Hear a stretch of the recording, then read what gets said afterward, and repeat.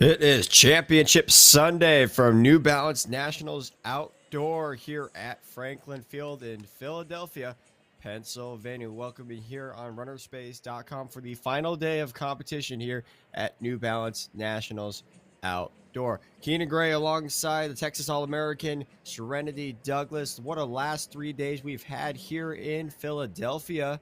Certainly what we saw yesterday from Quincy Wilson in the 400, Daniel Simmons in the 2 mile, and also the Union Catholic girls in the 4x8. So much has happened within the last 3 days, and it certainly is bringing us to an exciting last day of competition here at Serenity. Absolutely, Keenan.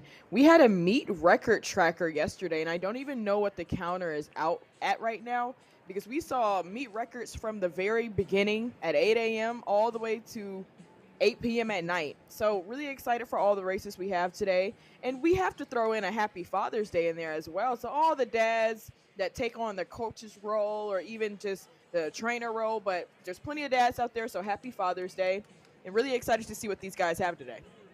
Shout out to my dad right out there, Robert Gray. 70 degrees here on race day, partly cloudy. Winds a little bit calmer than usual the last couple of days. It's kind of been a factor we've seen throughout the races here, but nonetheless, a lot of these athletes have really performed well. And I want to ask you yesterday, I know you were on the call for Quincy Wilson's 45-13. Just give me your perspective on what you saw. I mean, U.S. number 5 all time, and that young man is ready for the trials this next week. Absolutely. I saw exactly what I expected to see. Quincy Wilson always puts on a really great show. He's such a competitor. He's a fearless runner at that. He does not run scared at all. He knows exactly what he needs to do every single race, and he continues to just execute it. Even when you think that he can't go faster, he continues to go even faster. Now, obviously, we knew that he probably wanted that 44 mark, but nonetheless, when he got down to the track with Kate Van Buskirk, he was still very happy with his race. He said he's just here to compete and to give everybody a show. And one thing I've heard from him yesterday as he spoke with one of the Die-Stat contributors, Eric Bull, is he's been happy with the consistency. He's seen a lot of improvements over the last year, but really it's been the consistency that has brought him to the next level. And part of the reason why he has a legitimate chance to either make the Olympic team as an individual or perhaps make that relay pool is because of that consistency. And I think a lot of the kids were starting to see that as well. The other thing I wanted to point out yesterday was we saw a couple of sub 4 minute miles yesterday, not only from Drew Griffith, from Zach Hillhouse, becoming the 21st athlete in prep history to break that 4 minute barrier from Pleasant Hill of Utah. Absolutely. The distance runners have just been putting on a show this entire meet. I'm excited to see Sadie Englehart. Hopefully she still is going to run the DMR later on, but she ran an excellent mile yesterday, breaking her own meet record. So really excited for all these races, but I want to go back to what you were saying about Quincy Wilson. Shout out to him because I feel like he's playing the long game here. He's not racing a ton because he knows that he wants to race at the Olympic trials, as are a lot of these distance runners. Daniel Simmons said the same thing. He's hoping that a lot of the guys, drop out of the 5K so that he could find himself a lane. Daniel Simmons already ran 13:25, just right around that Olympic trials standard. But as you said, Dolan, I believe, is the top 36 that are able to make it to the Olympic trials. And especially in this day and age of the 5,000 and the 10,000. That's a very competitive event at the U.S. level.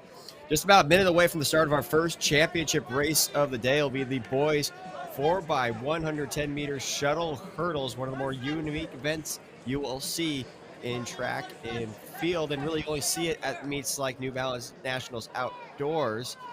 Yeah, and only contested so many times throughout the season. The meet record in this one, 59.78 by Scotch Plains Fanwood Track Club. They ran that last year in this event, but the national high school record by West Side out of South Carolina, 56.32. With this event, Serenity, because it's so unique and the opportunities are limited throughout the season, what can we expect from athletes that, as I said, don't get the opportunity to do this very often, but when they do, they take advantage of it? I think this is one of the events that it's just one of those fun events. You know, it's not a championship race in terms of you're not going to see it at other meets too often, but it gives the opportunity for these athletes to just go out there, have fun, possibly get a PR that they didn't know that they had in them. A lot of these hurdlers possibly ran in the individual section as well. So this just gives them another opportunity, especially because hurdlers, they don't have many opportunities like sprinters. You know, if you run on the 100, you're going to be running on the 4x1. Likely, if you run in the 200, you're also going to be on the 4x1, possibly even see you on a 4x4. Hurdlers don't have that same opportunity. So this gives them a chance to be on a relay as well. And the big thing with this event, it's really the timing piece, especially when you start in the blocks of the first leg, they have to go all the way through the line. And if you have to wait until they cross the line to fully go for the second, third, fourth legs. So really it's all about timing. It's about precision. It's really just dialing in for this event. And hopefully these athletes are ready to go here. This will be the first of 11 sections here for our championship portion. Again, the first championship here on Championship Sunday.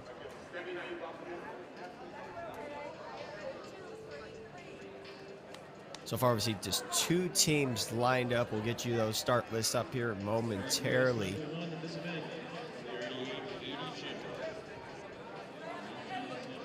I know you'll be on the call all day alongside myself and then Tom Fuhr for the rest of the competition. What are you looking forward to the most today, Serenity, on this championship day? Well, you know, Keenan, what can I say that I'm looking forward to the most?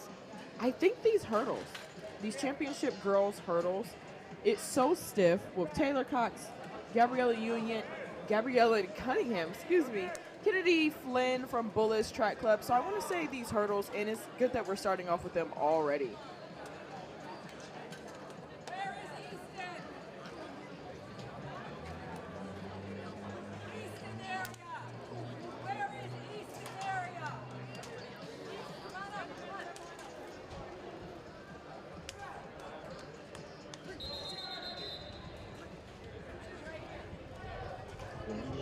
All right, so you heard the whistle. That means we're ready to go here for our first race of the day.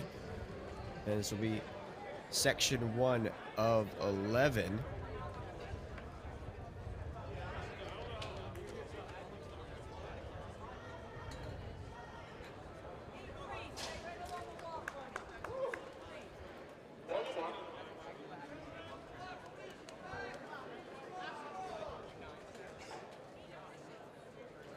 So we'll have two teams. You got Cornwall Track Club on the inside in 2. Ilunga Salerno, John Bellini, Gabriel Yubo, and Eli Shrem. Then Brockport Track Club is Diego Arleno Jasso, William Hawkin, Tyler Judd, and Brant Marshall.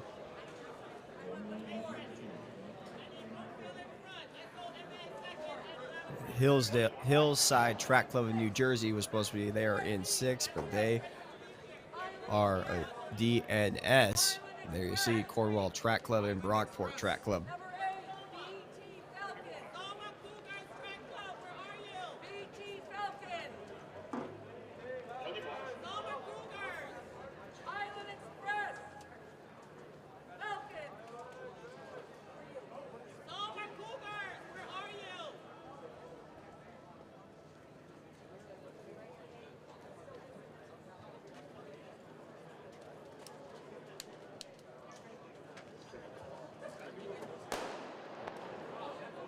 And underway here on Championship Sunday here in the first section of the boys 110 shuttle hurdles.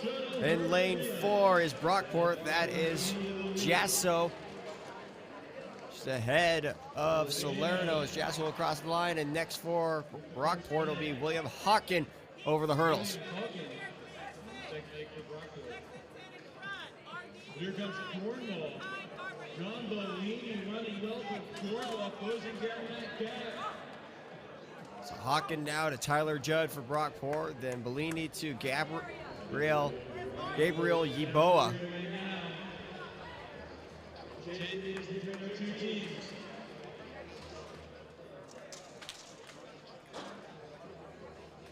And one last time through for Brant Marshall and then Eli Shrem here. Brant Marshall and Eli Shrem.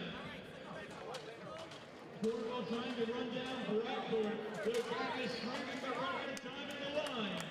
And Brockport across the line for 62.99. After a lot of hitting the hurdles, not necessarily the most clean race of the day, but we have our first race over with and nobody hurt as well. What I've noticed is at this point, it's not really about making it clean. It's just about getting it done, and that's exactly what Brockport Track Club did. But yeah, like you were saying, it was a lot of drama, real messy, but luckily these athletes, obviously they didn't have it this way, they didn't decide it this way, but luckily there were no athletes next to them. So when you start knocking down hurdles and it starts being a little crazy, that can mess you up. But luckily they were separated, so it didn't harm the other athlete too much at all. It's been a long 3 first days, especially with the delay that we had the other day, and you know those 2 miles had to be pushed to 8 a.m. in the morning. And I can tell by your look, you're just exhausted from these first couple of days as well. I mean, so am I, but I mean, there's so many different factors that have happened within this meet, but you know, we've made it to Championship Sunday. We're here, we're alive. I don't know if we're more concerned about ourselves or the athletes, because I know the athletes are drained out there too. Oh, for sure, the athletes. I mean, these kids, they've really made it worth it for me. Yeah, you know, it's been a long couple of days, but seeing meet records after meet records, some U.S. number ones, high score records, it has all been worth it. And yeah, I just think about these parents out there today. I think about the athletes. It's been pretty tough for them. I know how the track meet days are, and they are out there all day. You know, it's not like a college meet where you get it started around 2 p.m. or 3 p.m. These guys are up early in the morning preparing for their day. So whenever I think how I'm tired, I think that the athlete is probably 10 times more tired. It's also been a long high school season for a lot of these kids. You know, their season, not even just starting into the outdoor. You have to go way back to December, November, when the indoor season just got underway, and it's probably been about maybe 6-7 months, or maybe 8 actually, if you count it back all the way to December. It's been a long time for these athletes, and I'm sure they're ready for a nice little break, but they still have some business to be taken care of today. Absolutely. Hopefully they're able to get in a break, because a lot of these guys, especially their championship division, will be heading to college in the fall. So still plenty to be excited for, but plenty to be, you got to prepare for it as well. So like a look at section 2. So on the inside, Scorpions Track Club, Gabriel Murray, Isaac Ramsey, Simi Alakunle, AJ York. And lane 4, Squan Track Club, that's Declan Murphy, William Vandernet, Tristan Davalos Gillen, and then Achilles Etienne. And Woodbridge Barons, they're in 6. Jameer Beal, Abdur Rahman Aladoja, Brian Anderson, and then Birkamit Singh. And then Run Fast Track Club out of Louisiana, Broderick Davis, Derek Matthews, Faden Brown, and then Dylan Evans.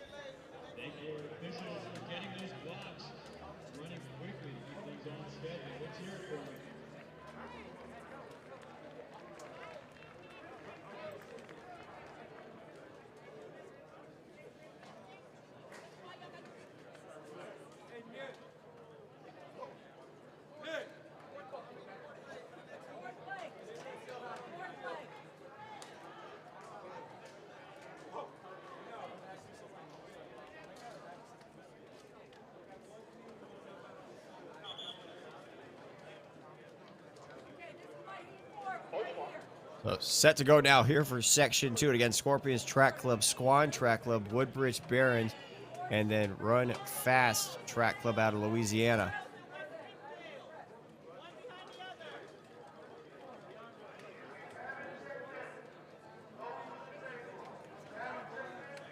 The Murray, Murphy, Beal, and Davis on the leadoff legs.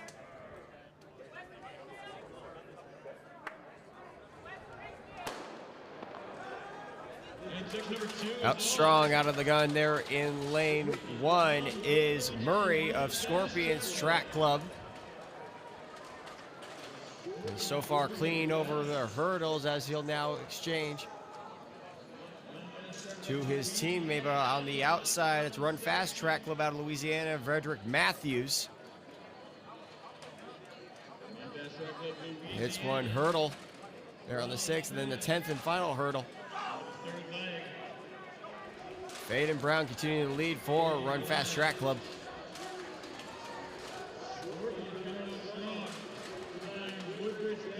Scorpions, Simi Olakule.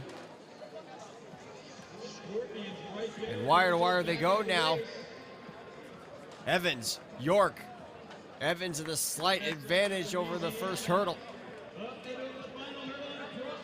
And it's going to be Dylan Evans across the line first, and almost the first sub-60 performance today, 1 minute 05.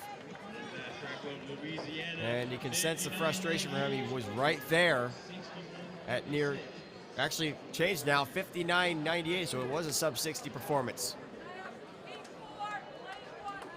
Run Fast Track Club, I mean, I can't necessarily say I'm surprised. Their lead-off hurdler or their lead-off leg was Broderick Davis, who we're going to see in the championship hurdles later on. He's a Tennessee commit and a fantastic hurdler at that. But this will probably be a nice little warm-up for him to get it started. Run Fast Track, his first team under 60 seconds today, 59.98. Scorpions Track Club second in 61.56. They moved to second overall. Then Woodbridge Barons 63.03, and then Squan Track Club 65.18.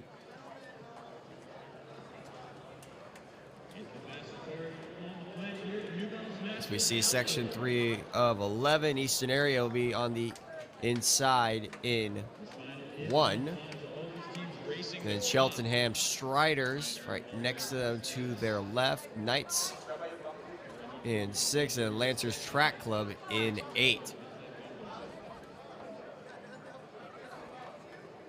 So through the first couple of sections, Serenity, what have we seen so far? As I said, the fatigue starting to set in. A lot of these kids are hitting a couple of their hurdles. Yeah, they're starting to hit a couple of the hurdles, and I think it's just the adrenaline of doing it for somebody else now. Like I said, a lot of these hurdlers might not be used to it because they're not usually on relays. And to see your teammate down there, you know, the sooner you can get to them, the sooner that they can take off. And that ends up becoming pressure. You know, the faster you go on the hurdles, the more things get knocked down for them. But just try to have good mechanics and set your teammates up.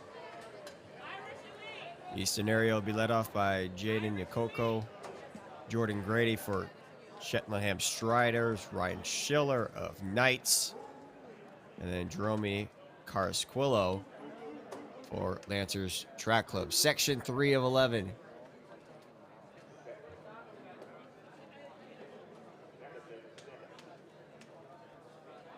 A little bit of a hesitation from the outside. That was Carasquillo.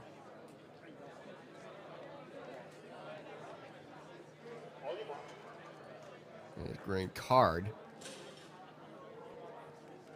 No disqualifications or any warnings to get things going here on the 4th and final day. The time beat 59.98. This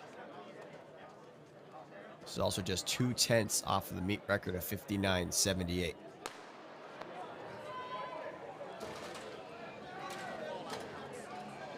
That's Cheltenham Striders out front early. Jordan Grady. Again, hitting some of those hurdles and missteps, and now it's Knights ahead. There's Ryan Schiller now to Jeremiah Francis for Knights. Flying down the straightaway. The field in pursuit. Francis. Lancers Track Club. The outside, though, Lancers Track Club, Kevin Feitz off to Derek Pierre-Paul, and then Tyler Beck for the Knights. The Knights starting to pull away. The Knights starting to pull away here in the end on the third leg.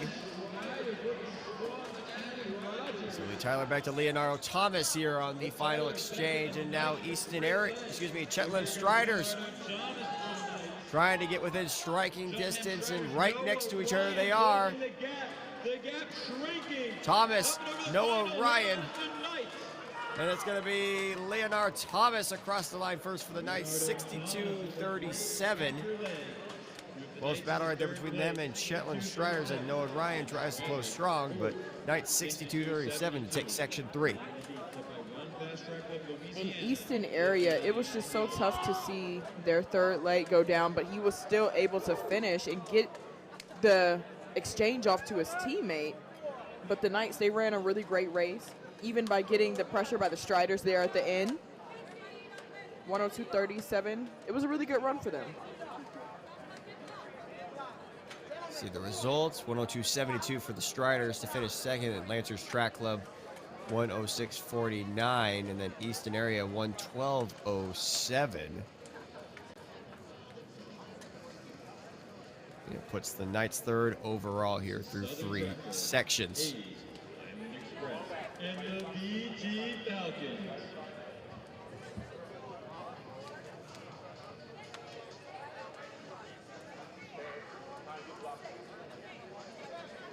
And there you look at the results, the overall standings through 3 sections.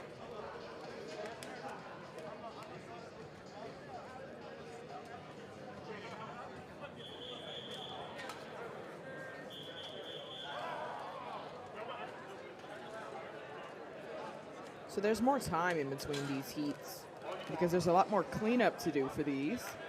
But they've been getting it done pretty quickly out there as they're finally about to get into the blocks. Section 4, Southern Track Club on the inside, Mason Charles Herc, Shane Noah Holden, Keegan Daniel Foote, and then Tyler Hostess Bobo. For Hayes are led off by Christopher Marshall, then Isle Express is Osmani Diallo, and then BT Falcons Connor Farley. 59.78, the beat record in this event last year. Hayes ahead on the outside. It's BT Falcons. Farley trying to match Marshall here as they complete the first leg here, and it's Hayes across the line first, and over the hurdles now goes Jeremiah Hudgens.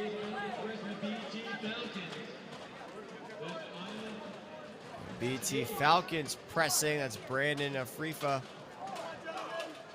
Off to now George Sackle for BT Falcons and Deshaun Lawson of Hayes.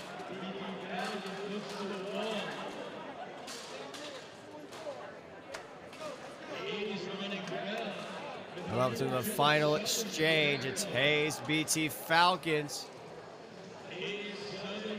Hayes, that is Elijah Nuez. BT Falcons on the outside, Jalen Quinn right there with each other. Quinn, it will be Quinn across the line first.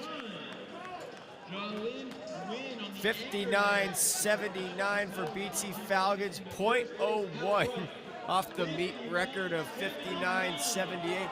They move into first overall, and that's an excited group of BT Falcons after taking section 4. I mean, I would be too. 59.79. They executed it well, especially at the end there. The final leg, just pulling up. They were able to come away with the win. Hopefully that time sticks for the compiled results, since there is no final for this necessarily. But we might just see the meet record go down. I mean, with a time like that, getting that close to it. 59.79 again, .01 off the meet record from last year's Scotch Plains Fanwood Track Club. And yet we still have 7 more sections remain. As we're just getting started here, section 5 now, just getting ready to go in the blocks now. There's 3 teams: Bloomfield Track Club, Soma Cougars Track Club, and then Battle Creek Harper Creek.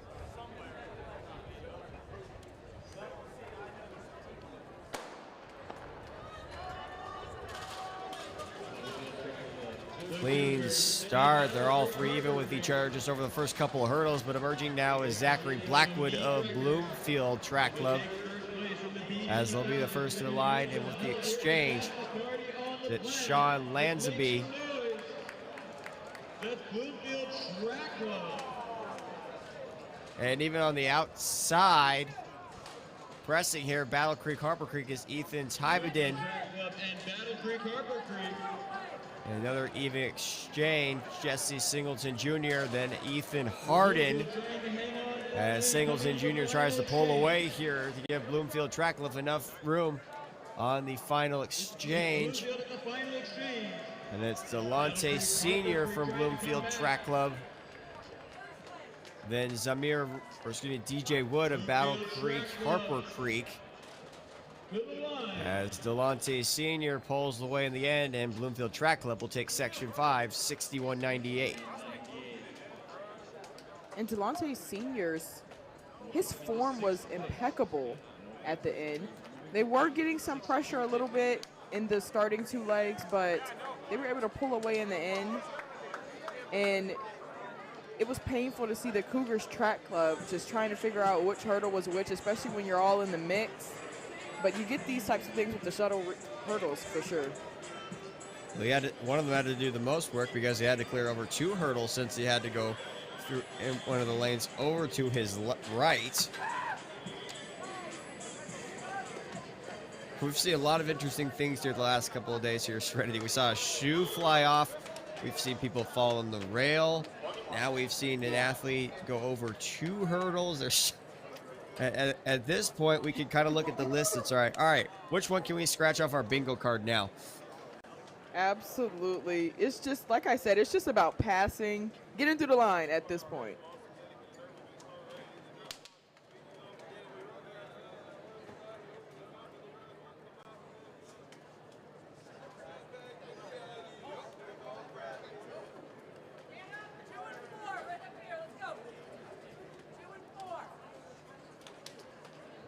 A bit of a hesitation. That was RDE Bulldogs Newark out of New Jersey.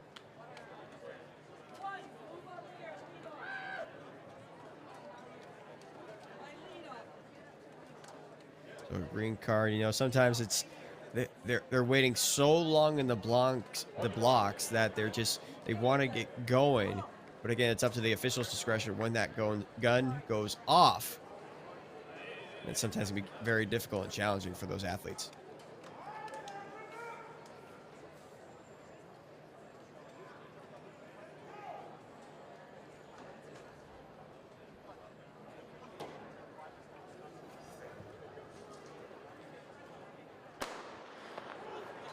So it's Lexington Elite Track Club, RDE Bulldogs Newark of New Jersey, Grand Street, then Harbor Elite as Bulldogs Newark, New Jersey out of it now after the first couple of hurdles.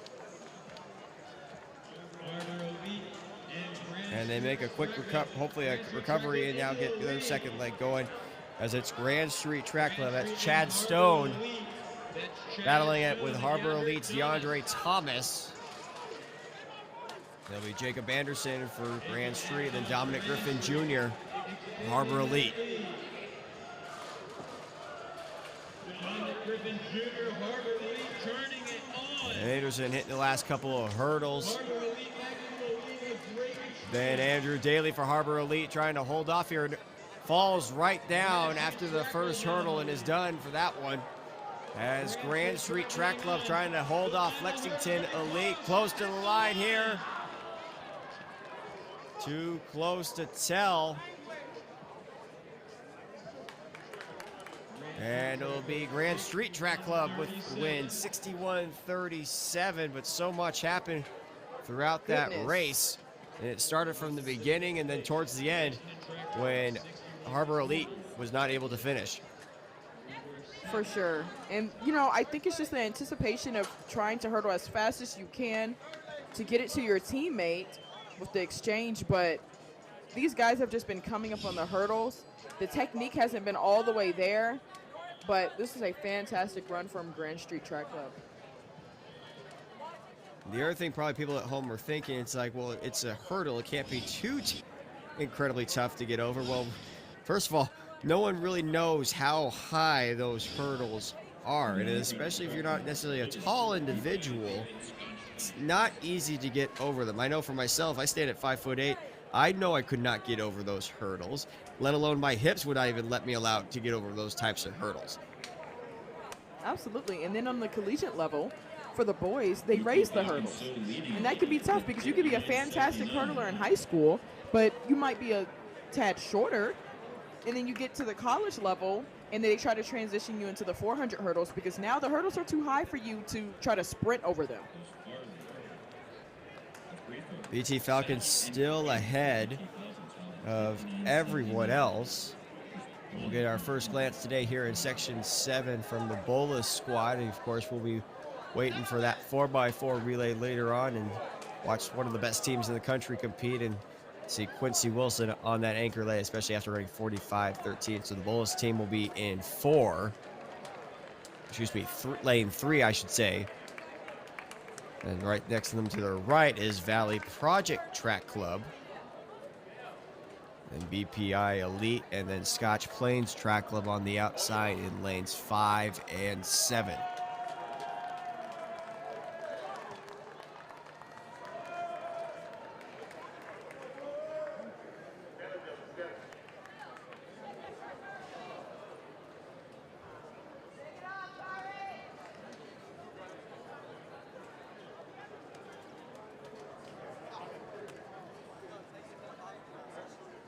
For Valley Project, Joseph Janowicz, Bolus Alexander Lambert, BPI Elite, Damon Williams, and then Scotch Plains, Amin Zubair.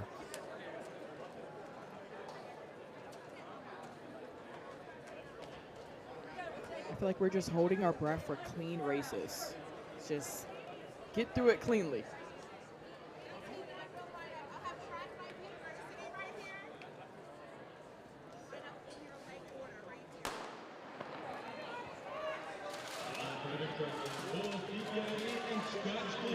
And yet we hit the first couple of hurdles, but so far so good. That's there in lane 5. That's BPI Elite, Williams.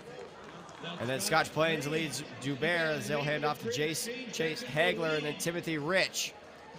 And here comes Bolus on the inside. That's Chris Tangelo. The BPI Elite, Timothy Rich pulling away, and you'll hand off to Theo McPoco. And Bolus in second, Javante Williams on the third leg. And Bolus takes over now for the first time here as they head into the final exchange. Bolus opening up that lead can be the lead record to win it here. Let's give him some help. Bolus. And Bolus all by themselves here now in the final leg. It's Alexander Lambert. Lambert all by himself trying to finish it off. You can see the clock within striking distance, and it will just come short of that first place time in a sub 60 performance, 60.89 for the Bolus school to take Section 7. I think this run for Bolus was just to stay persistent. They were not leading at first, but just relying on the legs that you know that you have. You know, if you have a little pocket rocket, but in hurdle form, waiting. And that's exactly what they had, and they did really well. And they should be pretty pleased with it. Currently, as you see the standings. At this point, though, we just saw a 57.79 time just taking, or 59.79 time taken off the board. We'll have to wait and see what happened right there with those times, because we don't see them populating on our screen. So as of this point right now, Run Fast Track Club currently sits in first, and then the Bolus School in second. One thing you always can count on with the Bolus schools, you know they're going to bring the fashion to the meets as well. Different jerseys, different everything every single day for any of their meets. Absolutely. Like I was saying, it's just so hard to identify them now. So now you just kind of got to look for the fanciest uniform out there. That's probably going to be Bolus, or the fastest athlete out there. That's probably going to be Bolus. They've had the specialized New Balance uniforms that I've been seeing throughout these 4-day weekends. So it's good to see them, though. Section 8. Chesterton, East Hartford Hornets, Paladins, and then Piscataway.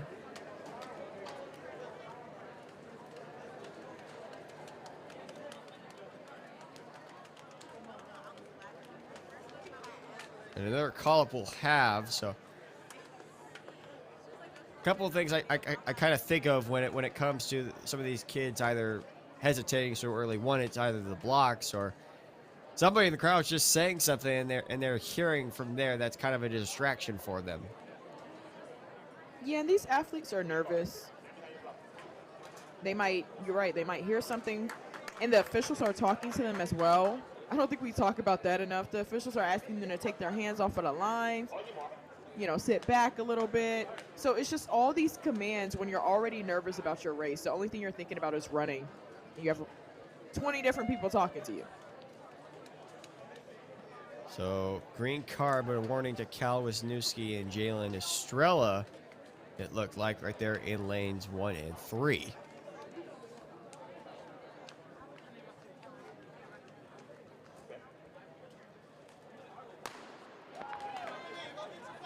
And it's a clean start now.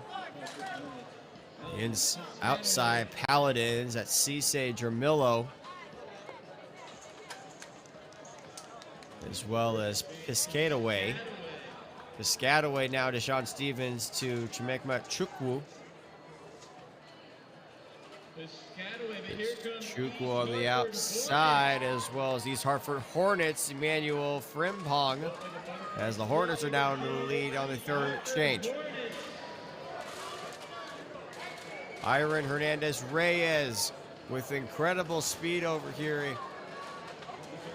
Has gotten over the hurdles well, but now catching up is Piscataway's Ashton Abner Zoho, as they're both even with each other on the final exchange. Davian Johnson, Brian Young.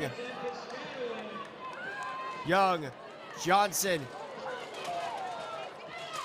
Both clipping the hurdles, and right at the line, it looks like it's going to be Piscataway, 61.96. As they go past East Hartford Hornets to take Section 8. It was Piscataway and the Hornets. It was really their second and third leg that made the difference.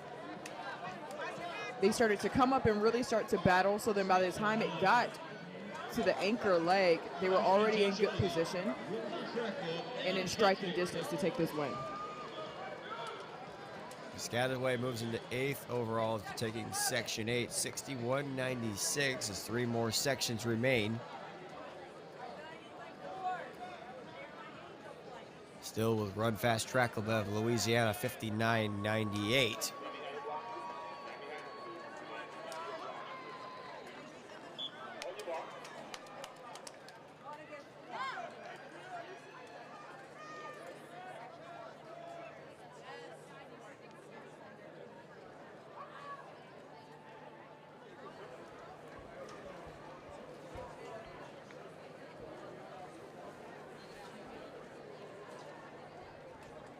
Here you see the teams, lane assignments.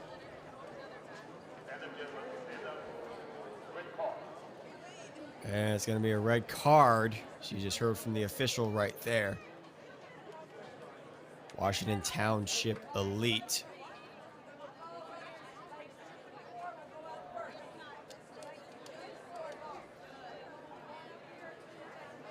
Oh, man, that's really, really tough. I'm not exactly sure what the problem was there.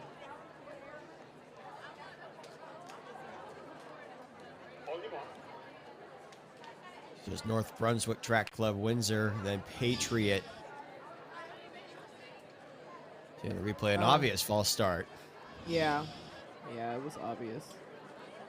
I thought maybe, he had the Ben Johnson start. Reacted to the gun immediately, but unfortunately not.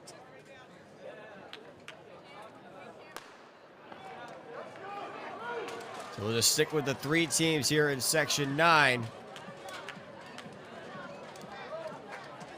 North Brunswick and Washington Township Elite. This Township Elite across the line first for the second exchange, as Brunswick fights back for position here with Isaiah Gaston battling Joey McAndrews. And Brunswick now slightly ahead, but now Patriot gets back into the conversation.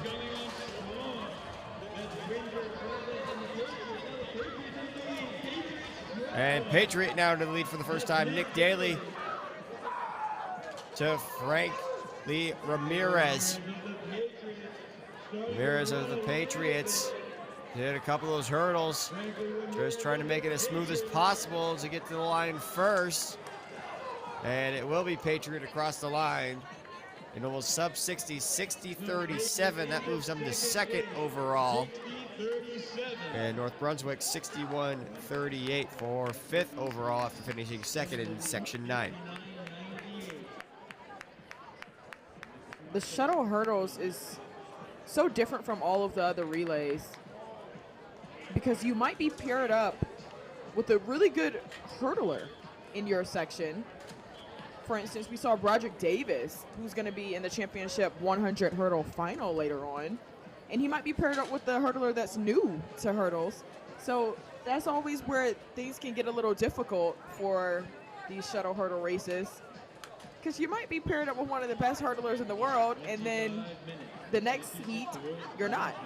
Or at least the next leg, you're not as well. Well, and again, it comes down to the timing piece here, too. It's whether you want to hesitate, and you have to wait until their body crosses that line. It's really, like I said, it's a timing thing for a lot of these kids. So they're thinking about so many different things while they're in the blocks. But also, again, you have to remember that you have to wait for your teammate to get across the line first before you go.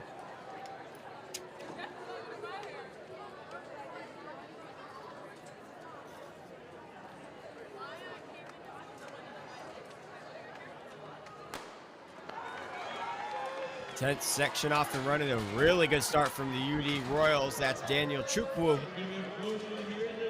And Fordham Prep Track Club, Jonathan Bailey trying to match them. Fordham Prep Track Club out of the Bronx, New York, has had their fair share of success in the shuttle hurdles, and we can see why. They are just having a great race so far. Aiden Bedford now off to Wyatt Zachary as the Rams are ahead now.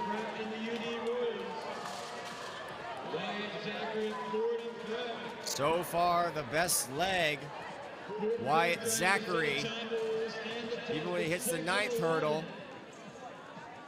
And Christian Camara looking to finish things off. And try to give Fordham a national championship here. We close as UD Royals takes a fall, but down the outside, West Springfield emerges. And it's West Springfield across the line. That was Hunter Morris. With a come from behind effort to take section 10, and his Fordham Prep Trap Club looked like they were leading from wire to wire, but Hunter Morris made a surprise finish at the end. Surprise finish for sure. And like I was saying before, you may just be paired up with a really good hurdler there. You never really know who your competitor is going to be, but that's how it is for every relay, I guess you could say. But with this is a little bit different because technique is very, very important. They were not in the race at first, but they came from behind in those final 2 legs and secured that win. Very close as well. I think one thing I noticed right there, at least on the 3rd leg, I don't even think that first hurdle was even set. It looked like it was at a complete angle. There you can see the second hurdle. It's a little bit of an angle right there in the 2nd row. For sure was. I mean, mechanics are a little bit out the window here, you know. I'm just going to continue to reiterate that they are just surviving and advancing, or at least trying to win. But that was a great run from Hunter Morris. So we reached now the 11th and final section, the presumed fastest section here in our championship final. See right now the compiled results, 59.98 still is Run Fast Track Club of Louisiana. It's We get a look now at our section 11, again, the championship and the fastest section of the day. The last leg of fastest, the 11th section. 4 team challenge semi-run fast. And we're going to look now here. Our first team of the day. This is Ann Arbor YTC. It'll be Elijah Dotson, Timothy Pinard, Will Jaden Smith, and Shamar Gamble out of Michigan, the lower peninsula of Michigan. North track, that's Cameron Thomas, Jael Hester, Mordecai Ford, and then Mamadi Dewara. And Angel Flight Track Club out of Colorado, Carbuncle Sacco, Charles Tartar, Teddy Ruchwe, and Jamal Swadogo. JRC CR Academy, Jaden Dominio, Aiden Barrick, Carter Weaver, and Ray Morgan Jr. We're going to keep a close eye on Angel Flight Track Club, one of the top hurdlers in the country, one of the most improved hurdlers in the country, Karo Moko Sako. And right there, wearing hip 4, has had a phenomenal season. Again, has made one of the biggest improvements, went from 14.26 to 13.31 this season, Serenity. Yeah, and we're going to be seeing him later on in that championship final. He's going to be battling it out with Bradley Franklin, hopefully for a national title. Like you said, he's gone 13-3, but he has some stiff competition for sure. Hopefully he can give his team right now a really good lead. So leading things off for the Colorado group, looking to vie for a national title. Again, that time to beat 59.98 as a championship section underway. And it's Sacco just ahead, being challenged now on the inside by Damiano. And it's going to be JACR Academy over the hurdles first with the first exchange. On the outside, Ann Arbor YTC, that's Timothy Pinard. Angel Flight trying to fight back as well. It'll be Ann Arbor YTC to the line first, third exchange. Will Jaden Smith and Teddy Ronchway for Angel Flight. Keep an eye on the clock. Again, the meet record 59.78 and the time to beat 59.98 for a national title. One last time for Ann Arbor Track Club, Shamar Gamble. And they've run a complete race. Watch Gamble just fly over the hurdles here. And they smashed the meet record. 57.81 for the group from Michigan. Very impressive run and a very impressive last leg from Gamble at the end. And you can see in the camera there, the first one to greet them, that's our very own Candace Price. You'll see her on the broadcast later on interviewing some of the athletes. She coaches Ann Arbor Youth Track Club in Michigan. But I think that the shuttle hurdles just speaks to how difficult it is, because we saw a world-class hurdler first leg of Angel Track Club, and it was still hectic for him. I mean, these hurdlers are not used to hurdling next to other hurdles next to them, the way that it is, the way that it's positioned, and to just get through the line. But a fantastic run from Ann Arbor Track Club, especially on the end there. Sometimes they can get a little lost in the race, but they did not today. And once again, you can see a very proud Coach Candace greeting them.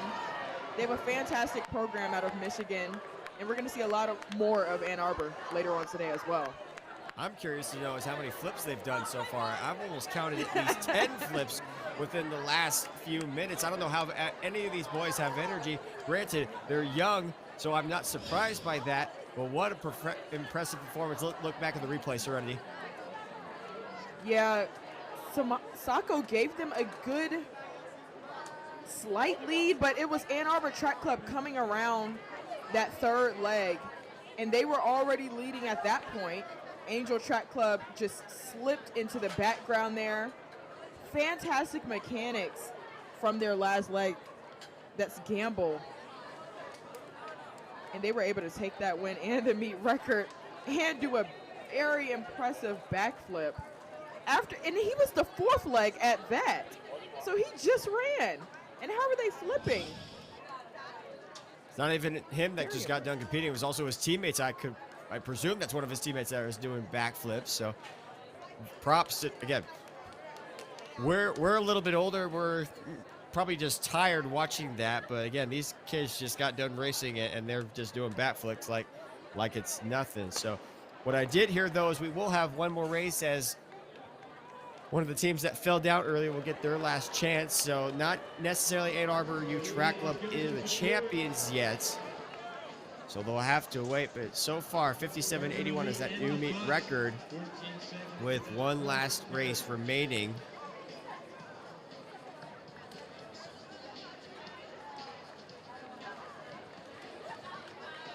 Now, mind you, these athletes ran already. I mean, so it's pretty good that they get another opportunity to go again. But I know that they're pretty tired too. But I think this just speaks to the resilience. They did not want to go out like that. Yeah, they had a fall, but they're still here. They're still at New Balance Nationals outdoors. They're leaving here with something, at least a PR. And based on the time where it's at right now, it will not be better than the Ann Arbor group. So the Ann Arbor Youth Track Club, 57.81. And as you said, Candace Price can be happy as ever now after watching her team just completely dominate that 11th and final section.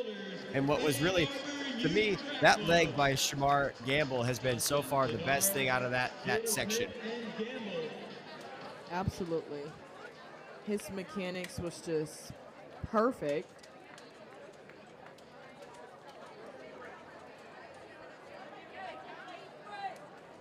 There you see the results populated on the left side of your screen. The overall standings, Ann Arbor Youth Track Club, 57.81, smashes that meet record set in 59.78. North Track 59.85, then Run Fast Track Club 59.98 to finish third overall. As we saw those results, we are going to hear from the champions right here on the infield. So standing by with the Ann Arbor Youth Track Club. Yes, we are here. Elijah Dotson, you were in the championship hurdles earlier. You fall started. How were you able to come back and lock in for your team today? I know that they needed me. I mean, we all-state hurdlers. Like, we literally have 4 all-state hurdlers. So, like, we came in knowing we was going to win. I just had to focus and, do it for my team. Shamari, he the best hurdler in the state of Michigan. So, we got 4 all-state hurdlers, and, that was going. All right, Timothy, you haven't had a lot of reps under your belt. You were the most important leg today. What'd you say? I came out hungry. My coach kept feeding me. She told us last night she hasn't had a champion since Britton Bowen, Michigan State record holder. So instead of giving her 1, we decided to give her 4. Woo! I wonder where the coach is. Shamar Gamble, last time you ran this indoor, you had trouble with your blocks. You were able to make some adjustments. Who are you giving the glory to today? I just give it to my coach, my team, just trusting me, and we give it all to God at the end of the day. And Jaden, last but not least, you are a 400 guy. You dropped down to these 110s so you could support your team. Are you looking forward to running this in college? Yes, I am. That's all you got for us? Yes. You're speechless. Speechless. Me record holders, yeah! Yeah! Congratulations to Ann Arbor Youth Track Club. In what world does the coach get to interview their athletes? God is good. Happy Father's Day. Stay tuned. There's such a little biasy right there from the coach right there getting to talk with her athletes. But, jokes aside, that's a really cool moment for her right there, just to be able to chat with them and see how truly special that moment was for them. Absolutely, and she is a really great coach. So to see it come all together and to also have to report at the same meet, of course, she's going to be a little bit biased, but to finally see that it's her team that came out on top, and she brought that extra perspective for them as well, for us and the viewers. She knew exactly what they were going through even before this. You heard them say it, my coach has just been feeding me, and she really, really wanted this win as well as we did, so it was great to hear from them.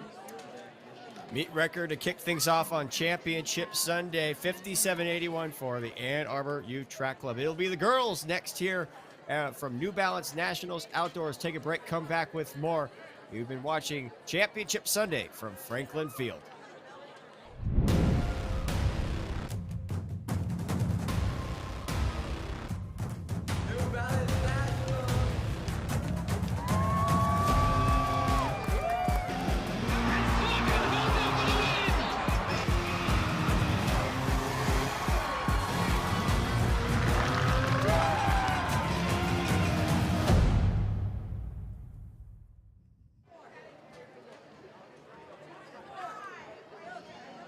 New Balance Nationals Outdoors from Philadelphia, Pennsylvania, on the campus of the University of Penn, here at historic Franklin Field. Keenan Gray alongside Serenity Douglas, and no words to really just describe what just happened in that 110 shuttle hurdles race. And again, we already talked about before our little break right there. You know, Candace Price being able to interview her athletes afterwards is a special moment and just a different feeling. Now, I'm curious as to what it would have been like if it wasn't her team, but nonetheless, we'll never know what that's going to be like. And we had a very special moment between those athletes and her coach. I mean, she's a professional. She did New Balance Nationals indoors, and in between reporting, she was being a coach. She was putting her coach hat on and then her reporting hat on. Obviously, she wants her team to win every single time, but it was a really special moment to see for sure. Again, Ann Arbor Youth Track Club setting the meet record in the championship boys shuttle hurdles, running 57:81. Hopefully the first of many meet records we see here today on the fourth and final day of competition from Franklin Field. And just look at the reaction from coach with her team, just finding out with the meet record. And again, at this point, I just saw 4 or 5 flips within that just one segment right there, but just too much excitement for the group from Michigan. And I love seeing the coaches' reaction as well, because of course the coaches, they have to have a poker face with these athletes. You know, make sure you eat your breakfast and put on your spikes and make sure you have your bib numbers. But I know that she was just holding her breath that entire race, especially with all of the drama we've had over these hurdles for these heats. So I know that she could finally breathe a sigh of relief. And sometimes, more likely than not, it's not even the athletes that are the most nervous, it's the coaches that are the most nervous. And I'm sure you've had coaches in past be like, yeah, I was on the heels, I was walking around, pacing around, I couldn't sleep last night, so just waiting for this race. Oh, absolutely. And now that I don't run anymore, when I watch Texas, I am so nervous. I am pacing, and I cannot sit down because you know how hard all of these athletes work for it. You get the inside look at it every day. So for sure, that coaches are for sure more nervous than the athletes. They have a good poker face, though. And then the other people that are nervous are the ones watching from the stands, and they can't even do anything about it while they're sitting from the stands. You're right. My mom, she used to say that she would close her eyes during my race. So I was like, so you didn't watch my race then, if you're closing your eyes? But she was just so nervous. So the final hurdles being set up as they're adjusted from high to a little bit lower for the girls. It'll be the championship girls shuttle hurdles, the first of 9 sections. Meet record in this one, 55:97 by none other than the Bullis School. And they ran that last year.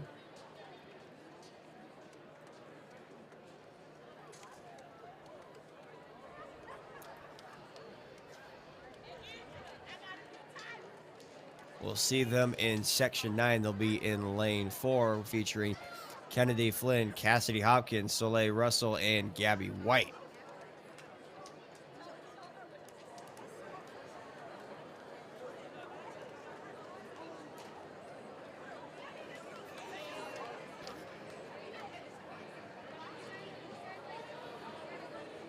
We'll see some of these athletes getting a chance to step on the track before their final later on, which always is a good feeling because you get to get a nice little warm up, get to feel the track, get the nerves out, and especially you get to do it in a fun fashion in relay form.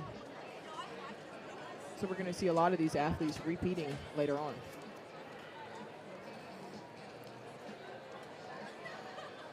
As we mentioned, one of the more unique relays you've seen in track and field. It's actually becoming quite popular over the last couple of years. You've seen it a lot more at national championship meets, and maybe at some point could be a state level championship race. You know, I was thinking world class championship race. So I'm trying to think if I had to build myself a world-class hurdler shuttle relay. Since we're on the girls now, because I could see it at a Team USA, you can have like Kenny Harrison, you can have Masai Russell, we'll see her sister later, Soleil Russell, Tania Marshall, maybe the finishing leg. We gotta go with the vet, so Nia Ali for the finishing leg. And you're forgetting about Tia Jones in that lineup as well. There's so many people we could really choose it's from. She's hurt right now. Maybe that's why. Maybe it's because she got an ACL injury. But absolutely Tia Jones. Ooh, it is a tough one. There are so many ladies, great ladies. So regardless if they're healthy right now or they're hurt, based on if they're 100% healthy, who is your 4 team? Who is that U.S. team that you would have? That's so hard. I know I'm putting you on the spot right now. I know. You are. Let me think. Because I could tell you from a men's perspective. Because I could tell you from a men's perspective who I would have. I'd have obviously Grant Holloway. I would have a healthy Devin Allen. I would have perhaps Trey Cunningham with just the experience of racing at a World Championships. And then I also have Daniel Roberts. Okay, I like that. And we're only keeping it on current. Because I was going to throw Aries Merritt in there. But we could. If we're keeping it current. If we really wanted to, we could go back in the day as well. I think that's exactly how I would have had it for the boys, for sure. But for the women, it's just so steep. It's so hard. Maybe if it was five ladies, then it would be different. And I know it's not her prime event, but based on how she's been running in the 200 and the Open 400 recently, could Sydney McLaughlin make a case to be on that team? The sprint hurdle, see, it's too fast. It's too fast for sure. I think that there's so many different ladies that dip under a lot quicker than Sydney McLaughlin-Levrone can for the hurdles, for the 100 hurdles for her. But I'm sure everybody would love to see her on it, of course. Maybe a 400 hurdles relay for her.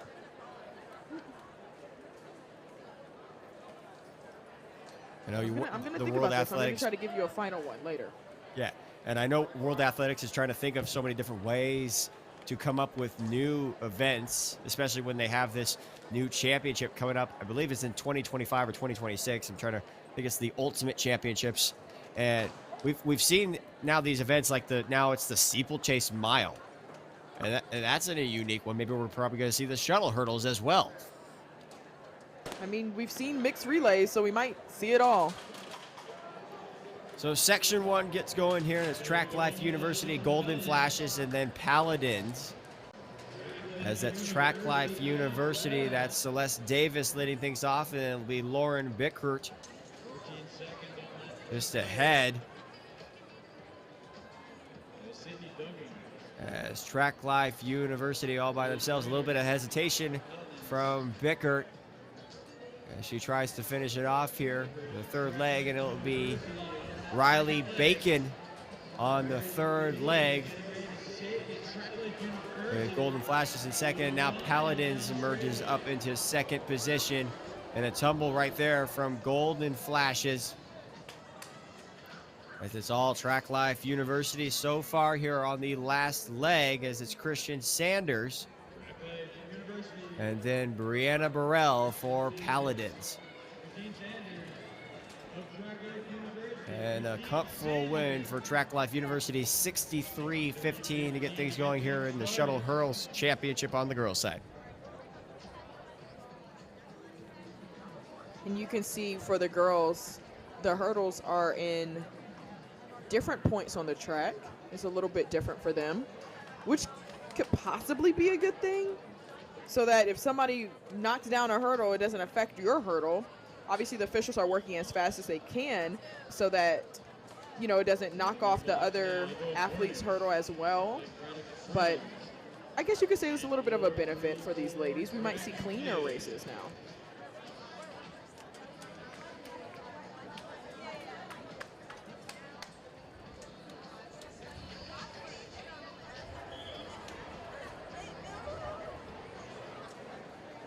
We are on to section 2 out of 9.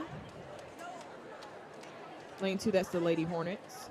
Lane 4, Lake Broderick Bruins, lane 6. 4-3-4 track and field. This is the final, so these ladies are just racing against them in the time and the competitor next to them. And they are off a fast start from Akira Mullet with 4-3-4 Track Club out of lane 6 right now. And she's going to be getting around to her first exchange to Brianna Toon. But to her inside, that's Lake Broderick Bruins taking the slight advantage. But these ladies are both stutter stepping. They're in unison right now. It's kind of hard to tell who's leading, and they are neck and neck, but watch out for the Lady Hornets in lane 2 in the inside. But that is still 4-3-4 Track Club. I'm gonna say we haven't seen anything as tight as this yet, not in the early legs, but that is still Lake Broderick Bruins. That's Amelia Cole with the anchor leg. The Lake Braddock Bruins, they take section 2, 105-25. That'll put them in second in these standings. 4-3-4 Track Club ended up getting second with 106.09, and Lady Hornets 107.01. You could see those compiled results. I mean, we're only 2 heats in, but Lake Braddock Bruins is now sitting in second.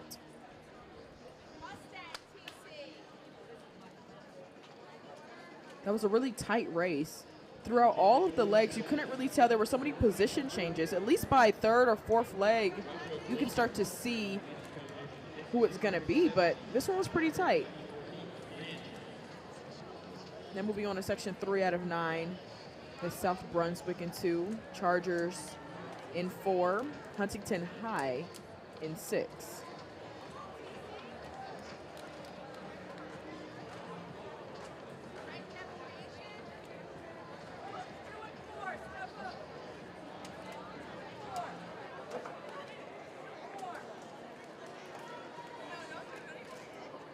Once again, the meet record is 55.97, set last year by Bullish Track Club.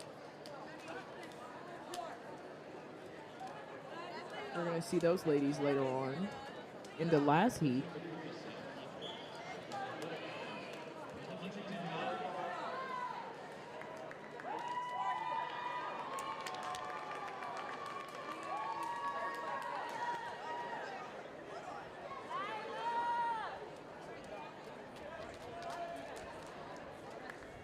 As these ladies get set for section 3 out of 9.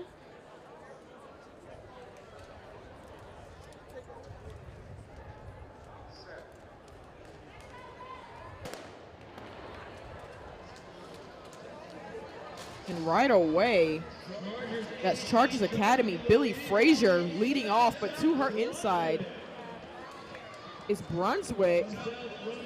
Looks like it's Brunswick and Chargers Academy. Brunswick has the lead right now. And it is all South Brunswick. That's Blessing, Caroma. And it's South Brunswick running away with this one. This is their third leg. Alexandra Mensa for South Brunswick, but coming up strong. That's Chargers Academy. And it looks like Chargers Academy takes the lead, but it is still neck and neck for this final leg. Chargers Academy and South Brunswick.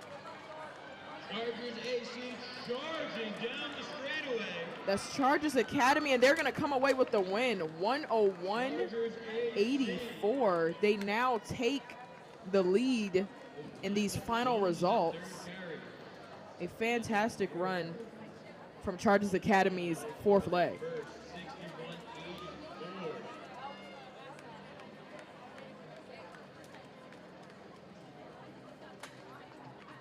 Huntington High in second with 103.04. Track Life University, 103.15.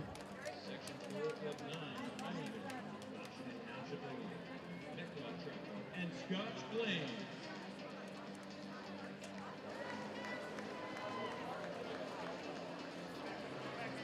So the third section over with right there. Again, so far after 3 sections, Charger AC 61.84 moves up into the lead after winning that section. Looking at section 4, almost halfway through here in this championship final. Highlanders, Washington Township Elite, Kinetic Quote, and then Scotch Plains.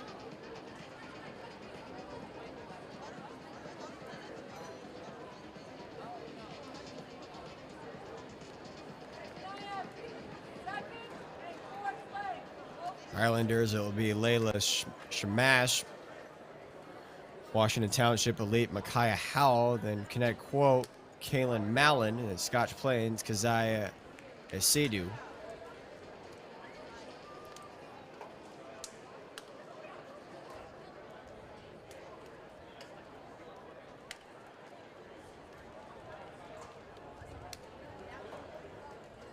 And I will say, Keenan, these races have been a lot cleaner. Maybe it's because they're ladies, or maybe it is the difference of positions with the hurdles. And as you say that, we hit the first couple of hurdles here in this section out in lane 6. It's Kinetic Quote there, but a Highlanders controlling this one from the start. As Shamash now off to Anna Bryan Jones. Washington Township Elite coming back. As Highlanders now to Kelsey Bennett. With Township Elite in second, then Scotch Plains in third. Coming down to the wire here, Bennett, then off to Megan Buchanan on the final exchange. Buchanan for Highlanders, and then Dakota Jones of Washington Township, and here comes Washington Township Elite as they're into the lead for the first time. A strong anchor leg from Dakota Jones, 63.47. Strong closing leg from Dakota Jones, and as you said, we've been clean for the first couple ones, but I think you jinxed it here in section 4 after those first couple of hurdles. I said cleaner, but you can hit a hurdle, but they're not flying around like the boys were. I could say that all around they were pretty cleaner in their techniques, and even I haven't seen any athletes go down yet as well. You were very confident there from the start, and then I saw one hurdle fall down. And I just looked immediately right at you, and I just started smiling because of that. I said what I said, Keenan.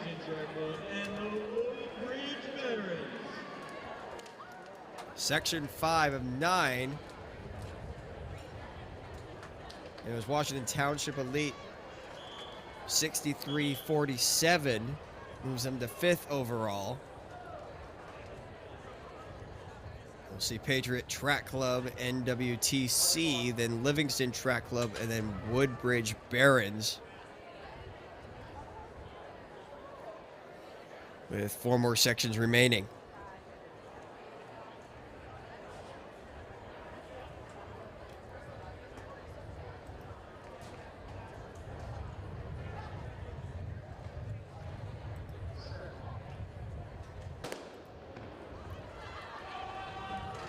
And Patriots Track Club, NWCTC, Livingston, and then Woodbridge Barons. Even on the first leg, Patriot and WTC.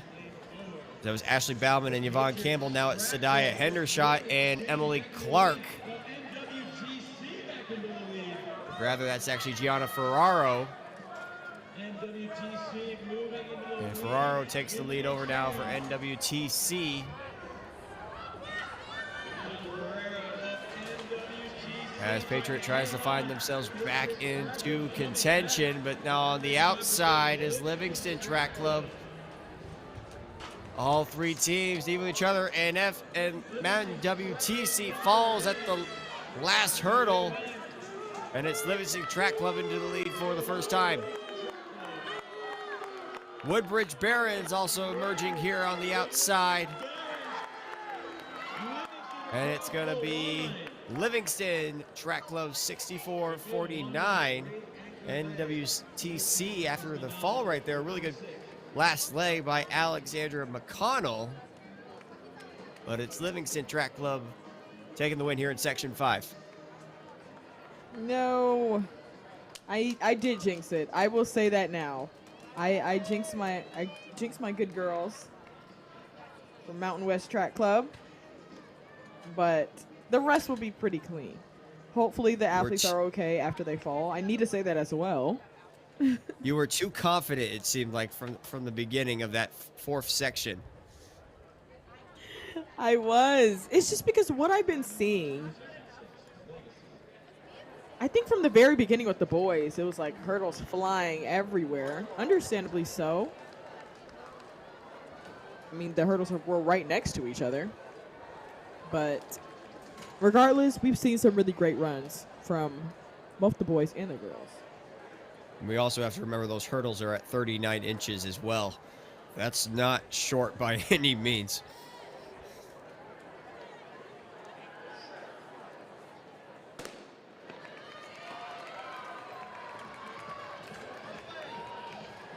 Great start from North Rockland Track Club out of New York. And then North Reading onto the outside. That's Juliana Lagore. For North Rockland Track Club, it was Nia Thomas, and now it's Desiree Hernandez. And then Callie McAleen for North Reading. North Rockland, North Reading. You see the communication piece right there. That's also another thing, is they tell them to go rather than just having to wait and no communication at all whatsoever. Angeles Berger and then Georgia Roberts. That will be North Rockland into the lead on the final leg, but now on the inside, Satcham Track Club, or rather Legacy, is Legacy, and North Reading. North Reading now all by themselves here on the outside as Hayden McAleen closes strong 62-67. And a very happy crew right there to move themselves to second overall. I love it. I love it. Because what a lot of people don't realize, it might not even be about the fact that, oh, they just moved themselves up to second. I'm not even sure if they know that necessarily, but these athletes have just been working hard all year. That's probably a personal best from them. And they probably were going out here and shooting for a certain time, and they just got it. So very pleased to see that they're happy with it. And there are certainly teams, like you said, that are trying to vie for that national title, but then there's also teams that are shooting for those school records that they may not necessarily be in the national title contention, but if they are able to close off their season with a school record, then they'll feel really good about themselves. And a great opportunity to see two sisters at the end just hug each other. I think that was so I'm looking at the results right here. I think it was Callie McAleen and then Hayden McAleen, right as they finished the line. It was Hayden that gave them the win in the end. So a great moment between those two sisters right there, hugging each other.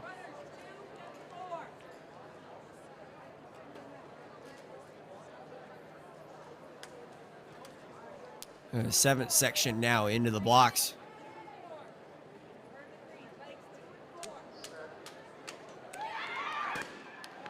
You got Kentwood, Mustang, Franklin Warriors, and then Dozo Judges. And what a start from Franklin there in lane 6. You're looking at Jessica Uzor. And it'll be Talia Woodward now onto the second leg. In that meet record time, 55:97. Keep an eye on the clock. Could we see our first sub-60 performance of the day as well?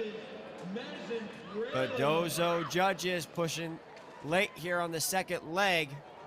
Adrielle Rollins for Franklin Warriors. And then Brianna Lindo for Dozo. as Dozo and Franklin. Dozo with the slight advantage here on the fourth and final leg as they head into the final exchange. And what a charge from Arden Gray over Chloe Harrington. Gray trying to finish things off and she doesn't go around the hurdle. She don't know what just happened there, just completely stopped and just walked around the hurdle. And Dozo Judges takes the win in 61-69. So what I can predict happen, we spoke about it with the hurdles yesterday, and we will probably say it again, but you can see her while we take a final look. With hurdlers, because it's all about their steps and it's all about rhythm and technique, sometimes when you're going faster than you've ever gone, you're coming up on the hurdle a lot quicker. So your body is going a little bit faster than your mind there, maybe even vice versa. So she got a fantastic start, going fast as she ever was, but then she came up on the hurdle wrong, and she wasn't going to be able to lift her leg up in time. Was it perhaps that she miscounted her steps too? Because she looked right at the ground, and it looked like instead of it was a 3-step, it was a 4-step instead. Yeah, and that throws off the rhythm. And like I said, if you're not able to get the rhythm down, and like you said, miscount it, then it would have just been more so of a knee to the hurdle. She possibly could have fallen as well. And I don't know if it was the right thing to do, especially to prevent injury, but I mean, the other thing that could have happened, she just run right into the hurdle, but maybe she prevented herself from an injury and just decided, I'm just going to go around it instead and not end my season this way. Yeah, and it was a split decision. I mean, the adrenaline is going. I'm sure she's just going to look at it later and say, well, it just didn't play like that in my head because they're living it out. Well, we just get to watch it from up here, so it's always a little bit different.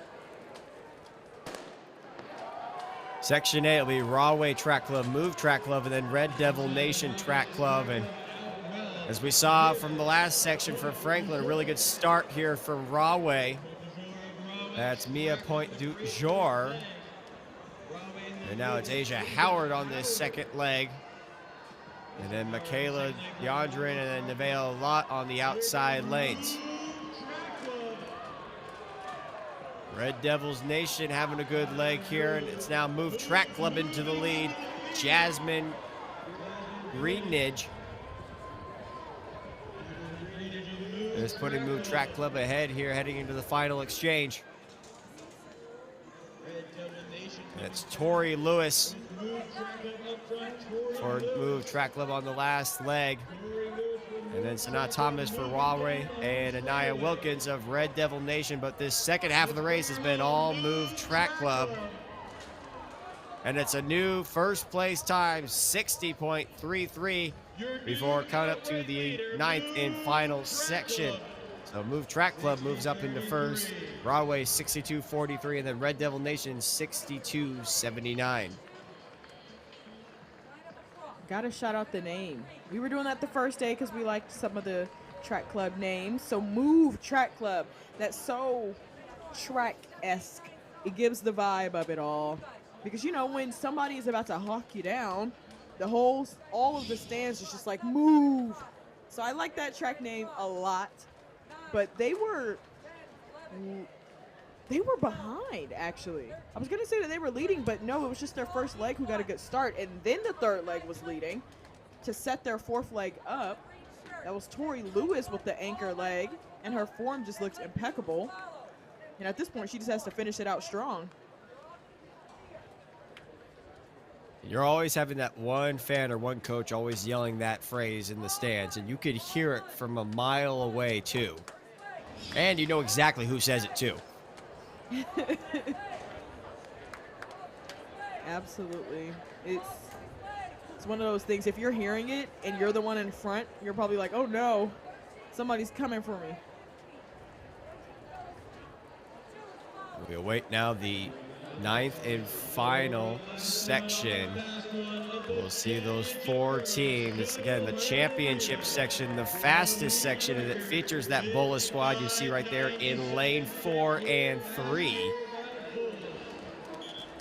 Ran 55.97 for that meet record last year. Weight introductions, we see DF3 stars as Jaden Mackey, Anna Ellis, Aaliyah McDonald, and then Morgan Hayes will be in lanes 8 and 7.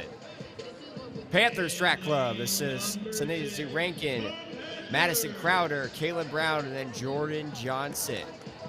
And then the meet record holders, the Bullis team, Kennedy Flynn, Cassidy Hawkins, Soleil Russell, and Gabby White, looking to repeat as champions from a year ago. Motor City Track Club, the team that will be pressing them here throughout this race. Morgan Roundtree, Carrie Vanoy, Jada Watson, and then rounding it out on the anchor, Mecky Thompson. Your 4 teams in your 9th and final section of the girls' championship shuttle hurdles. This should be a good one, Serenity. Absolutely. We have so many ladies in this section that we will see later on in the hurdles.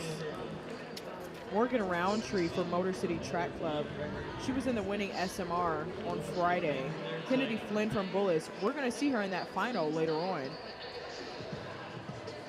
And she has some hitters on her relay squad as well. Kennedy Flynn, 7th last year at New Balance Nationals Outdoors in the 100 hurdles. Again, we'll see her in that final, as you said, Serenity. 9th and final section, the championship girls. Shuttle hurdles underway here. Again, Motor City, Bullis, Panthers, DF3 stars here. And it's Motor City with the early advantage early on. We talked about that. They would be the ones pressing with Bullis, and they're doing so early on. And a great start by Roundtree as it's now Carrie Vanoy for Motor City. But here comes Bullis. That's Cassidy Hopkins for the school from Maryland. Hopkins now even with Motor City. There's Jada Watson and then Soleil Russell, the younger sister of Masai Russell. Very good lay. Just looks like her sister out there leading the hurdles. Soleil Russell, and it's Bullis in the lead on the final leg. Gabby White aiming for a meet record again. 55.97 is the time to beat. 2 more hurdles to go for Bullis. And it'll be close to line, 56.47, another national title for the Bullis school. That was a fantastic run from Bullis. And it looks like they switched their order just a little bit for the perfect combination to get the win. But Gabby White just carried it throughout the end. But I have to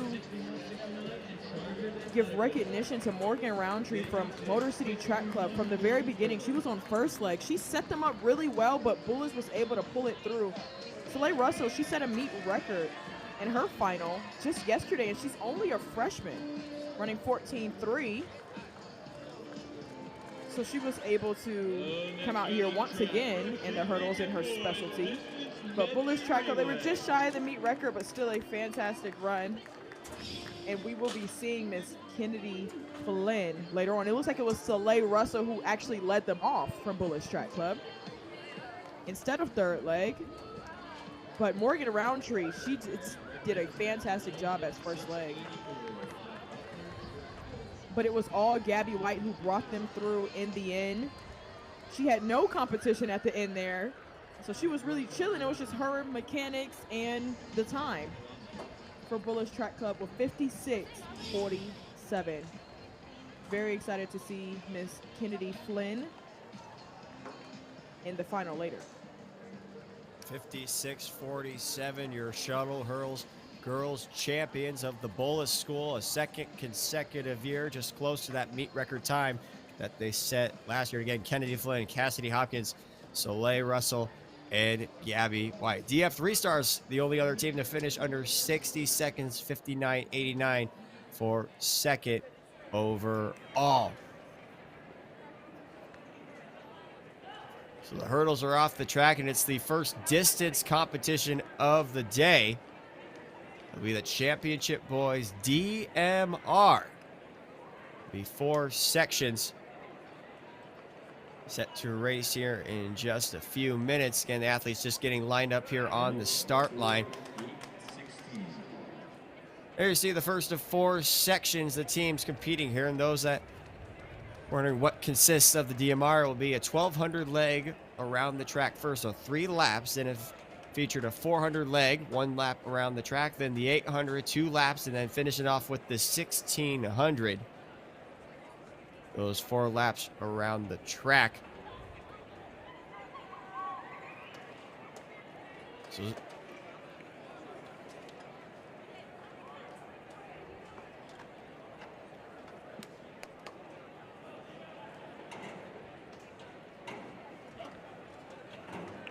we'll go from slow to fast. That fast section will be a good one, featuring Oregon Distance Project, the national champions in the DMR from this last indoor season, better known as Crater High School,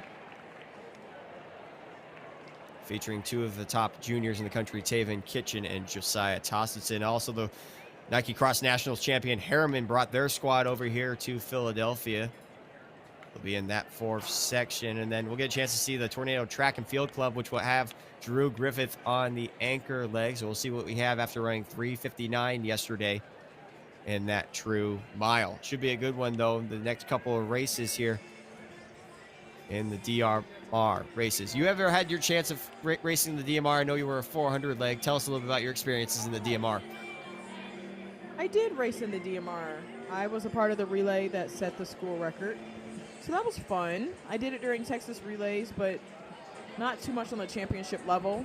If y'all don't know that, the DMR is at NCAAs, at least in indoors. I have to fact check if it's in outdoors as well. But it's a really fun race. It is. But like I was saying with the SMR yesterday, it could be a little bit different from what you're used to. I was on the 400 leg, obviously the only leg that I could run. And handing it off to your counterparts, handing it off to your teammates, it's like they have to bring that adrenaline down because they probably have a 1,200 to run or 800 to run. So I think it's really fun. It's a really fun race. Meet record in this one, 9:56.84, and it's set by Butler Track Club out of Pennsylvania, which is the same school that Drew Griffith runs for, and they're better known as Tornadoes today, so we'll get to see them have a chance at it. But a lot of the teams that are in this fast section, at least in the section 4, they have times entered that are well underneath that time of 9:56, especially that Southern Oregon Distance Project team. We'll see in section 4. They've ran, I believe, around 9:50 or so for the DMR. We've seen a lot of these athletes repeat, but with the meet like this, there's so many events. You are not lacking of anything. Your event is at this meet. So it's going to be interesting to see for that final heat if some of the guys who have possibly were entered in the mile or the 800 earlier will be coming back for the DMR, because we had 4x8s run, we had 4x-miles run, so it can all be hard for them to double and triple. We just keep seeing double, but triple at this point. A lot of the teams, excuse me with my voice cracking right there, a lot of the teams that have actually ran the relay races only stuck to the relay races this week. Now, there are some exceptions, of course, with Drew Griffith running the mile yesterday. He's coming back to run in the DMR. Josiah Tostenson also running in the mile yesterday, coming back to run the DMR. A lot of these kids that came with their teams, their main goal was just to run the relay races. So they probably did the 4x8s, the SMRs, and the 4x-miles. And now it's the DMRs here on the final day of competition. So that was their goal. So, yes, a lot of them are tired, but not a lot of them came here to run individual races. Yeah, and you're right. And it's always different when it comes to the relay. I don't feel like you feel real pain when it comes to the relay. At least that was my experience, because it's just so much fun. And it's not like you have to line up by yourself. So it might not be as taxing as a lot of people might think compared to the individual events. So it's 1 lap remaining here on the 1,200 leg, and it's I-270 into the lead. That's Corey Coughlin leading the way through. And starting to pull away here. You see Manhasset now moving up on the outside into second. as they make their way down the backstretch one last time here on this 1200 leg, and we'll set up for that 400 leg.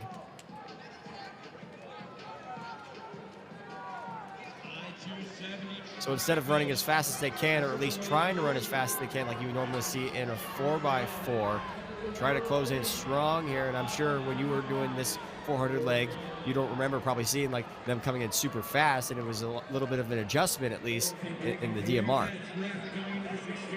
Absolutely. You don't want to take off too fast as we're now coming along to that handoff. You just want to get a little trot out because they just came off of running a 1200. You don't want to do too much and leave them because you're so amped up with energy. Very good first leg there from Coughlin in 309.74. As it's now Charlotte Country Day into the lead here as they hit the backstretch. Then Manhasset into second, I-270 in third. Hit number 10, moving from third to first, Charlotte Country Day. Kobe Riley the second.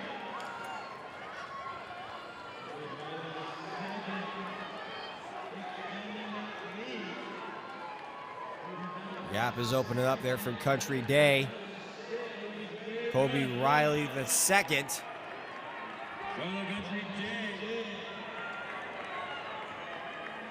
That was an excellent leg from Mr. Riley the second. 48.90 for Riley the second there as he now hands off to Rohan Stretha as it's about a 3-second gap now here on the 800.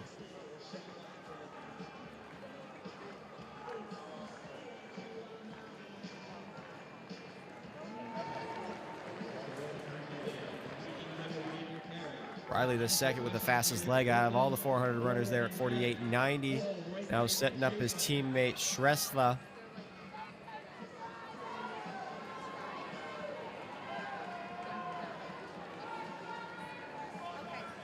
And it's Manhasset in third, I believe. Trying to see maybe Western Cary Track Club and then Portland Track Club. That chase pack now catching up here to Charlotte Country Day with one lap to go here on the 800 leg.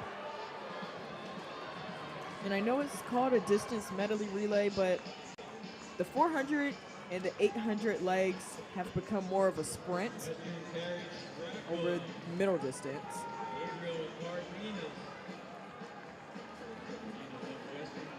Shrestha now with company, Manhasset, Western Cary, and then Portland. They go flying down the backstretch now with less than 200 meters to go.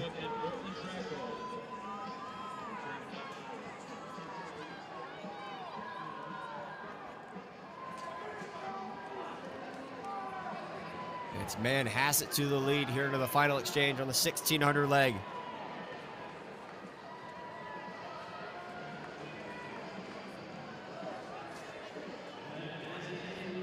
It's 155.25 for Ryan Boldy off to Blake Seeley here for the 1600.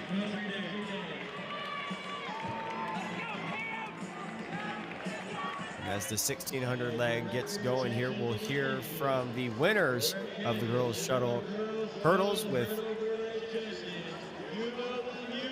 there'll be Bullis on the infield now. We're not tired of hearing Bullis. This is Hurdle U today. I'm going to just put that out there. We were just talking. The boys made history. What kind of impact did that have on you guys coming out here? Honestly, before the race, the boys truly hyped us up, and going into the race, our mind was pretty blank. We just wanted to go out here and have fun with it and just run to our best ability. And you ran to your best ability. You also talked about being positive. Being an athlete, it's so tough to get those doubts out of your mind. How did all four of you stay positive to get this dub today? All of us stayed positive by really uplifting each other. Nobody can do anything by themselves, and we truly do make each other better every single day in practice, outside of practice, on the track, off the track. Everything just comes together and helps everything else. And you're a senior. You're no stranger. You got a dub yesterday. But for you, you're a senior. You're leaving this. What kind of emotional impact is this having on you today? I mean, it's bittersweet, but, you know, they're going to help me cap off my final season, and I'm happy. Like, I'm not sad. I'm trying to leave my emotions out of it and get the job done, you know, but I really am happy to finish off my season with my season. And is coach going to give you recovery time because y'all champs now? I mean, he better. So, congratulations again, Bullets. They gonna need some recovery time. These are your champs.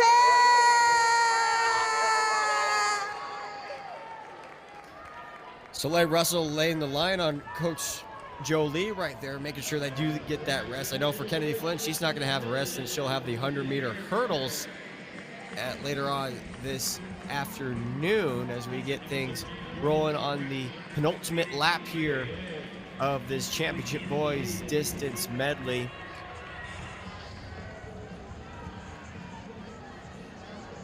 It's actually Portland Track Club now just moving ahead. Nathan Blades here on the anchor leg, running all by himself, has built that lead up now 25, almost 30 meters on Manhasset.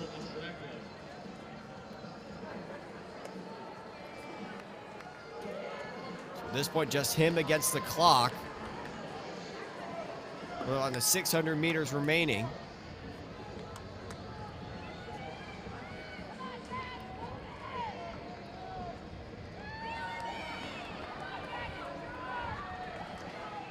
With the lead like this, I don't see anybody catching up anytime soon.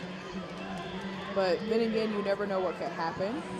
You know, we were speaking about some of the changes that World Athletics is trying to make with adding new events. Maybe we'll see a DMR at the Olympics one day. I'm not really too sure. Or at least, actually, let me show some love to the SMR. Because there's a DMR at Indoor Nationals, but no sprint medley relay. Might see some changes pretty soon. But then you gotta have all these bodies, all these athletes to even be on these relays. Nathan Blades hits the backstretch one last time here with, again, that comfortable lead. No one within sight. Currently sitting second is that Manhasset team, then Western Carry Track Club, and then Charlotte Country Day. Been a strong second half from Blake Seeley. Or rather, Nathan Blades there on the last leg for Portland Track Club.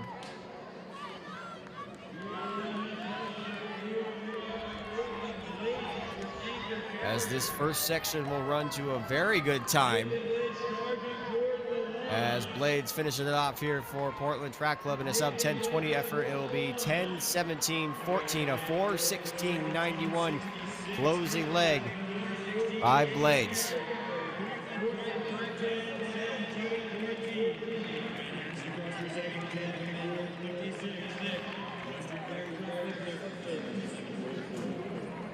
Depending on how close these races end up panning out, you know, it's a longer relay. So a lot of the times you might see a lot of these athletes running by themselves. We'll see when we get around to Heat 4, but Nathan Blades was just out there by himself, and that can also get pretty tough.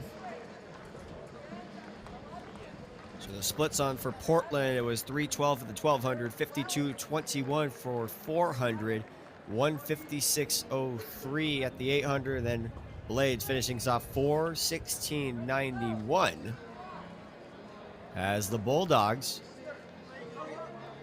This is also the name of my alma mater. Go Zags out there for all the Gonzaga listeners out there. They get the win there in section 1. You went to Gonzaga? I did. That's a fantastic basketball school.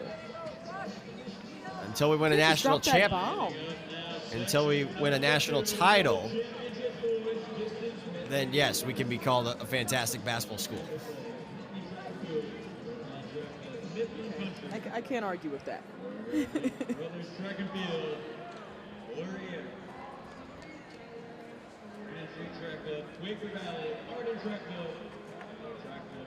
At least with the University of Texas, they were able to win a national title in the Rose Bowl when Vince Young was able to score against USC in that Rose Bowl.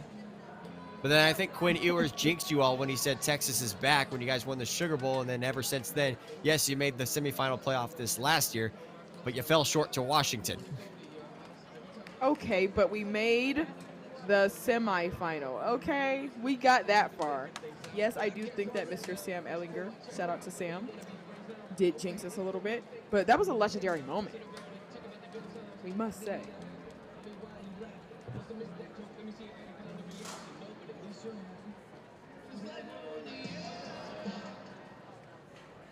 You got section 2 of this championship boy DMR.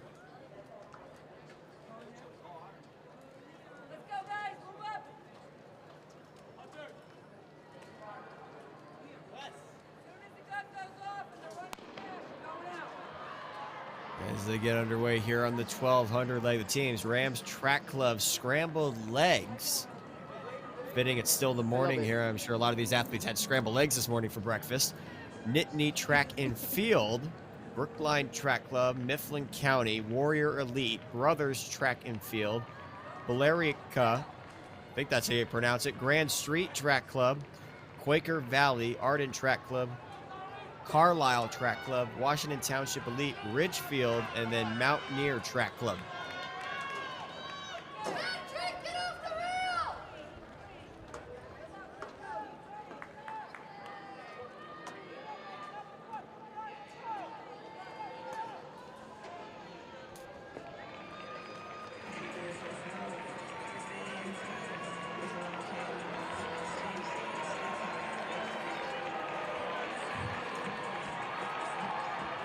How quickly for the first 460 seconds. Reaching these 1200 legs, grade 3.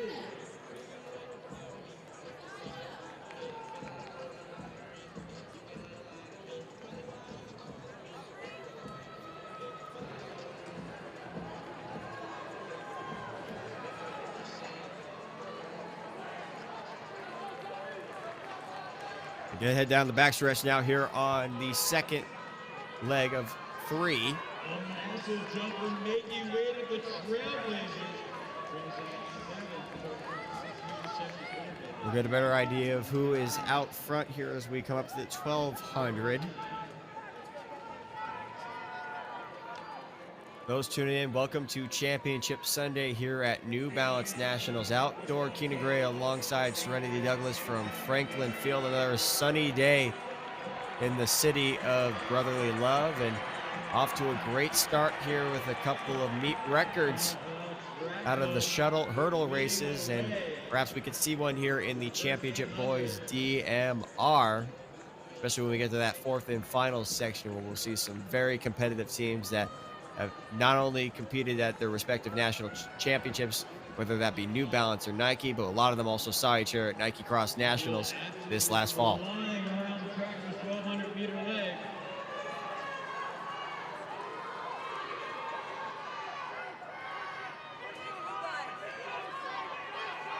And now the kickers start. And now that's Nittany Track and Field out of college, State College out of Pennsylvania right here. Nittany Track and Field. They're known as the Nittany Lions at Penn State. These are the junior Lions. And it's 3:06.14 by Owen Coughlin on the first leg.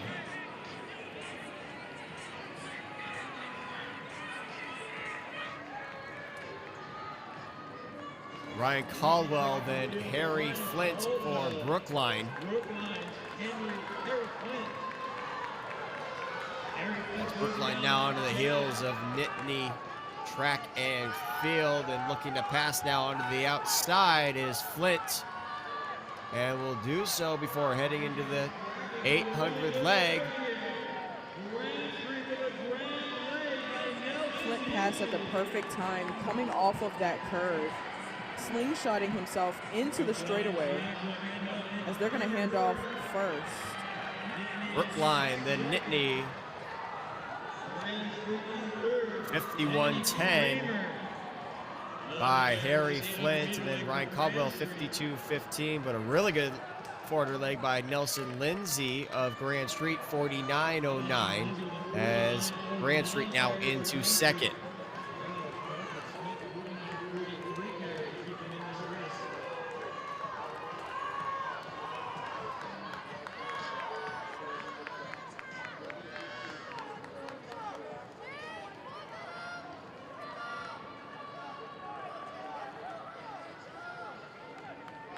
Brookline continuing to position themselves in the lead.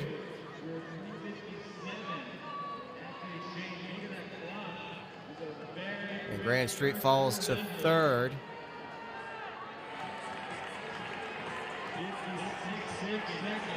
And now that's a new leader.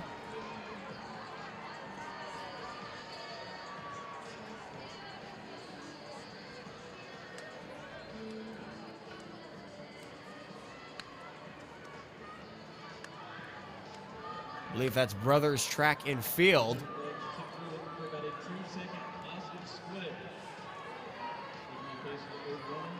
And Ralston Fraterola in the lead here on the 800.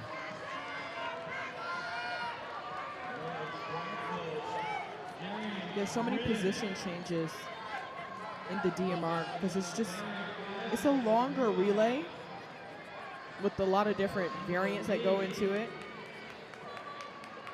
So it's kind of tough to see, well, who's going to come out with this, because this may be the best anchor leg that they've ever seen, and it just depends on who you get matched up with. It's actually Carlisle Track Club. 157.92 by Darian Krim on that 800 leg. And it's Carlisle, then Ridgefield's B team was at second at the lap. And now Brookline moves up into second, Nittany in third. And then Mountaineer Track Club now in the top 5 position.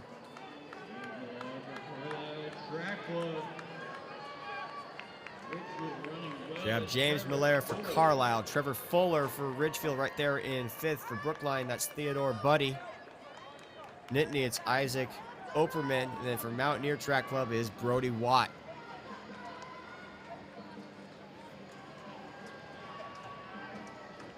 They go single file here now, completing the first 400 meters. It goes Carlisle, Brookline, and then Ridgefield's B team. Or excuse me, Mountaineer Track Club in third. And Keenan, we were talking earlier about what they plan on implementing.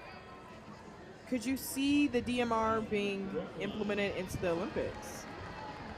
I think it's a conversation that it's worthwhile, especially since I think it's become popular in the United States. I don't know if it's popular outside of the U.S. I know at least at the high school level, there's a lot of teams that really enjoy doing the DMR. Specifically, there's the girls team that has the national high school record, the Carolina Cavaliers, which we'll see them in their fast section in the girls championship. I think the DMR has become a very popular event. Just I don't know if on the global stage it's hit that level yet. Okay, I think I can agree. I would say I was pretty surprised to see that the mixed relay was adapted in. I don't think I've ever had any desire to do a mixed relay necessarily, but at least this one is already an event. But I think I can agree. They're making a whole lot of new changes, just trying to make the world of track and field a little bit more exciting. Carlisle, Brookline, Ridgefield, Nittany, Mountaineer in third. All 5 still within this. So they're on the penultimate lap now.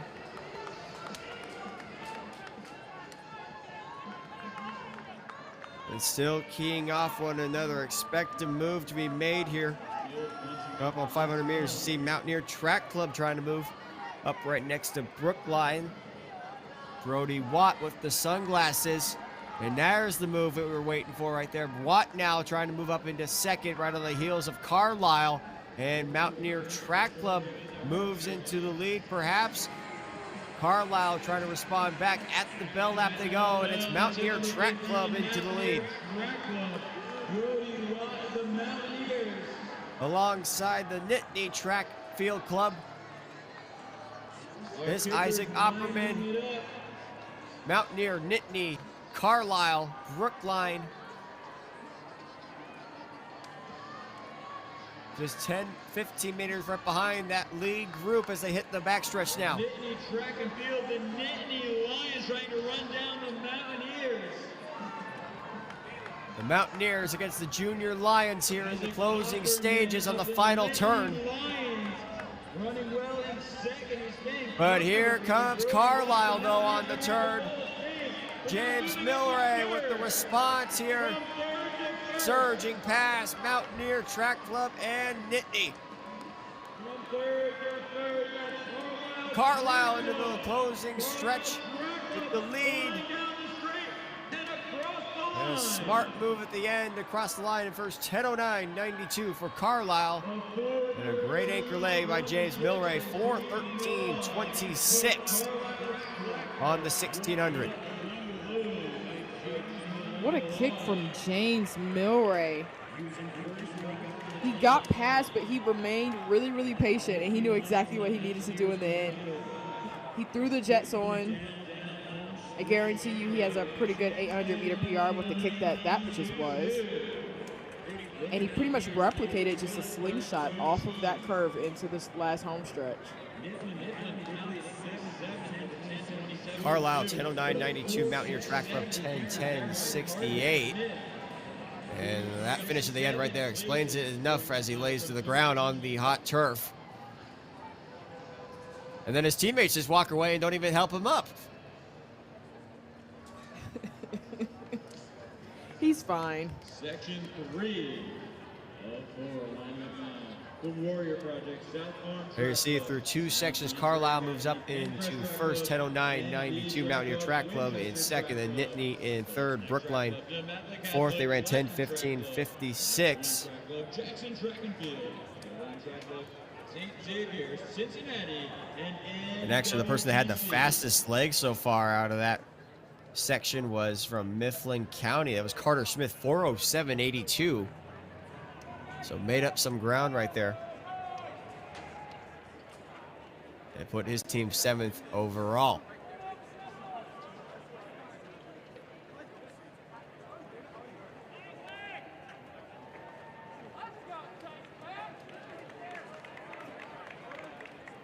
And kind of an important thing to have there for that team that just needed a baton. Can't go without racing with a baton in the DMR.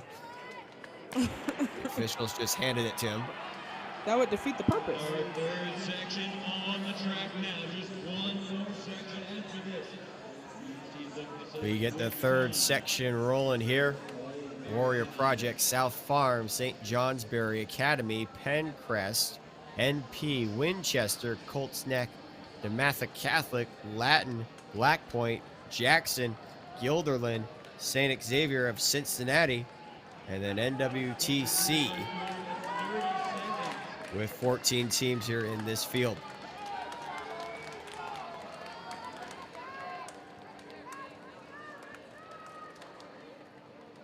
You know, Keenan, like we were saying earlier, not every team is out here necessarily trying to get a meet record or get a gold. But some of these guys, they're not running for a club, they're running for their high school. And that would be a new high school record for them. And hopefully trying to run away with some PRs out here. The entire field still there. That's the big thing when you emphasize coming to these national championship meets, even when you're in these quote unquote slower sections. Also, if you are put into one of these slower sections, you're out there trying to prove some people wrong and prove the fact that you maybe perhaps could have been in the championship section. Why weren't we in the championship section? You know, there's been a couple of athletes that ran maybe in some of the slower sections that found their way onto the podium stand. And now it just makes the I don't know if it's the committee or those that are putting the races together, or just maybe it's the entry time. So you have to realize it's like, okay, maybe we should consider this person the next time around. Absolutely agree. I mean, you're all just racing for a bigger purpose. It may help you next year, or maybe even getting into it on a higher level as well. Jackson Track and Field into the lead here on the third lap of this 1200, and it's Sean McNulty. And right behind him is South Farms Track Club, as they too get to separate themselves from the rest of the field. Onto the backstretch they go now. It's McNulty and then Jack Ouellette.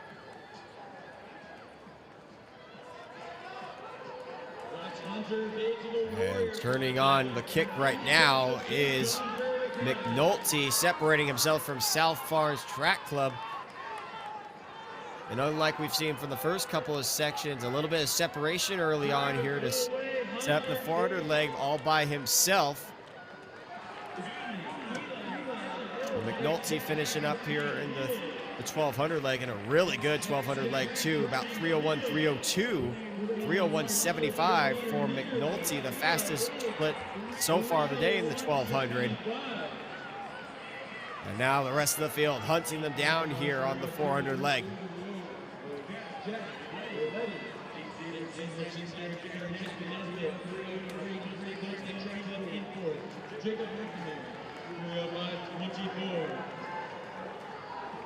I believe that's Cale Ball on the 400. And that gap is closing here heading into the 800 leg. See South Farms in third position now, St. Xavier out of Cincinnati, Ohio.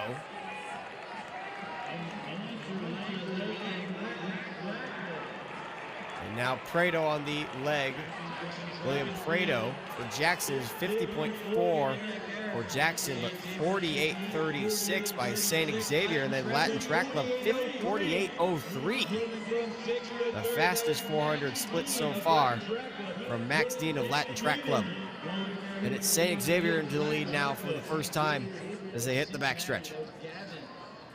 And that's something a lot of people don't realize about relays. You could have the faster split, but still not come around and give it off to your teammate in first. It's kind of, that's really how you have to just stay in your own lane, because you may not be leading, but you could still have the fastest split and setting your teammate up really nice.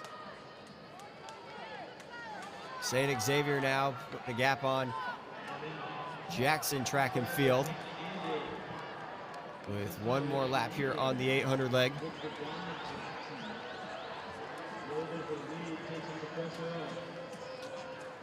St. Xavier 304.83 on the 1200, 48.36 on their 400.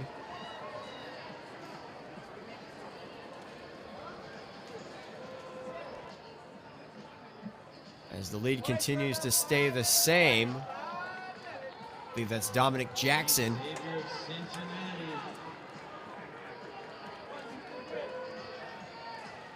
So we're coming up to the 1600 leg. Now it'll be Evan Trapp on the anchor leg. Time to beat 10:09.92 by Carlisle. Strong finish right here in the closing stages by Dominic Jackson on the 800 leg, and it's 152.66, a very good 800 leg for St. Xavier. Jackson 157.94, so slowed down quite a bit. It's given St. Xavier a nice comfortable lead here on the 1600. We've been seeing Ohio bring out a lot of the distance runners out here. And especially with, meets like New Balance, you see athletes come from all over. So I've just been trying to keep a tracker in my head of some of the repeat states that we've been seeing. And I would say for the distance races, I see a lot of Ohios and Colorados, of course the Oregons. But this is a very great program for St. Xavier out of Cincinnati. And you mentioned some of the best distance powerhouses in the country. We'll get a chance to see them in the next section, but you're right. I mean, the presence of Ohio not get talked very often, especially when you see Colorado, Utah, Oregon, Arizona, New York especially. Lots of distance powerhouses around the entire country, but Ohio having their moment right now here in Section 3 with St. Xavier out of Cincinnati.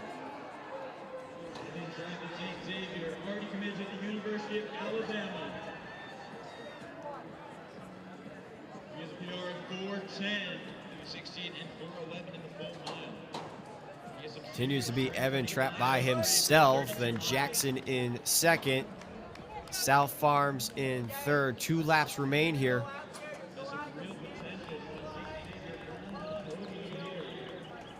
As Evan Trapp continues to hold on for St. Xavier here again.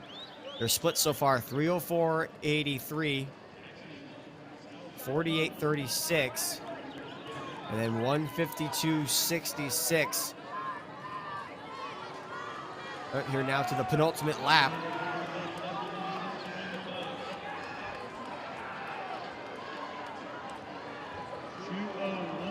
You see our leader on the right side of your screen and the rest of the field hunting him down here. And on that penultimate lap.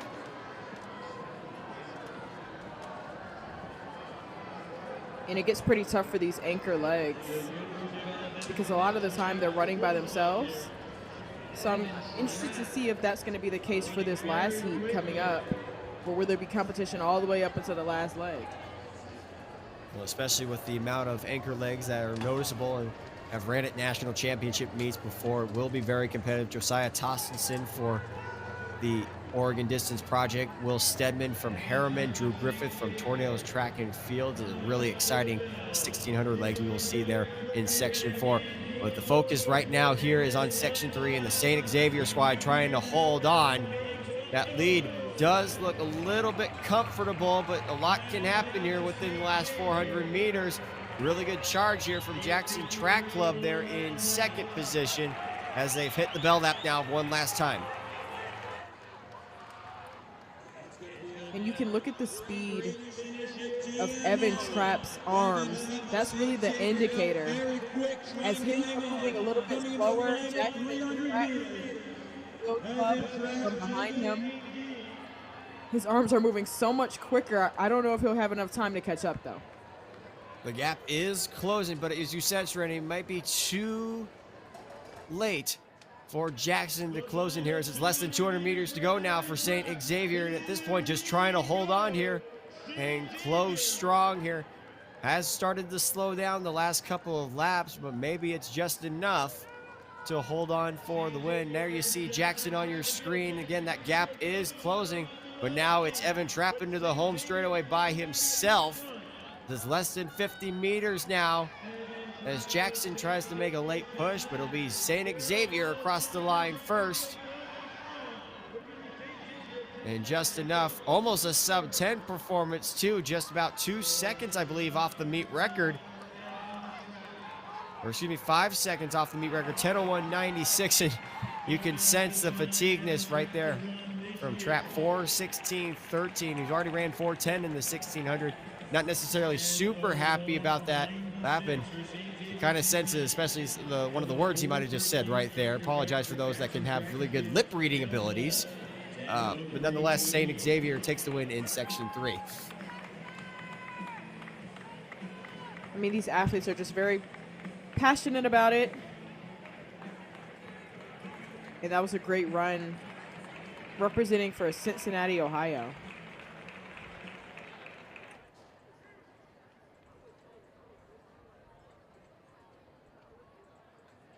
Right to the ground he goes. Trapp and 10:01.96 for St. Xavier. The split's 304.83, 48.36, 152.66, and then 4:16.13. Just winning by 2 seconds. Moving to first with one more section remaining, which brings us to the championship boys distance medley. And as I said, Serenity, it's an exciting one. Lots of very familiar faces, lots of familiar team names. So we look at the teams now being introduced. Valley Project Track Club, team featuring Dev Patel, Owen Mays, Caleb Huang, and then Brendan McMahon home. Westfield Track Club, Alexander Valencia, Emmanuel Ganeo, Ryan Daly, and Avery Keith. The cross-country national champions, the Harriman Track Club out of Harriman, Utah, Maxwell Hofhines, Andrew Marks, Jack Beckstrom, and then on the anchor leg is Will Stedman. The Oregon Distance Project featuring Taven Kitchen right there to your right, Caleb Doddington in the middle along with Josiah Tostenson and Nicholas Hugh. The Westford Track Club, Jake Grayfield, Ryan Kyle, Adam Wedlake, and then Paul Bergeron coming off a lifetime best performance in the 2 mile, 8:39. just a couple days ago. Ballistic Response Athletics, Alexander Mazzeo, Jelani Teo, Alex Goodwardy, and Nick Mazzeo. WN Track Club, Michael Della Santa, Jordan Mazik, Gabriel Wise, and Benjamin Gableman. Calvert Hall will feature Ryan Warner, Max Miller, Caleb Mincy, and then Cameron Davis.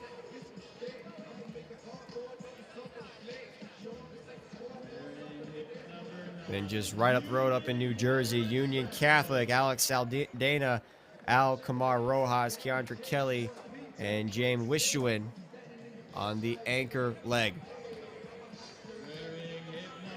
Ridgefield Track Club out of Connecticut, Magnus Manley, William Deanna, Charles Levin, and Stephen Hergenrother, the all-time Connecticut record holder in the true mile. Then the local favorites, Butler, better known as Tornado Track and Field, Owen Dressler, Landon Lacey, Zachary Sleer, and then Drew Griffith. Torch Track Club featuring Joey Lancey, Jesufumi Olabengla, Caleb Winford, and then Jackson Kane. And then rounding out the order, the group of Ridgewood, DJ Murphy, Victor Souza, Jack McKenna, and Luke Pash. Your boys championship distance medley championship section. And as I said, Serenity, this is one that's shaping up to be a good one. The top time in the country so far, 9:56.83 by Onalaska out of Wisconsin, just set a couple days ago. But the meet record's certainly in jeopardy, especially when you have teams like Harriman, the Oregon Distance Project, going head-to-head, once again, with some really strong groups. Absolutely, and we have the New Balance Nationals outdoor defending champions in it as well, with Richfield out of Connecticut. Manley and Hergenrother, they're both returning from last year, and they were on that winning team, and they also won the DMR indoors. So to have such good competitors all in one section, once again, is going to be great to see.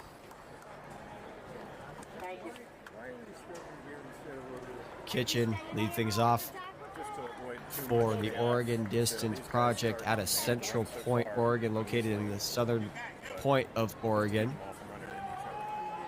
And Hoffheim for the Harriman Track Club out of Harriman, Utah.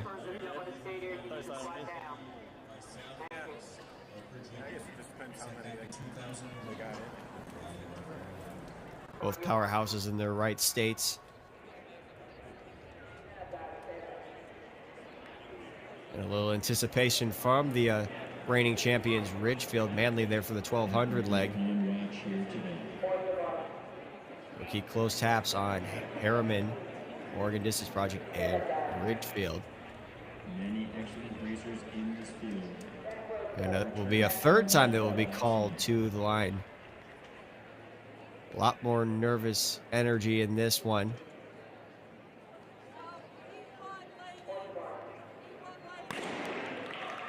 As the championship section underway now here in the boys distance medley relay.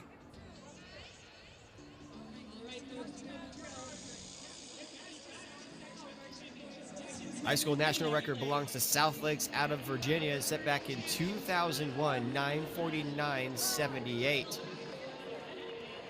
Time that hasn't been hit in 23 years. Not very many teams in high school history have gone under 10 minutes in this event. And the Oregon Distance Project has come close to running a sub-10 performance during the indoor season, especially when they had Tyrone Gorzi on their team back in 2023 when they won the New Balance indoor national title in this event. And they ran exactly 10:01.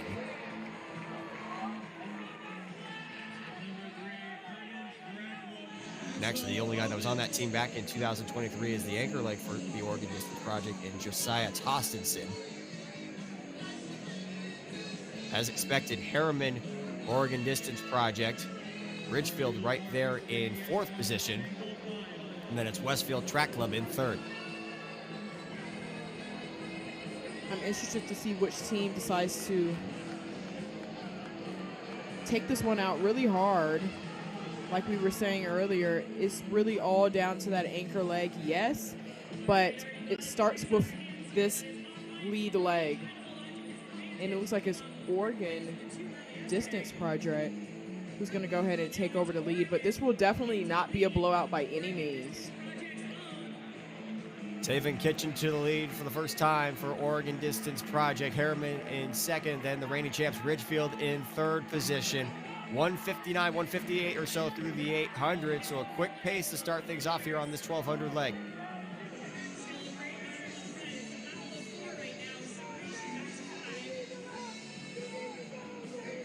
Kitchen has also had himself a very, very busy week. He's ran 2 5Ks in one day.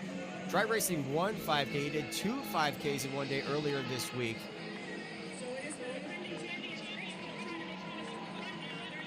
And now it's the defending champs, Ridgefield. Now Harriman battling up front. Ridgefield to the lead, Harriman second. Kitchen trying to respond back for the Oregon Distance Project. Here on the 1200, the top 3 teams as expected leading through the first 1200 leg.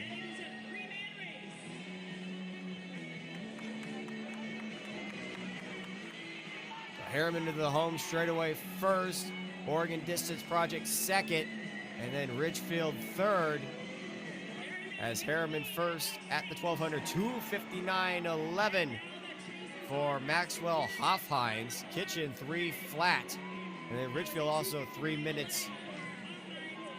As it's Andrew Marks for Harriman on the 400 leg, and then Nicholas Cube for Oregon Distance Project.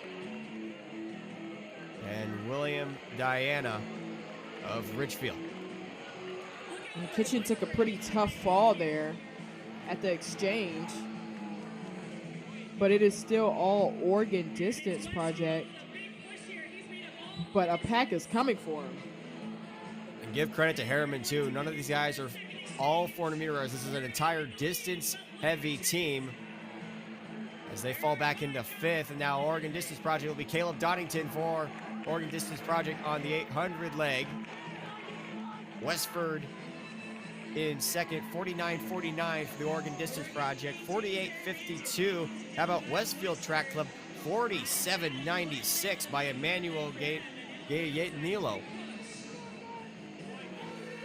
That was a blazing 400 leg.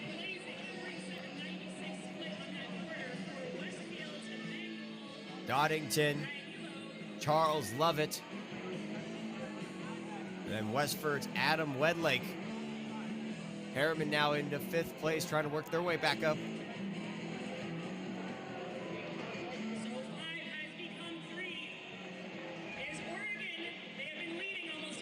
Doddington, Lovett, Wedlake here, come up in the 400 meters. And it's 1 lap remaining on the 800 leg. Westfield into 4th, Harriman in 5th, but this pack is now down to 3 here on this last lap of the 800. And Westfield, who's sitting in 3rd right now, they're 4x800 won a couple of days ago, so they definitely have the speed for this, and we're going to see if they're going to be able to catch up. Of the 3 out front, Doddington the most relaxed as Lovett, the arms going everywhere, and Westfield just trying to hang on. As you said, they've already ran a 4x8. And at this point, are running on fumes here. Rather than everybody here racing today is running on fumes. Doddington into the home straightaway with the lead. Ridgefield, the defending champions, in second. Nice close here from Lovett, as it will be Oregon's Josiah Tostenson, and then the Connecticut mile record holder Hergenrother on the anchor legs. And we spoke about how important these handoffs are, especially on this level as well. It's not just about, 4x1 handoffs are very important as well, but for distance races, Oregon Project was in the lead, but Ridgefield was able to cut in perfectly and get the lead now, all off of that handoff. 152.75 for Doddington, 152.06 for Lovett, as Westfield makes their way back up to Tostenson and Hergenrother. At this point, they are well under the meet record time of 9:56. and as well as the high school national record of 9:49. Anything faster than 4:07 would get the job done for a national record and a national title.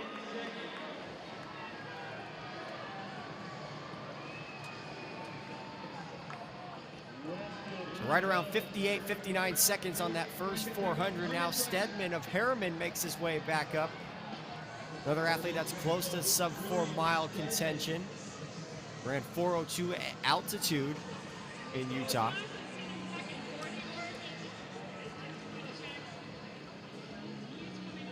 Continues to be Hergenrother, Tostenson, and then Avery Keefe for Westfield.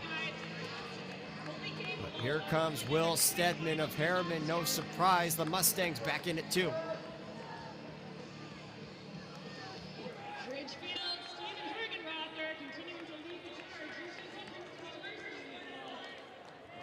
Keep an eye on the clock, just coming up on the 7.5 minutes on this 800 of the 1600 leg.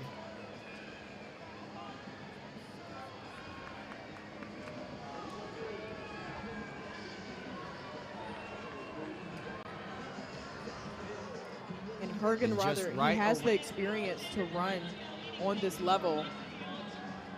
He was a part of the DMR last year that took the win. So we're going to see if he can use that experience to his advantage. 1:59, 2 minutes at the 800. There's no change. Continues to be 3 men single file here as they hit the backstretch. Hergenrother, Tostenson, and Keith. Stedman in a class of his own back there in 4th position.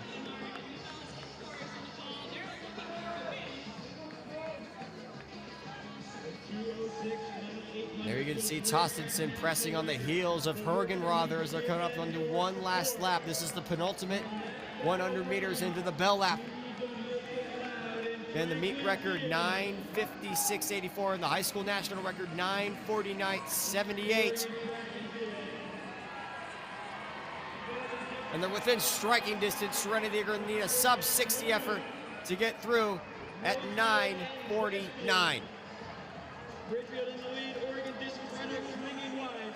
Westfield, Oregon Distance Project swinging wide. Hergenrother, Tostenson going head to head here as they hit the backstretch now. Westfield falling out of contention. 2 of the top milers in the country duking it out here as they hit the backstretch. A classic race developing here at New Balance Nationals Outdoor. Less than 200 to go for Hergenrother and Tostenson as Tostenson moves onto the outside to his shoulder. But Hergenrother responds. 9:33, national record within sight. Tostenson onto the outside. Hergenrother responds. Tostenson, it'll be Tostenson at the line. National record for the Oregon Distance Project, 9:44.30.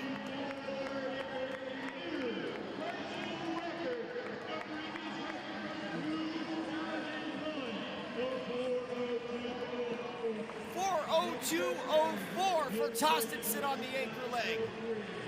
And Hergenrother 4:02.18. That is what you call racing. Matter of fact, championship racing, if you will. A record that has been standing since 2001. That is what you call competing, but we have to give some credit to Richfield as well, the defending New Balance Nationals champs. They pushed this pace and they pushed this record. And they also came 9:44.44, and they also dipped under that record as well. Continue to look at the splits, and to no surprise, the guy that actually had the fastest split of the day was Drew Griffith, 4:01.39, coming off a sub-4 performance. But the spotlight on the boys from Central Point, Oregon, one of the smallest schools in the state of Oregon. Not very many graduating in their graduating class. And you're looking at the new national record holders in the boys DMR, 9:44.30.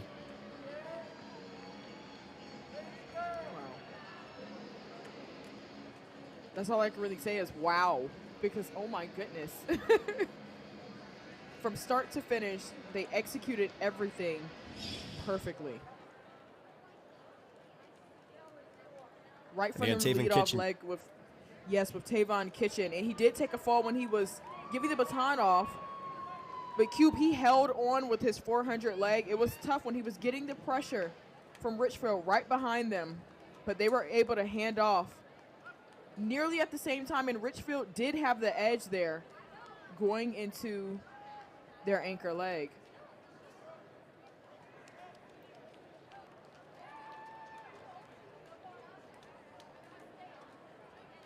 And how about this finish right here between Hergenrother and Tostenson within the last 75 meters. Tostenson swings wide right and just surpasses Hergenrother in the end. Hard act to follow as the girls' DMR races get underway. Our first high school national record of the day. And actually the second one, especially after the Union Catholic girls ran 8:34 in the 4x8 the other day. Serenity, tough to top that one here to get things going here on Championship Sunday.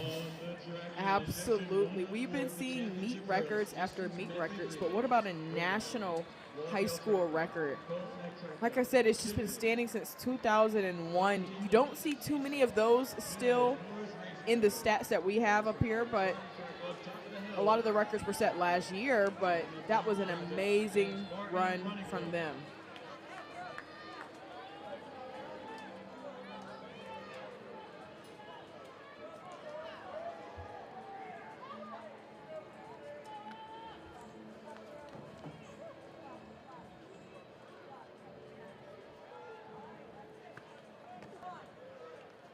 Just waiting now for the interview with the Oregon Distance Project guys. Again, 9:44:30 for that high school national record. Those that just tuning in here for New Balance Nationals Outdoor on Championship Sunday. Keenan Gray alongside Serenity Douglas. And you could sense a little bit of excitement from me there within that last 100 meters, and a race that certainly lived up to the hype. And, you know, two teams that actually, rather than, believe, I'm looking at the results right now, it was actually two teams that dip under that national high school record, both Ridgefield and the Oregon Distance Project.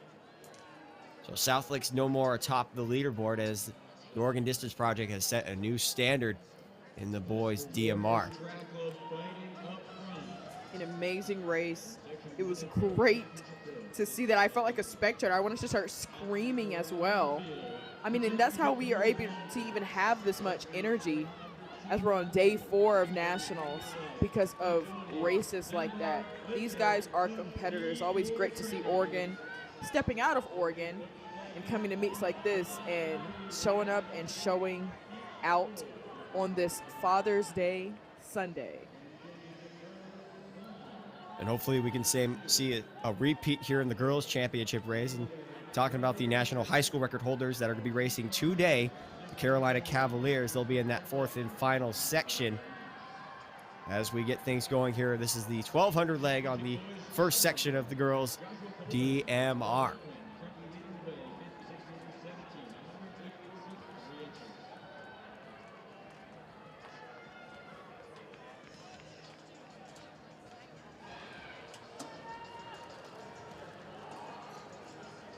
The meet record in this event, none other by the Carolina Cavaliers, 11:13:18.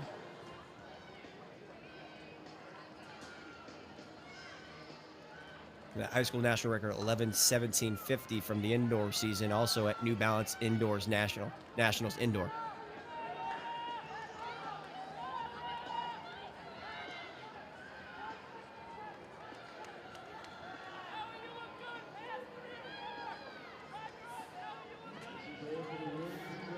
Up to the final stretch here for this 1200 leg.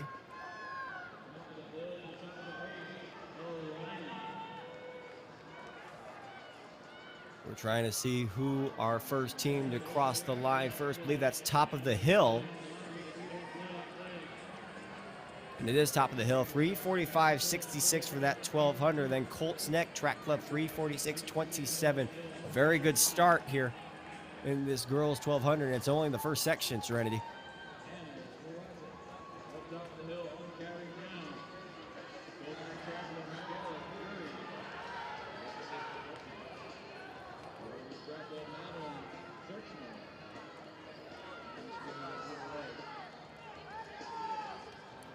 So for top of the hill, as Colt's neck moves in the lead, that's Michaela Curry on the 400 leg.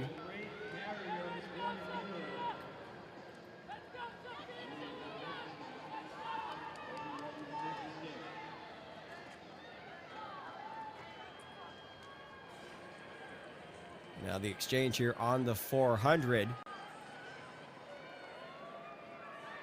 This is 57.96, a very good 400 leg by Michaela Curry as she hands off to Lydia Resnitsky. Michaela Curry on that 400 meter carry.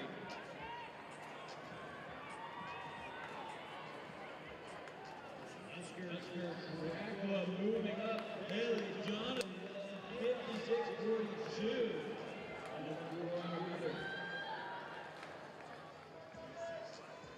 Colt's neck, top of the hill.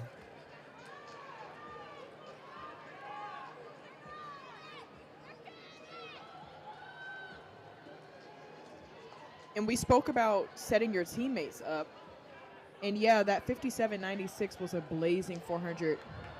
But with the other legs, because their distance is so long, like a 1600 and 800, there's still plenty of time for the other competitors to catch up, unfortunately. So you can run such an amazing leg like that, but as you can see, top of the hill is now closing in pretty fast.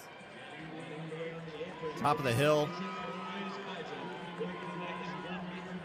Moving out front now onto this 800 leg just ahead of Colt's neck.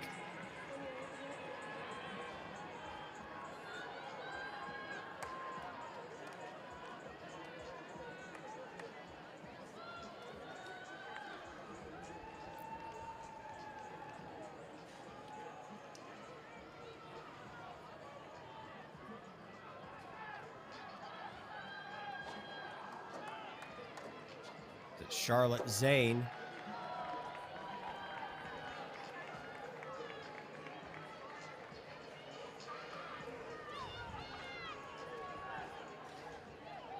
As Colt's neck falls back now, and it's all top of the hill here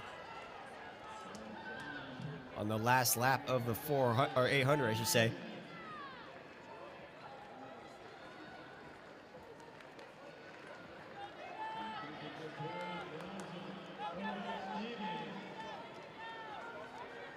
As we're coming up now to the final exchange. It will be top of the hill into the lead as the 1600 leg gets going. And actually, we're going to hear soon from inside the infield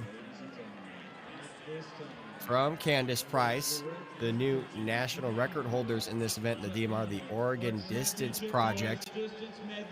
As we're standing by with them, they're onto the infield as Candace Price will take over and chat with the Oregon Distance Project. The Oregon Distance Project is with Candace.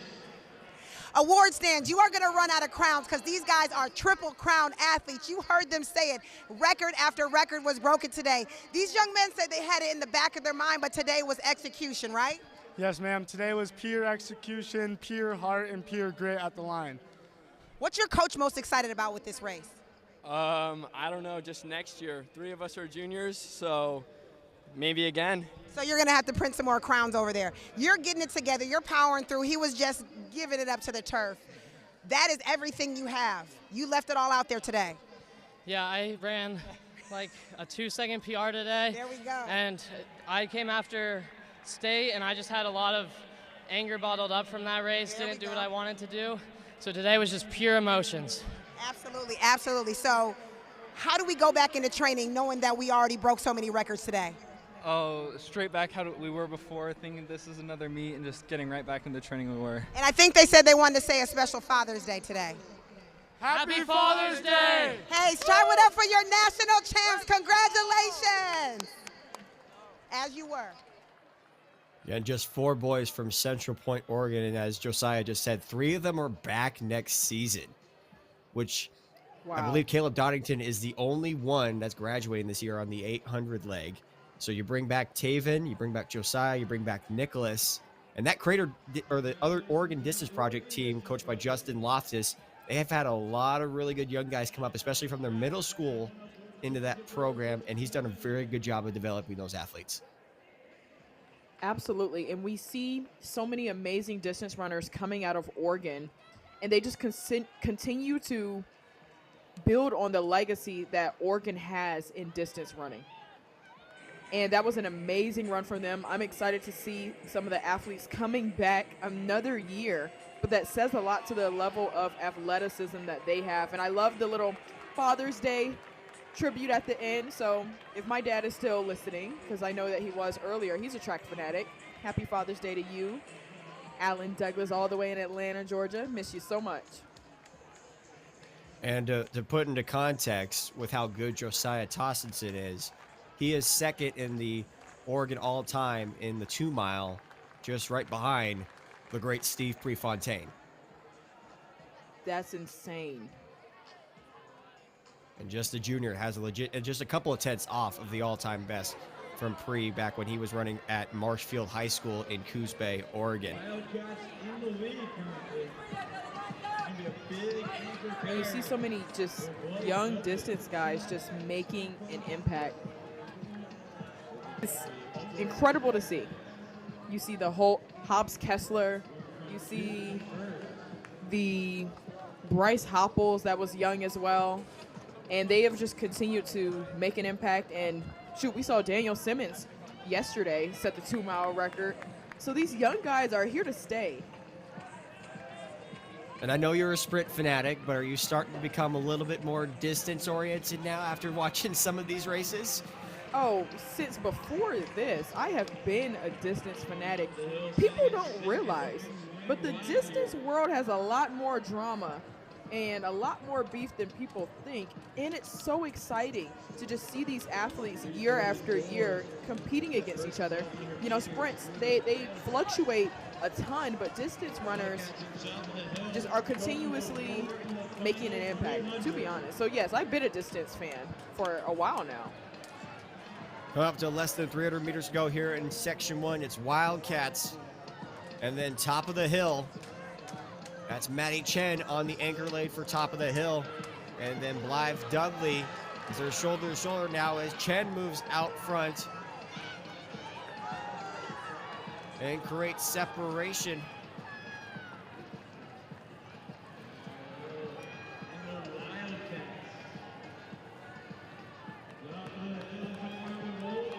As top of the hill closing strong here in the final stages,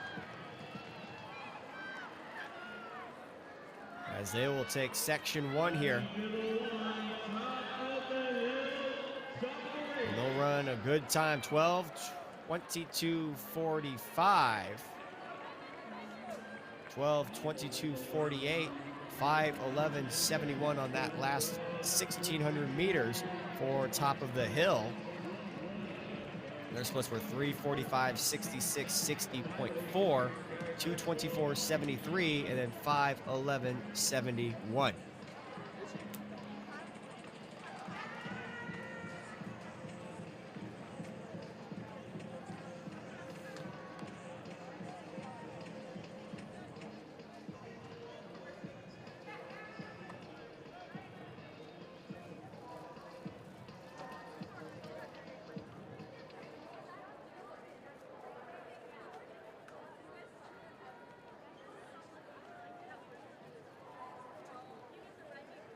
Top of the hill, 12:22:48. Wildcats, 12:27:38.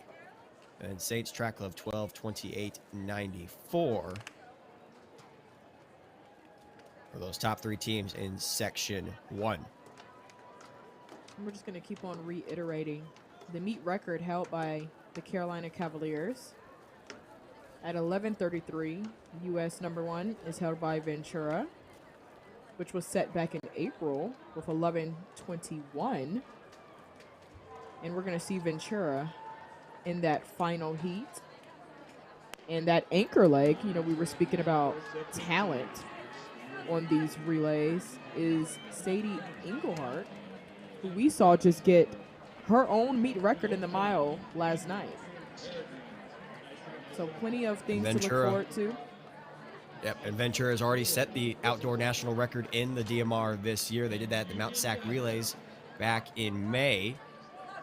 And it was with Englehart on the anchor leg. And yes, she has ran 4:28 for the true mile. And actually, when she was racing that 1600 leg at Mount Sac Relay, she was all by herself and closed in 4:31 after racing the national record the night before, which at that point was just 4:30 or 4:31, I should say. And then she comes back and runs a 4:31 less than 24 hours later to lead Ventura out of California to a national record in the DMR. Amazing. And to put in perspective, last night she won the mile in 4:37. So to run 4:31 again, all by yourself, like you were just saying, it speaks to her level of experience for sure. And it was a classic race between her and Allie Zealand, who Allie Zealand has also been coming on strong the last month.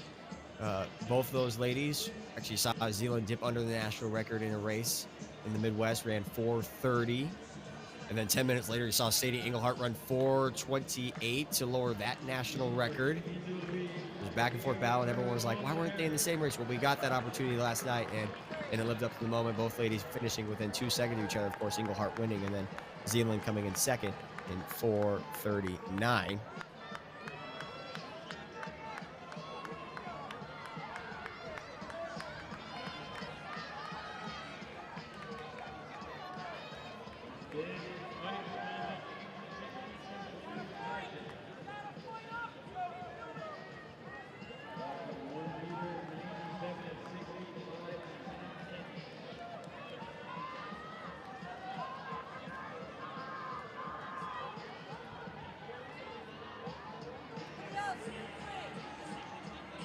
So one lap remaining here on this first 1200 leg.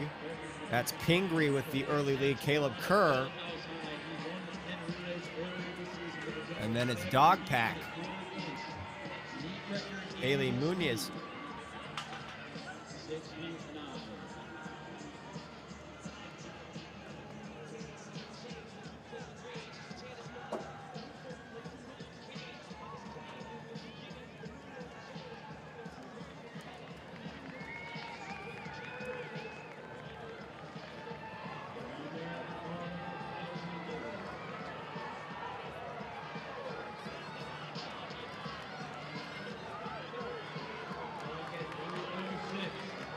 Dog Pack, move from Munoz on that 1200 leg here in the last lap.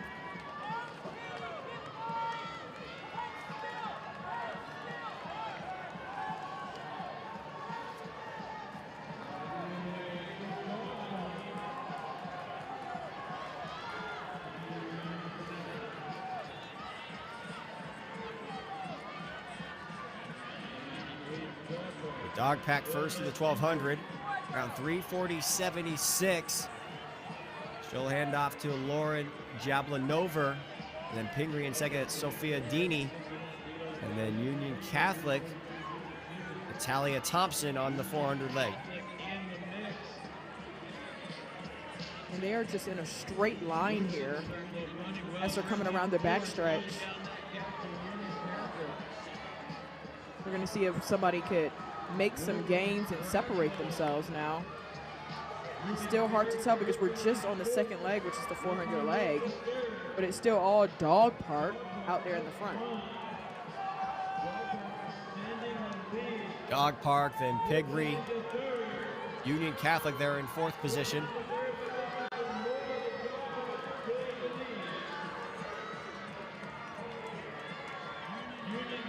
Dog Pack handed off to Corinne Austin. Now Union Catholic in second. 59.51 for Dog Pack from Jablanova. Then Tub Gator. That was Madison Van Haren.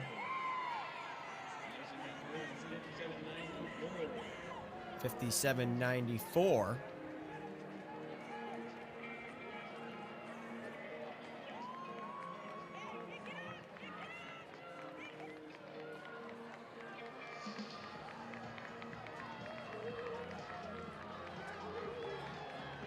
Dog Pack, Union Catholic, Tub Gator, then Pingree.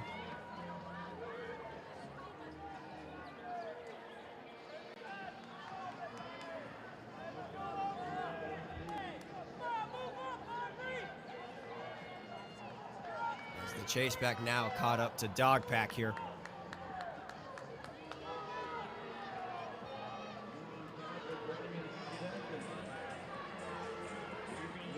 Union Catholic now makes a move onto the outside as Gibson moves to the lead.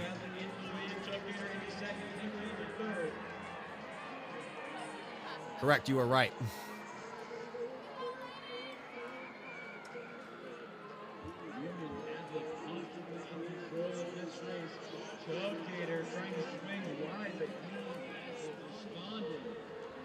Lonnie Gibson for Union Catholic. Brooke Hibbs for Tub Gator. And Lucy Ambrosio. Tub Gator and Union Catholic side by side, stride for stride. Pingree makes the move onto the outside just ahead of Union Catholic, now just creating a gap from the rest of the field.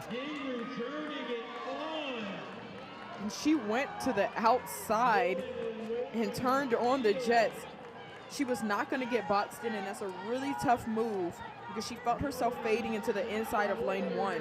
But she was able to go around and still conserve her energy and slingshot off of that curve there. Pingree first at the 1600, 2:16.94 for Ambrosio. Hibbs 2:20.80, Woodson 2:17.07, 2:24.64 for Lilani Gibson, as Gilderlin also up there in the top 5, 2:19.54 from Alexa Kozier.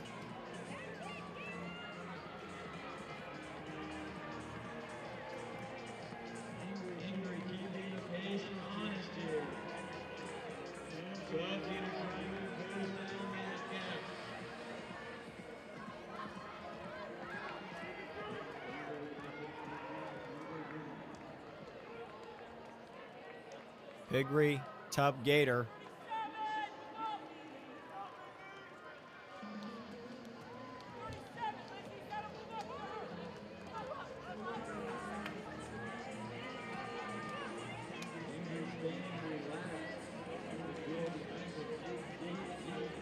Pingree, it's Olivia Murray. Madeline Mader for Tub Gator. And Kara Redholz for Woodson Track Club.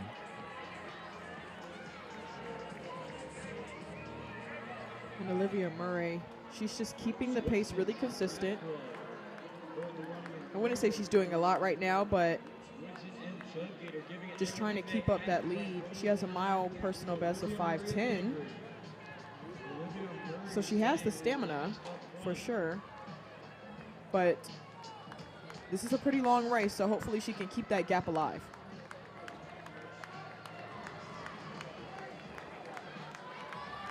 The gap still remains comfortable up front for Pingree and Olivia Murray.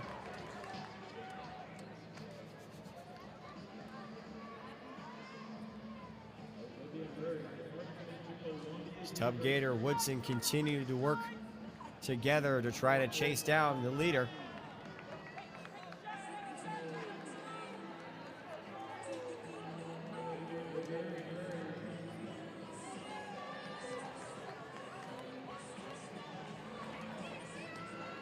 There's 2 laps remaining here on this 1600 leg. Gilderlin back there in 4th. Union Catholic in 5th.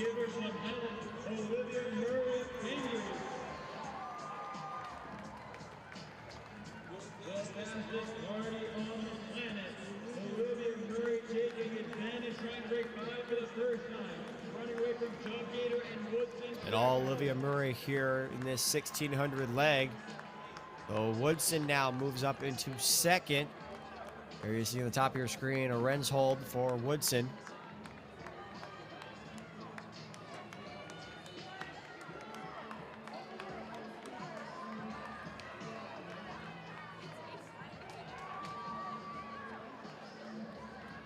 And Murray is just keeping this gap alive.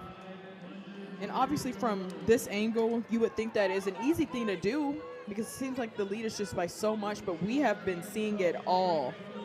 And this is day 4 at this point. And we have seen gaps like this close before, but Olivia Murray out of New Jersey is just keeping it consistent. She's remaining relaxed, and she's getting the job done as she's heading into the bell lap. But now we're going to have to see that kick. Right at the bell lap they go. That gap has shrunk, but it's still enough for Pingree to hold on. But you can see some sort of charge from both Woodson and Tub Gator. As it's Meter and Rensol continuing the battle in the second and third positions with Murray just alone by herself out front. And there's a move right there from Meter. And with no scoreboard to look here on the backstretch, it's hard to gauge where everyone else is at. As Murray trying to hang on here. That gap is still closing, and it's closing even faster into the final 200 meters. It is tough to figure out what position you're in right now. You don't get to see, I don't even think that she hears her coming up now, but this is where you really rely on the coaches to give you some guidance.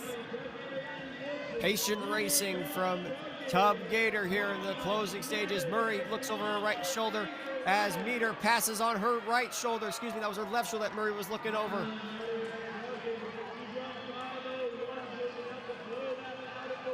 And smart conservative racing pays off for Tub Gator. Madeline Meter, 12:05:01 to take section 2. Like you said, very patient running. She timed it perfectly. She didn't panic because the gap was too big.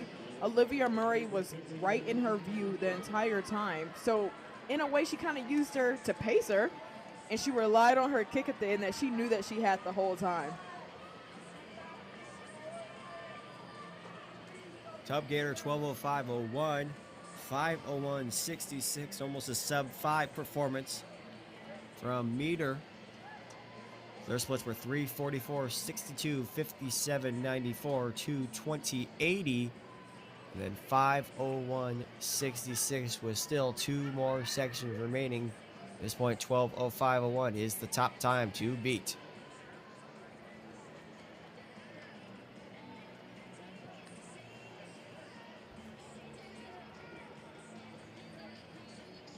It's good to see those 2 New Jersey teams representing. We were talking about Ohio a little bit earlier. We've seen a lot of talent out of Jersey as well with Union Catholic. Yeah, there's Union Catholic, then there's Christian Brothers, another talented school. Christian Brothers won the Penn Relays title here in the DMR, ran 10:01.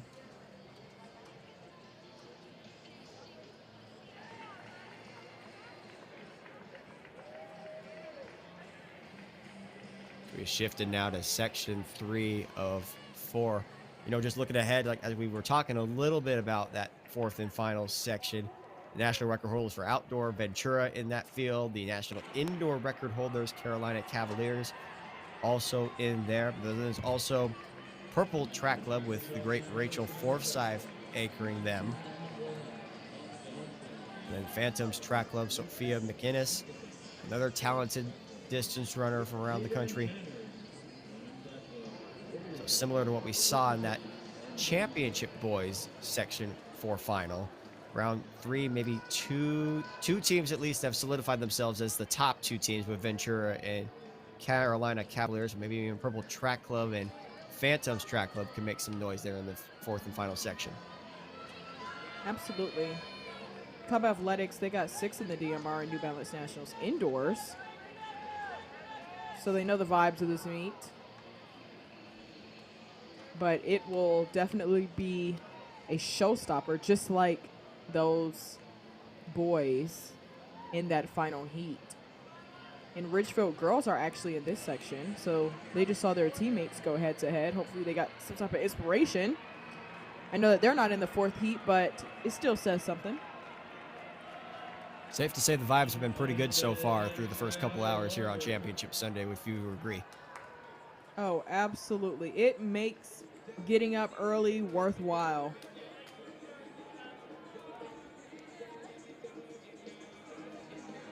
The teams here in Section 3, East Meadow Track Club, Madison Warhawks, Homestead, Cow Harbor, Ridgefield, Legacy, Blacksburg Track Club, Woburn Tanners Track Club, Corning Track Club, I should say, Ridgewood Track Club, Warrior Track Club, Ocean City, and then Waynesville.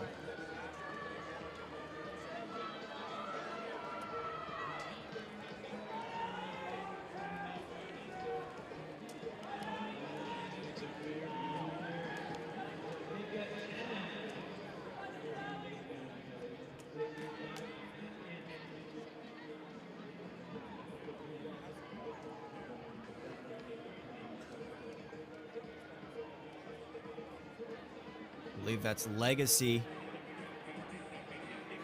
coming up the 800 of their 1200 leg. That's Sophie Bretzholtz.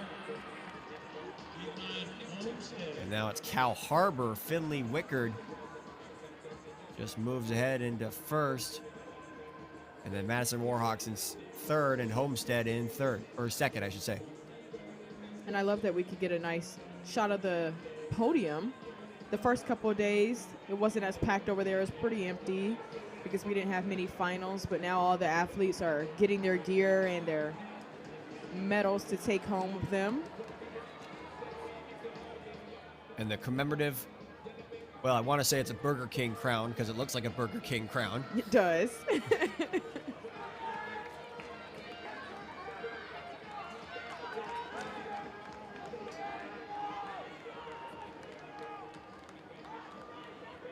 That's what makes it one of the more unique national championships around the country. This New Balance just puts on a great meet and, gives these kids an opportunity to, make it unique, you should say, because you don't see at the world level or the collegiate level kids wearing crowns, and they are kids still. They still want to have fun and they want to be able to enjoy themselves. And I think having a crown like that and, having that podium stand with the parents around, because like I said, at the championship at pro level, like the award stands, you don't get to have everyone so close. They're either on the infield or they're guarded off by security. So it's just a different perspective in a different, unique environment.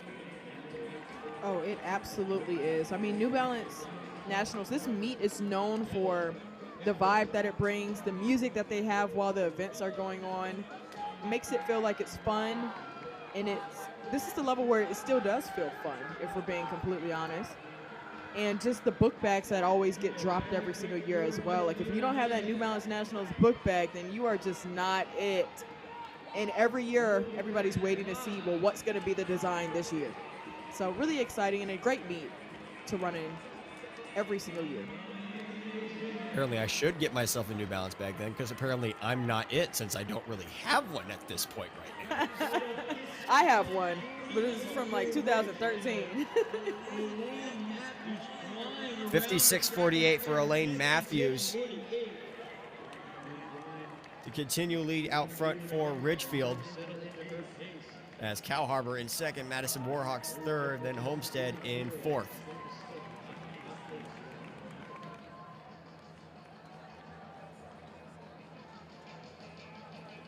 And that's actually Aaron Byrne on the 800 leg now.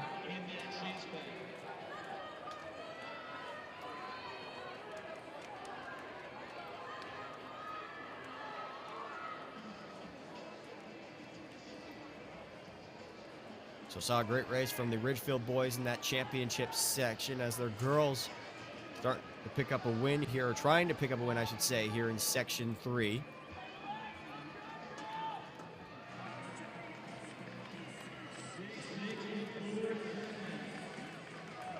You just heard from the PA announcer, 64-7 on that first 400 for Ridgefield.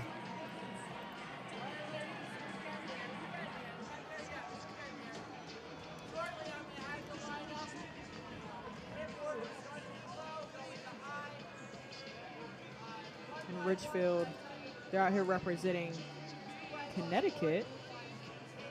And yeah, like you were saying, they got to see their teammates, the boys, run an amazing race and dip under that national record as well. Unfortunately, it will only go to the Oregon Distance Project, but an amazing race from them. And I will go as far to say that, of course, it's inspirational for them as well. I mean, they had to watch it about 6 minutes before their race.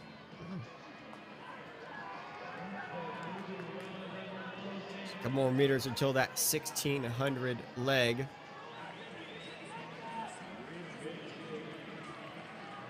For Ridgefield, it will be Ava Malagisi.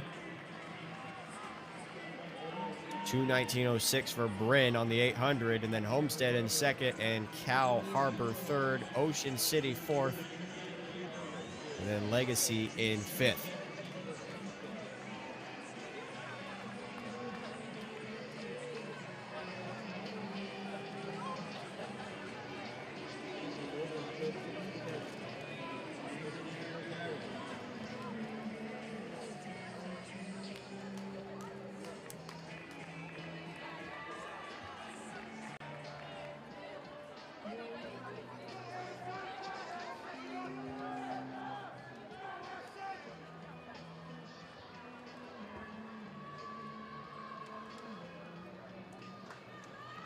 Ridgefield, Homestead. Addison Knobloch's the champion in the 5,000 here on the anchor lane for Homestead. Had herself a busy week.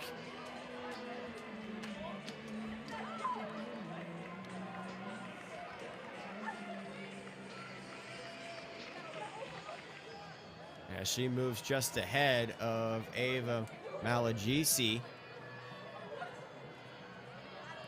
Already ran 16:45 in the 5,000. Then, of course, had that really early morning yesterday when she had to run the 2 mile after it was postponed due to weather delay in the evening on Friday.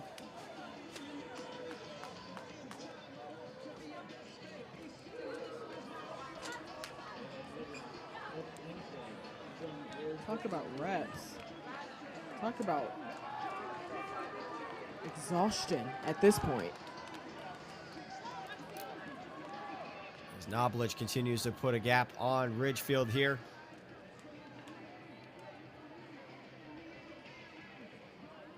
A sub 450 credential already under her belt.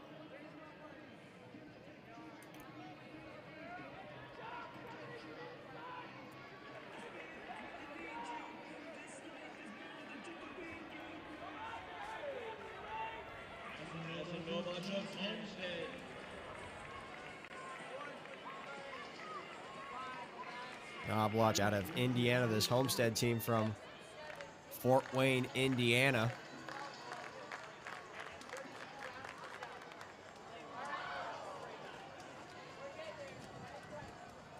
Excuse me, not quite a sub 450 credential. It's actually 451 from her junior season.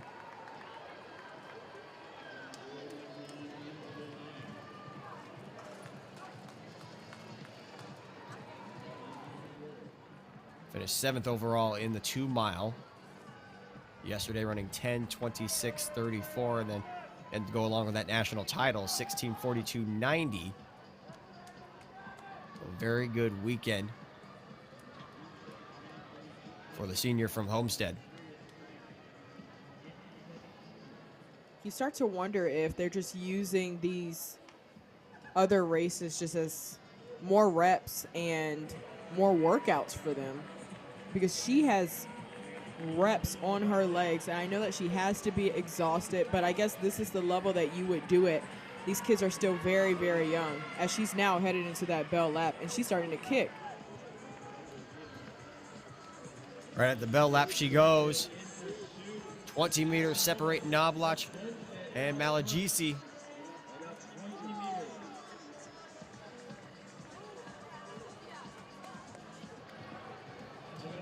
As the senior trying to carry her team to a win here in Section 3 before the final section, the championship section.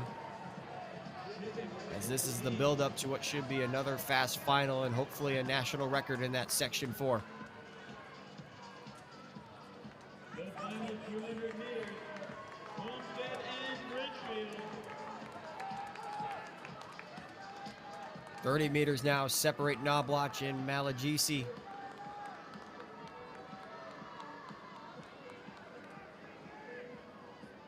As Philadelphia has been good to the girls from Indiana here this week, especially Knobloch, a national champion in the 5,000, 7th in the 2 mile, and then now leading her team to Section 3 win here in the girls' DMR. 4:52.51 for that anchor leg. So just a couple of seconds off her lifetime best in the mile, and did that Serenity pretty much solo right after the first lap. She absolutely did. So it's just her having to just continue to motivate herself. And now she can finally rest up, because I just know she is so tired. But she should be very satisfied with that time with her team. 11:52.96. Going back to Indiana, feeling pretty proud of themselves. 11:52.96 with that 4:52.51 last lap for Homestead. Their splits 2:17.92 on the 800, 60.25 on this 400, and then 3:42.29 on the 1200. As the third section concludes, and the results there on your screen right there. In the overall standings, Homestead just moving just ahead of Ridgefield. It sets us up now for the fourth and final section. Again, Homestead taking Section 3 at 11:52. Well, let's meet the distance medley championship section. You're looking at Clarksville Track Club, Lauren Vermani, Alyssa Mattis, Nikita Mohan, and Morella Vermani. This is Malapin Braves, Olivia Schweiweit-Benson, it's a hard one to pronounce, Lola Yui, Madeline Burchard, and Sadie Honing. Phantoms Track Club, Madeline Jensen, Ainsley Brogan, Ava Brogan, and then Sophia McInnes. And then the national indoor record holders and defending champions in the DMR, the Carolina Cavaliers, Justine Frisano, Tatiana Blake, Stella Kerms, and the very talented Charlotte Bell on the anchor.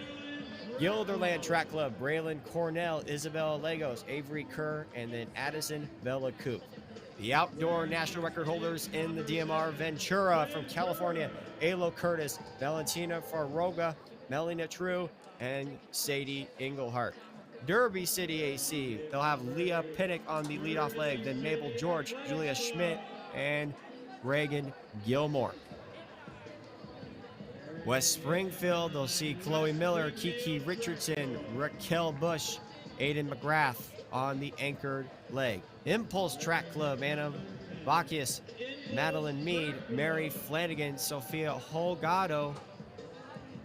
And then Purple Track Club, Sylvia Sinok-Dufalo, Natalie Mello, Lydia Bauman, and the future Michigan State Spartan, Rachel Forsyth. Shore Track Club, Ella Wirtz, Emma Gunnett, Colette Works, and then Hella Sachs. And then rounding out the field, the 13th team, Southeastern Track Club, featuring Elizabeth Butler, Addison Smith, Kiara Kepner, and Maggie Powers. Your field here in this fourth and final section, the championship section of the girls' distance medley relay. This is going to be good. The highly anticipated race. The Carolina Cavaliers have the meet record. They also have the high school and national record in the 4x-mile. They got that one earlier this year. But they're going to be faced up with Ventura. It's going to be a tough one today, Keenan. But, look, I'm strapped in and I'm ready. If it's anything like what we saw in the boys' race, we will see a very good battle between Carolina Cavaliers and Ventura. Carolina Cavaliers, at least in the indoor season, have broken 3 national records in their respective relay races and have been the dominant team throughout the indoor season. There you see Sadie Englehart on your screen, who led the team to a national record at Mount Sac relays. And it looks like she's going to be paired up with Charlotte Bell, who is headed to Georgetown in the fall. She's the third fastest miler in the country this year with 4:35.70. Englehart won the mile yesterday, 4:37. The future North Carolina State Wolfpack athlete, part of the really talented class of 2025 that Coach Lori Hennis will be adding in that fall. Girls Championship race underway here in the girls DMR. Again, Clarksville, Monopolin Braves, Phantoms, Carolina Cavaliers, Guilderland Ventura, Derby City, West Springfield, Impulse Purple, Shore, Southeastern, and Cub Athletics.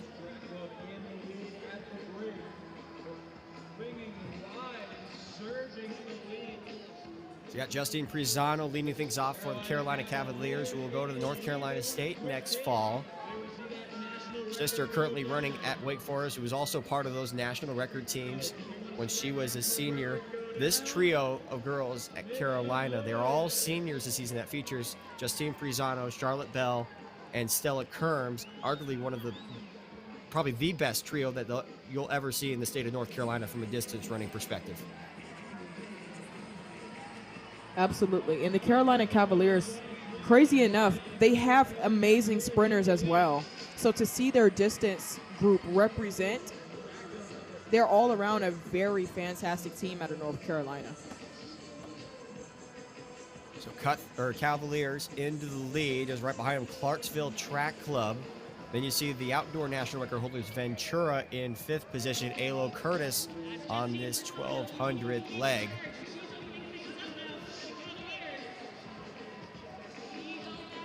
The first time we've seen these two teams race each other this season. And again, Carolina has the overall national record in this event, but it belongs to Ventura for the outdoor season. So you have two separate national records. I know, like I said, Carolina has the overall national record, but they only got the indoor well, but they don't have the outdoor yet. The indoor record that they set is the same four runners. Prisano, she ran 3:29.33 in her split. And then for the 400 leg, Tatiana Blake, she had 58.56. So we're going to keep our eyes on the time there. And then for her was 2:12.09, and then Charlotte Bell was 4:37.49 to set that indoor record. 2:18 with one lap remaining here on the 800, the 1200 leg, as Prisano continues to build the lead on the rest of the field. Keep in mind, though, as this lead does keep growing, you have to remember that Ventura does have Sadie Englehart on that anchor leg and has a 4:28 mile under her belt. And if Ventura can set up Sadie nicely, then they will probably come away with something amazing as well. But it's going to be a pretty tough race because they are, looks like they're back and forth right now, but it's still a pretty good position in striking distance for Sadie, I guess you could say. But we were just going to have to wait and see for that one because right now it's all the Carolina Cavaliers. Prisano in a class of her own right now, trying to close things off and set her teammate up for the 400 leg, which will be Tatiana Blake. You see Tatiana waving her on in. And Tatiana Blake will get things going 3:29.12, so relatively similar to what she ran in the indoor season, and it's a good start for Carolina Cavaliers as we hit the 400 now. Absolutely, and Tiana Blake, she had a split of 58.5 on that indoor one, so let's see if she can dip under that 58 mark.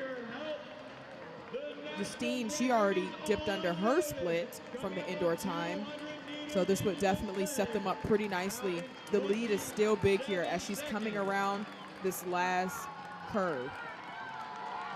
Carolina opened up the lead and has set a statement here early on as Blake looks to finish this off and set up Stella Kerms here on the 800 leg. Kerms will head to the University of Virginia next fall. As you said, 58-second split for Blake on the 400. That looks right around 57. It's around 57.86 for Blake. A very, very good leg. And then you see right there Ventura, which their leg that ran 54 seconds at Mount Sac. And that was Valentina Fagaroga. As we look at the results populating in, West Springfield's 400 leg, Kiki Richardson, 56.99. So Valentina Fagaroga, 56.81 for Ventura. They currently sit in 6th. And Stella Kerms, she was 10th in the mile just last night. You know, I am tempted to say that she has a lot of reps on her legs, so it might be a little bit harder, but these athletes have just continued to prove me wrong. If anything, they've just used all the other events as a warm-up for this race, arguably. Just look at that lead. About 40, maybe 35 meters separating from Cavaliers and West Springfield and the rest of the crew hunting her down. Ventura moves up into about 6th place. You can see them right there with the white top and the brown bottoms. Ventura trailing by 10 seconds. As you just heard, 10 seconds they're trailing from Carolina Cavaliers, which if you look at the 800 leg for Ventura, if Melanie True can close in strong here, maybe be about 3rd or 4th place right at the anchor leg, that sets up Sadie Englehart for a good position to try to hunt down Charlotte Bell and the Carolina Cavaliers.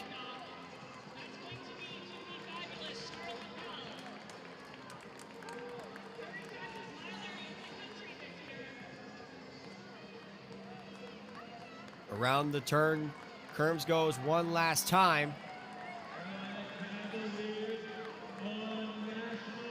Split so far 3:29.12 and 57.86. They are on absolute national record watch. This has been a great race so far from the Cavaliers. And it's 2:11.63 for Stella Kerms. And that's the position that Ventura wants to be in right there, just about maybe 50 meters behind. You'll see Englehart eventually catch up to the rest of the field, but right now it's all Charlotte Bell, the future Georgetown Hoya, by herself.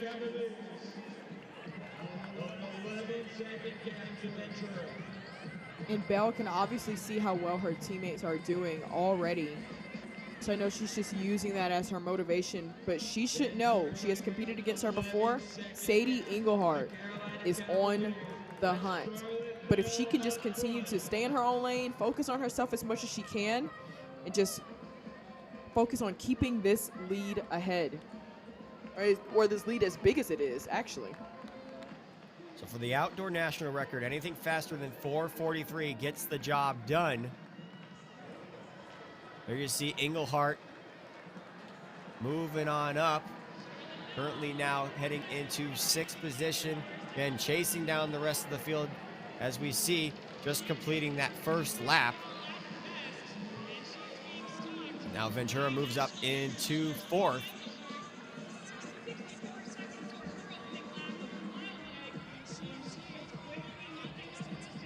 So Carolina Cavaliers in the lead. Impulse Track Club, Shore Track Club, and then West Springfield.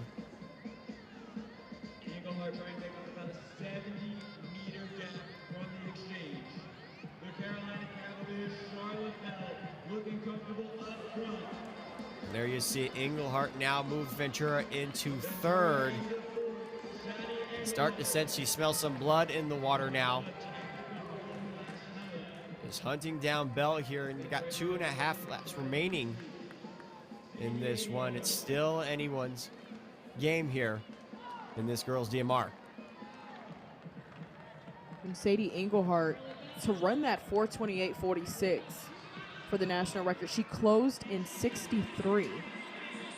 And you can see her now. This is a great angle to see how she is just slowly gaining, eating each runner one by one. She's not taking them all at one time. She's pacing it perfectly.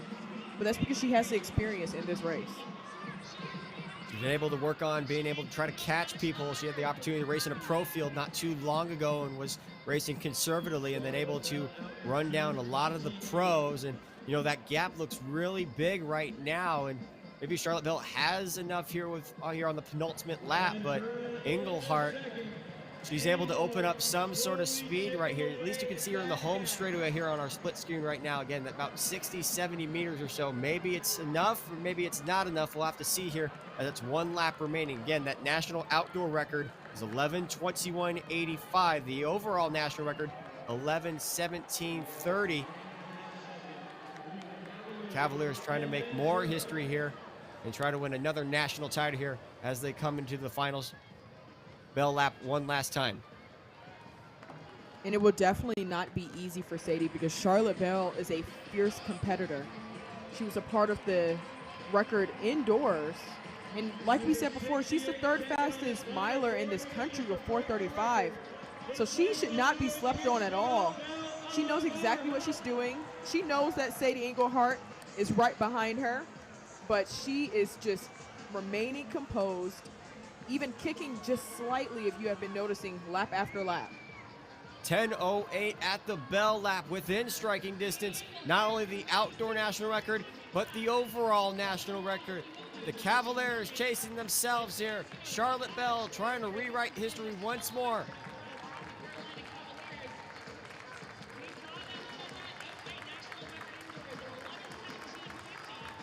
Looking at the clock now, just coming up onto 11 minutes. She takes one look over her right shoulder. She's all by herself. Englehart tried to do her best, but it's all Carolina Cavaliers. Keep an eye on the clock, just coming up onto 11:10 now. 11:21.85 is the outdoor record. The overall record, 11:17.50. They won't get the overall record, but it's a new outdoor record for the Carolina Cavaliers, the queens of the distance medley relay.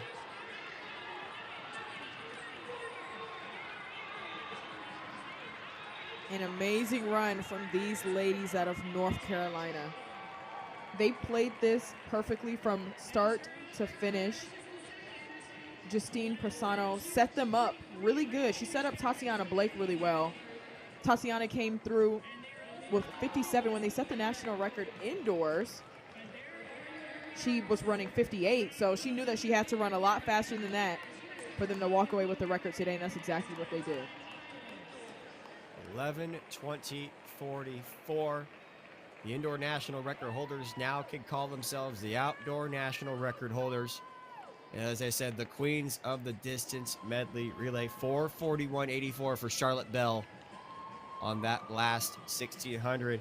And it was actually faster split than what Englehart had, who ran 4:42.36 on her 1600 leg. A 12-second win for the Carolina Cavaliers, a monumental win, and one they'll remember for a lifetime.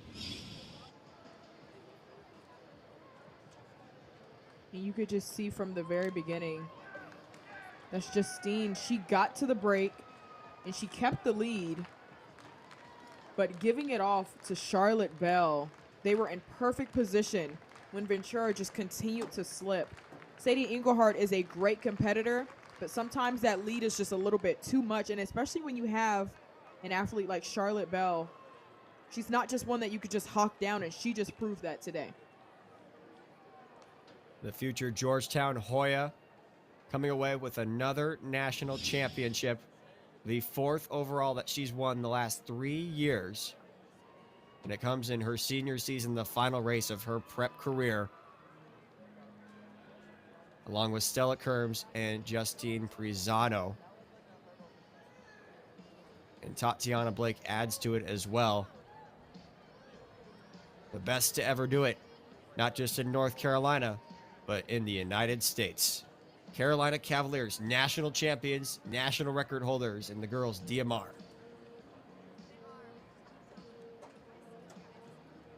Sadie Englehart, such a good sport there. I mean, these distance high schoolers, they compete against each other week after week, and they see each other at huge meets such as this. So it was great to see them just put their best foot forward. We saw it with the boys and now with the girls as well. This is a great start to day 4 for sure. 11:20.44 for Carolina Cavaliers to beat Ventura 11:32.43. Derby City 11:34.34 for third. Southeastern 11:35.61. Shore Track Club 11:37.19, and then Impulse Track Club in 11:39.17. See two seniors interacting with each other again, accomplishing what was probably one of the greatest trios we've seen in high school distance running history, especially on the relay side. Getting to watch them one last time has certainly been a treat, and now they're off to their respective colleges to continue their collegiate running. And what a great way to go to the next level. You got to feel so proud of yourself. I mean, you know, you have the stressors of having to go to college and moving in your mind as well, but when you come out to meets like this and you run just like these ladies just did, they should be very proud of themselves after helping their teammate up. Give her a couple more minutes. She deserves it. Brisano, Kerms, Bell, they've been through it all these last 4 years. And even with Justine's older sister, who graduated last year now at Wake Forest, that's a group that they'll remember for a long time in North Carolina. They all attend Cuthbertson High School, which is a program that has done a phenomenal job with their distance development and has set the new standard for the years to come. So once again, Carolina Cavaliers national champs once again, and national record holders once more. Just right around the corner, the first individual championship race of the day will be the hurdles, the 100 hurdles on the girls' side here from New Balance Nationals Outdoors at Franklin Field in Philadelphia, Pennsylvania. We'll take a quick break. We'll come back for more, wrap up the early afternoon session here on runnerspace.com. You've been watching the 2024 New Balance Nationals Outdoor right here.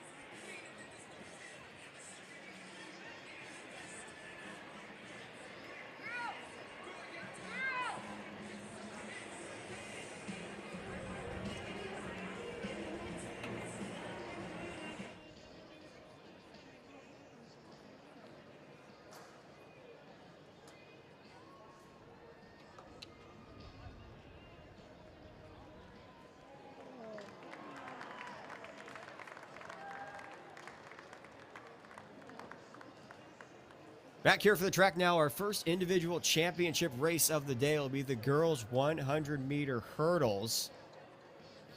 Meet record in this event, 13:41 by Camden Bentley of Ohio Speed in 2023. Current U.S. #1 in this event is 13:12. Let's meet some of the athletes now as we get the introductions going here in this girls' championship race.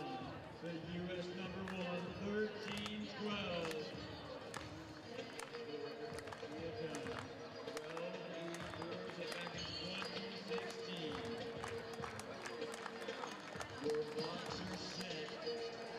We're looking at Sydney Harris here representing IMG Academy, was second in the Rising Stars 100 hurdles last year and then fourth in the 60s at New Balance Nationals Indoor.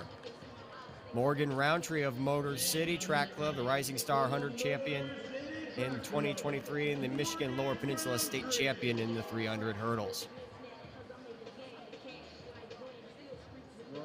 Madeline Cooper from Drew Carter High School in Georgia, the 2023 USATF National Youth Outdoor Champion and also a 6-time Georgia State Champion. Gabriella Cunningham of Angel Flat, Colorado was 6th last year in this event, 6th in the 60 hurdles at New Balance National Indoor and the Colorado State Champion 5 times. Taylor Cox out of Union Catholic just right up the road in New Jersey, 4th last year in this event, the 60-meter hurdle champion in indoors and was 5th at the USATF U20 Championships. Kennedy Flynn out of the Bulls, 7th last year in this event, coming off a national title in the shuttle hurdles.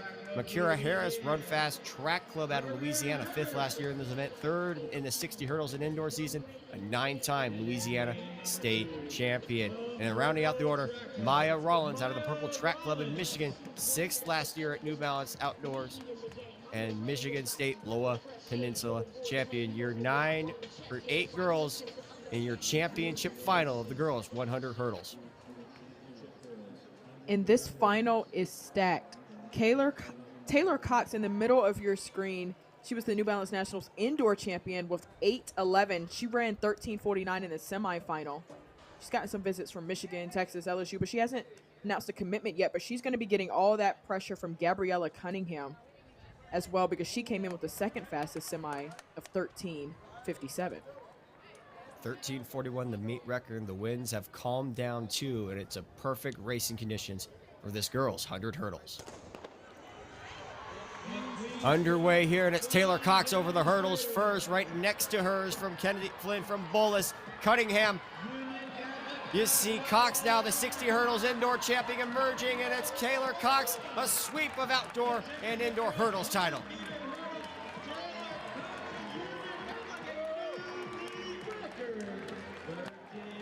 Taylor Cox from Union Catholic, straight out of Jersey. We saw her get the win indoors. She's known for her extremely expressive celebrations.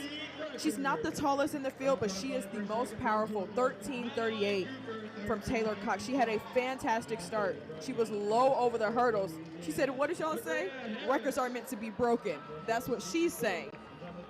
An amazing athlete. I'm interested to see where she's going to commit, hopefully later on this year. But she got the win indoors, and now she got the win outdoors, adding on to a meet record. Congratulations to Taylor Cox out of New Jersey. And Madeline Cooper out of Georgia with 13:50 seconds, right in second. But look at Taylor Cox in the middle of your screen. Like I said, she's not the tallest athlete, but she is so smooth over those hurdles. She did not stutter at all, and she kept it strong. She started to feel that pressure from Madeline Cooper to her inside. Nice little celebration at the end there, but it was all Taylor Cox. That was a nice little headwind too, 1.5 meters per second. And it's still a meet record as shrugs her shoulders across the line, a little Michael Jordan-esque. Cross the line, 13:38, a new meet record for the Union Catholic standout.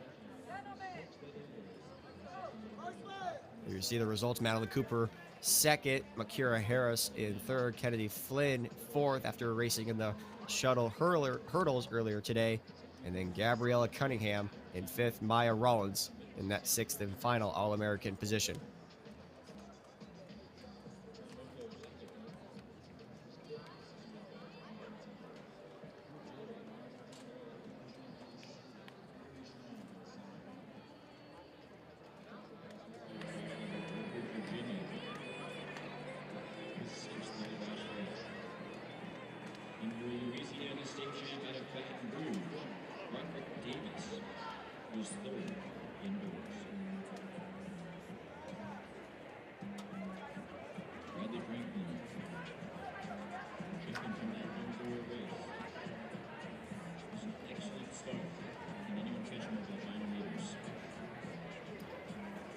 So a couple things that have already happened today so far. The Oregon Distance Project, 9:44:30. The national record set in that boys race, defeating Ridgefield right at the line. A classic race towards the end. Josiah Tostenson able to hold off Stephen Hergenrother for a national title. The results, Westfield finishing third, Harriman in fourth, and Westford in fifth, and then Ridgewood in sixth, Calvert Hall in 17s under 10 minutes. And we were just talking off air a little bit, Keenan. I said that that was my favorite event out of these 4 days, and I've been here since day one. But the push from those athletes was absolutely amazing to watch. And I can't wait to see it on social media later on over and over and over again. But those athletes should be extremely proud of themselves. 4:02 for that 1600 by both Hergenrother and Tostenson. Both under the national record by 5 seconds. It's the team from Central Point, Oregon. It's the win over the team from Connecticut, just right up the road here in Philadelphia.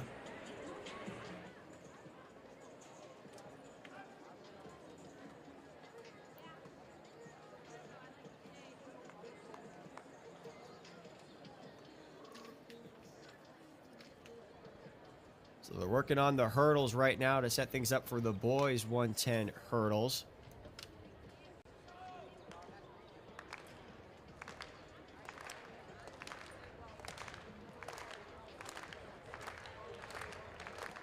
Just adjusting the hurdles right now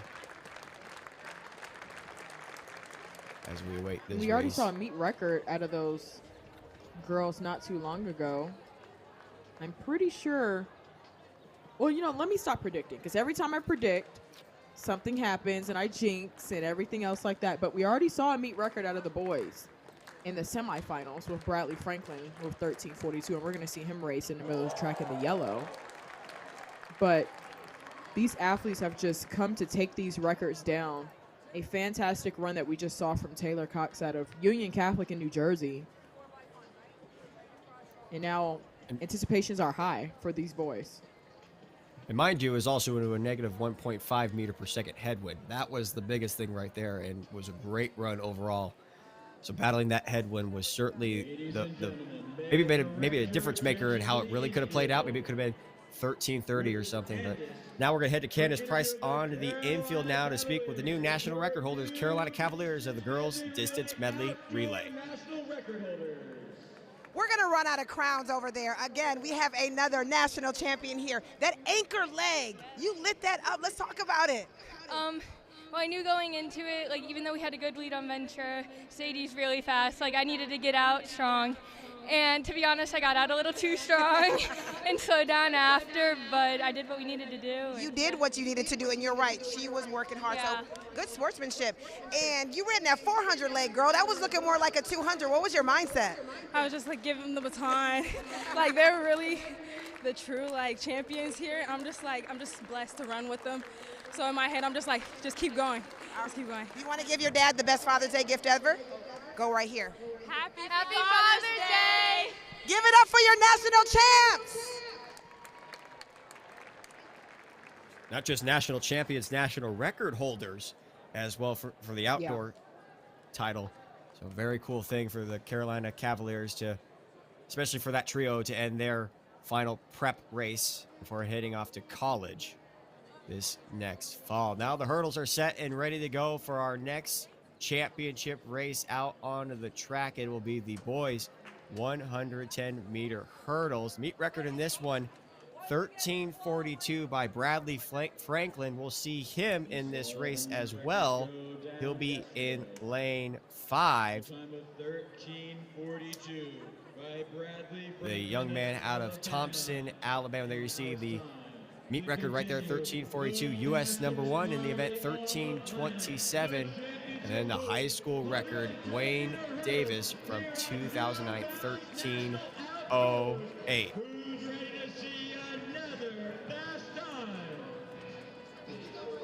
Introductions here now. Broderick Davis of the Run Fast Track Club out of Louisiana is third in the 60 hurdles at New Balance Nationals Indoors. The Louisiana state champion will be out in 9. Right next to him, Joshua Kai Smith out of Garfield in Virginia is the Virginia state champion in the 110 hurdles. Drew Dillard of Archbishop Carroll, a national champion in the indoor shuttle hurdles from 2022. He'll be right there in 7. Haramak of Saco Angel Flight out of Colorado. Again, has ran 14:26 last year, has ran 13:31 this year. The Colorado state champion was 5th in the 60 hurdles at New Balance Nationals Indoor. And the defending champion in this and meet record holder Bradley Franklin from Thompson, Alabama. Is also the 2024 New Balance Indoor champion in the 60 hurdles and Alabama state champ 6 times overall. Anthony Waterman from Matha Catholic out of Maryland was 7th last year in this event, 6th in the 60 hurdles in the indoor season. Yashaya Brown of Washington Township Elite was 5th last year in this event and the runner-up in the 60 hurdles at New Balance Indoor Nationals Indoor. Ty Jackson out of Mayfield, Ohio, the Ohio Division I state champion ×2, was 11th in the 400 hurdle final earlier this week. He'll be in lane 2 as that rounds out the order of athletes. 8 athletes, again, meet record held by the young man in lane 5, Bradley Franklin, in 13:42. This is going to be a stiff race similar to the girls. Obviously, well, duh, I mean, it's the final, but these guys have not let their foot off of the gas. I mean, Bradley Franklin setting the meet record in the semifinal says it all. Anthony Waterman to his inside. And check out Bradley Franklin's intro to his blocks. He always does the Muhammad Ali. I kind of forgot about that one. He did that New Balance Nationals indoors before he got the win as well. But Anthony Waterman to his inside, University of Kentucky commit. Saco actually has the fastest personal best in this race with 13:31 as of a couple of days ago. But these guys are getting set. I say keep your eye on the middle of the track, but at this point, don't let your eyes leave any of these lanes. Setting the blocks and ready to go. 110 hurdle final. And a bit of a jump from Saco, the Colorado state champion, and perhaps maybe the favorite. We'll see what the officials have to say. It's not a good one. And it will be a red card for the Colorado state champion, and he knows it too.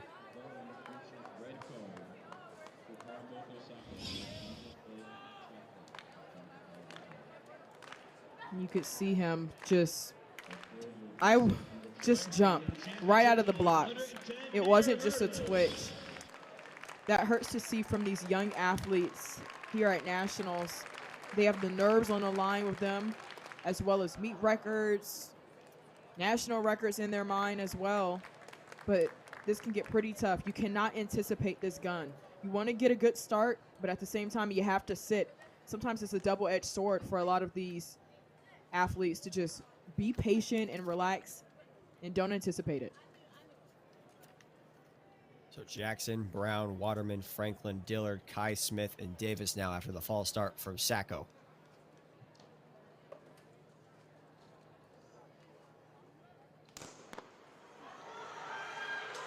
Clean start here on the inside. Franklin battling out with Waterman here.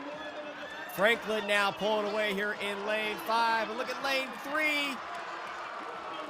Yashala Brown, Washington Township Elite, 13:52. A national champion is crowned.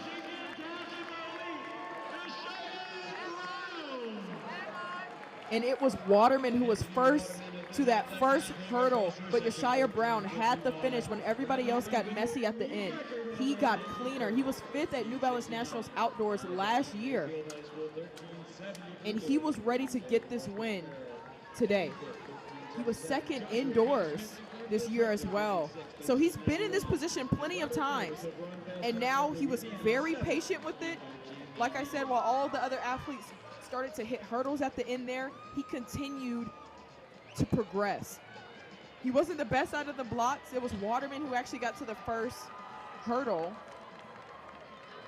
but it was all Yeshaya Brown out of New Jersey. You see him all the way in lane 3. He hit the first hurdle, but he remained consistent with the rest.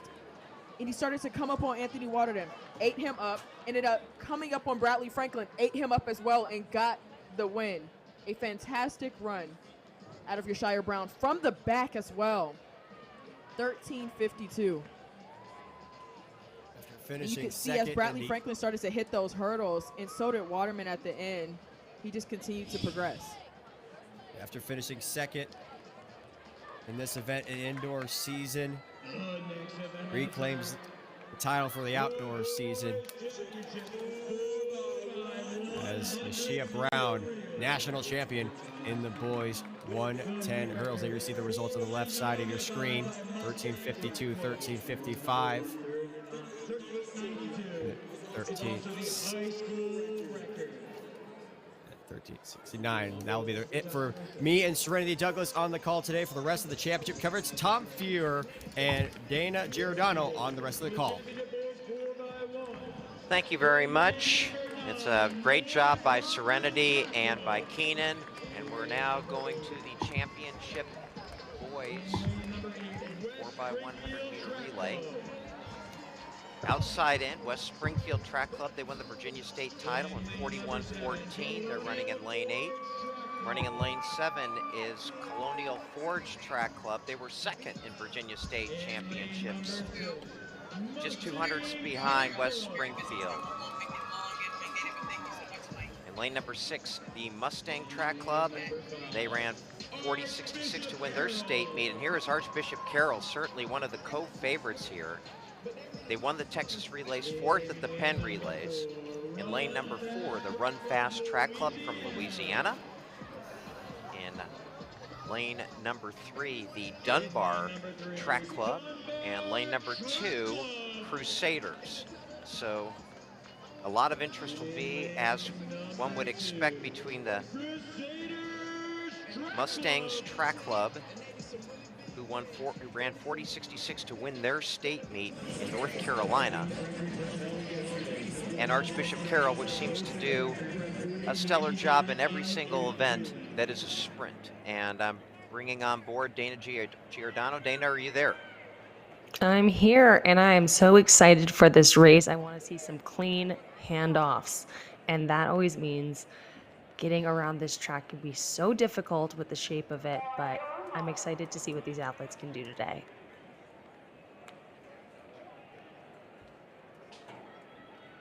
Certainly one of the most anticipated events in any track meet, the 4x1 and the 4x4 relays. Archbishop Carroll in 5, Mustang Track Club in 6, Colonial Forge in the Dayglow in lane number 7.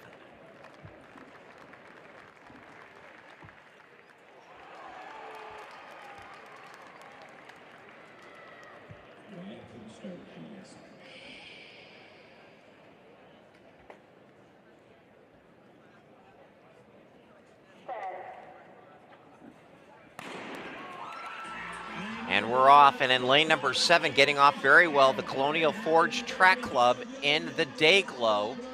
Coming up to the first exchange, and it may be, it's tight. It's those 3 teams, lanes 5, 6, and 7, all bunched together. Archbishop Carroll, Mustang, and Colonial Forge, they're all together, and also now moving well in lane number 4, that's Run Fast from Louisiana. And handing off first in the Dayglow in lane number 7, that's Colonial Forge.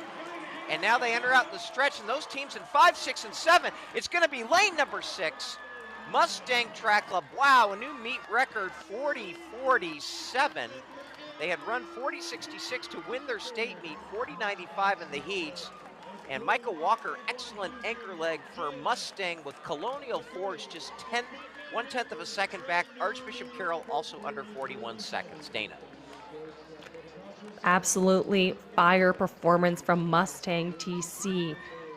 Hopefully we'll be able to see a replay here, and Micah Walker is just ecstatic, taking the win for his team, put things away on the anchor, eking out that 1/10 of a second over Colonial Forge TC.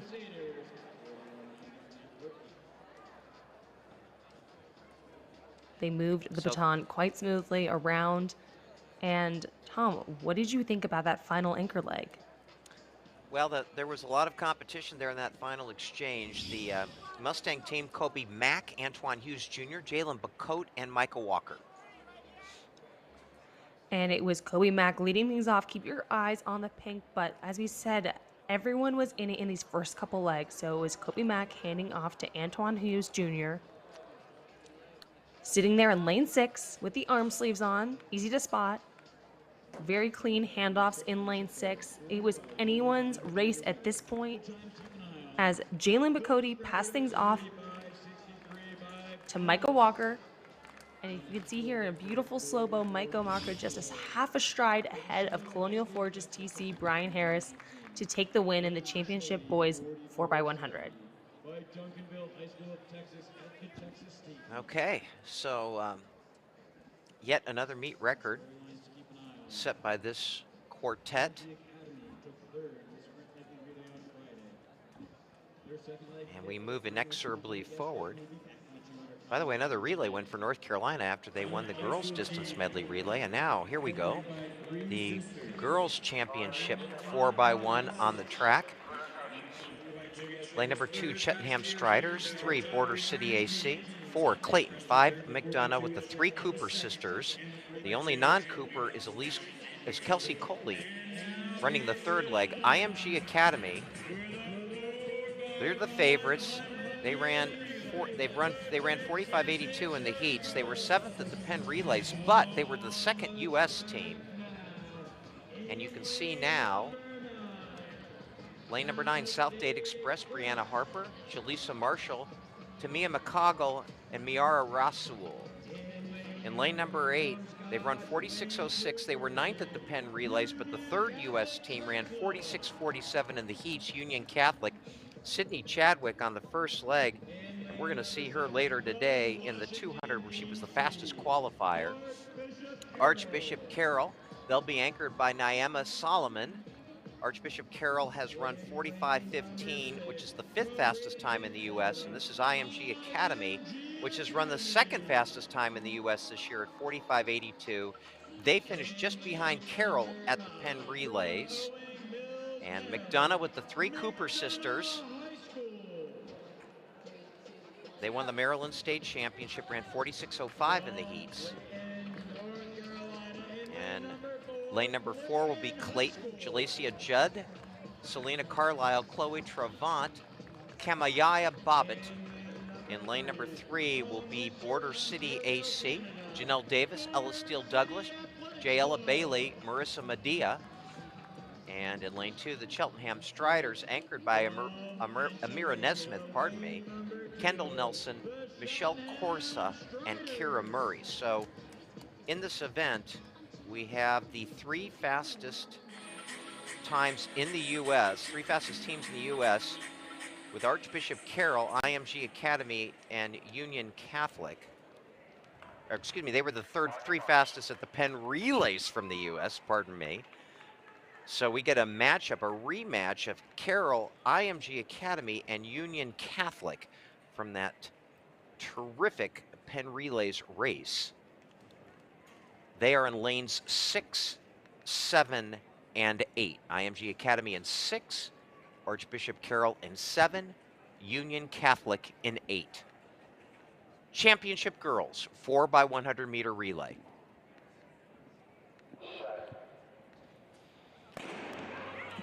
And IMG Academy out pretty well in lane number 6. Archbishop Carroll with the Dayglow sleeves in 7 also moving well. And they're going to hand off first. Archbishop Carroll will hand off first, and making up the stagger on Union Catholic to their outside. And IMG, an excellent second leg to get them back in the game. And it's those 3 teams, lanes 6, 7, and 8, a replication of the boys' race in terms of we're going to have a Donnybrook here down for the final 100 meters. And in the middle there, that's Archbishop Carroll, but a lot of pressure coming from IMG Academy in 6. It's Archbishop Carroll in 7. Archbishop Carroll pulling away to win in 45:36. Another meet record. Union Catholic in second at 45:48, and IMG Academy third in 45:70. Wow, that was just a mano in those 3 lanes, 6, 7, and 8, amongst a couple of teams that know each other pretty well. Absolutely. And Archbishop Carroll's Naima Solomon, right there with the long blonde hair, celebrating with her team. This is such a happy moment for these athletes. It's been such a long weekend. Most of them have competed in multiple events. So to take the team title in a meet record just means so much as they wait for their 4th and final runner to come over and celebrate. I think that's one of the most fun part about the relays is you have to get from all different places to the track to come celebrate.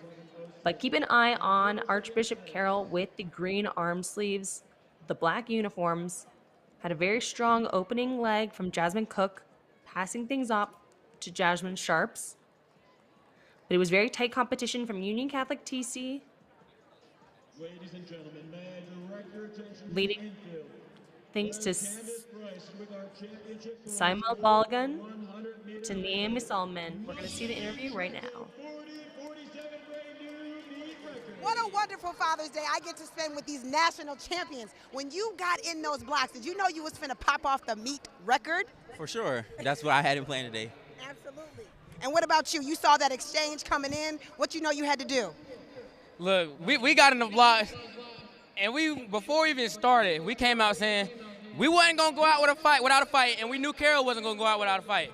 So we love them boys, and they work just like we work. And I'm just thankful to be here, honestly. And I heard you say that y'all came from nothing. Y'all built this from the top. So just give me a brief talk about. I mean, all of us coming together for our first ever 4x1 ever. We went from a 41 to set a new meet record, new state record, there you go. This record, that record, everything. And we standing on biz. And lastly, you said that your race as well as other races have inspired you to come out here and put it down. Honestly, because last night in that 4x2, we didn't go how we wanted to do. The race didn't go as expected, so we knew we had to come out here with a chip on our shoulder, and we knew how we had to get it done. And you got it done. Congratulations. You're new meet record holders in the championship 4x1. Go ahead and tell your coach something special. Happy Father's Day, Dad. We love you, man. Stay you. All right, back up to you guys. Good work. Okay, well, the Mustang Track Club, an exuberant quartet of fine young athletes getting the job done. The fact that they were thrown together and able to really gel like that, very, very impressive. Now you see on the scoreboard here the official results for the girls 4x1 with Archbishop Carroll winning in 45:36. And we're going to turn our attention now to the little bit longer distance here, the 800 meters, freshman boys. That's the next event on the track. We will have 6 seats, and they are scheduled to go progressively faster. And in this first heat, a large field of 14, Lucas Stone, William Basha, Steve Belched, Levi Turner, Cole Kober, Nicholas Ketsoulis, Zachary Paredes, Malcolm Spence, Felipe Beltran, J.Z. Brefchinsky, Cameron Meyer, Todd Smith II, Wyatt Kaufman, and Josh Shue. Dana, what's going through the minds of these young studs here, these 9th graders? Yeah, freshman boys 800. This is definitely an event where you can size yourself up against the athletes you will be competing against for the next 3 years of your career. This is probably the last race that these boys will consider themselves a freshman here at the New Balance Nationals. Most of them probably are even done with school for the year. The meet record, which may come under threat in the last heat, 155.08, set by Henry Burge here in 2023. A very happy Father's Day, as Candace Price has pointed out in some of these interviews. To all of you out there who are fathers, and we're getting started, ready to start the race. A little anxiousness at the start line, not surprising.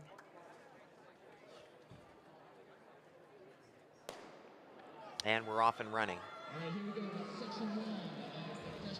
Little jostling, not to be surprised with a large field such as this one. 14 athletes.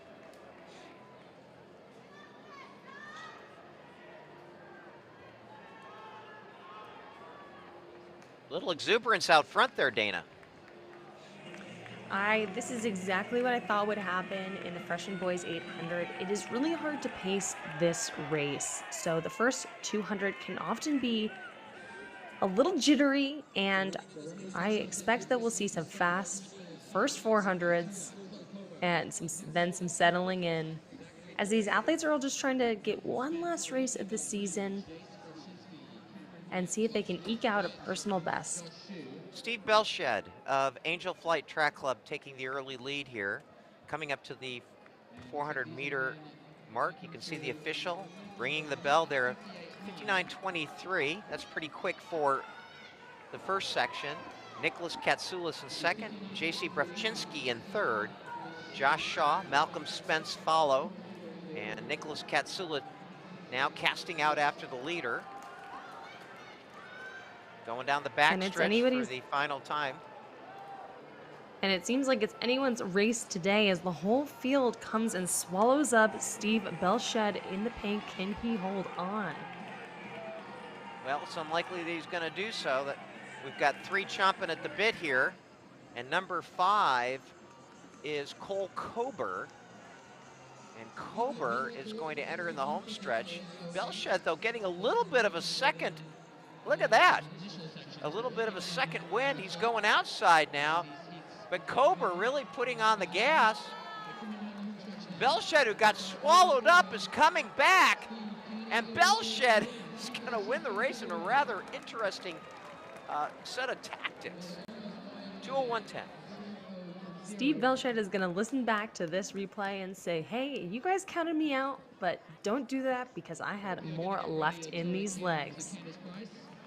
Dana, the only person who counted him out was me, not you. You don't need to be responsible for that. All right, we're going to go back down to the field.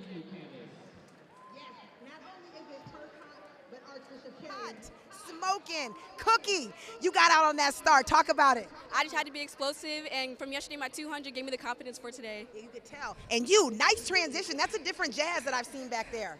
I just wanted to get to Simi as fast as I could. I know my turnover was quick enough, and I knew I could get to her. Love the confidence. And you talked about that loss in that 4x2. Oh, that one hurt us bad. So coming into the race today, we just trusted each other. We knew that the loss was for a reason and that God was on our side, and we just had to deliver it.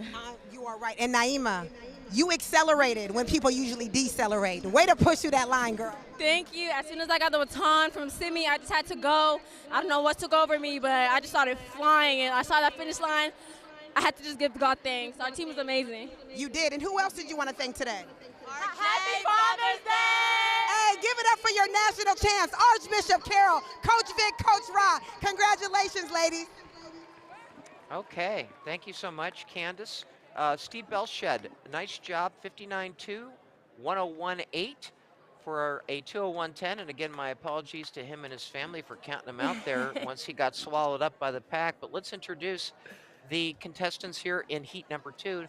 Nathaniel Demos, Joshua Blanton, Graham Pearl, Casey Sangley, J-Rick Cruz Aquino, Owen Futrell, Cohen Brunson, Seamus O'Connell, Kai Watkins, Sebastian Gonzalez, Aaron Joshi, and Rashawn Gord. So the time to beat 2:01.10.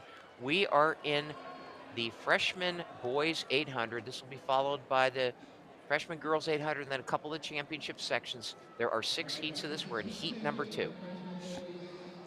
And it looks like it's a perfect, bright and sunny day for these athletes. You know, it's about 1 p.m. on the East Coast. It's nice. It can get really hot out there on the track. I see a lot of sunglasses, which you used to never see at the high school level. And Owen Fertel leading things out with a huge pack right behind him.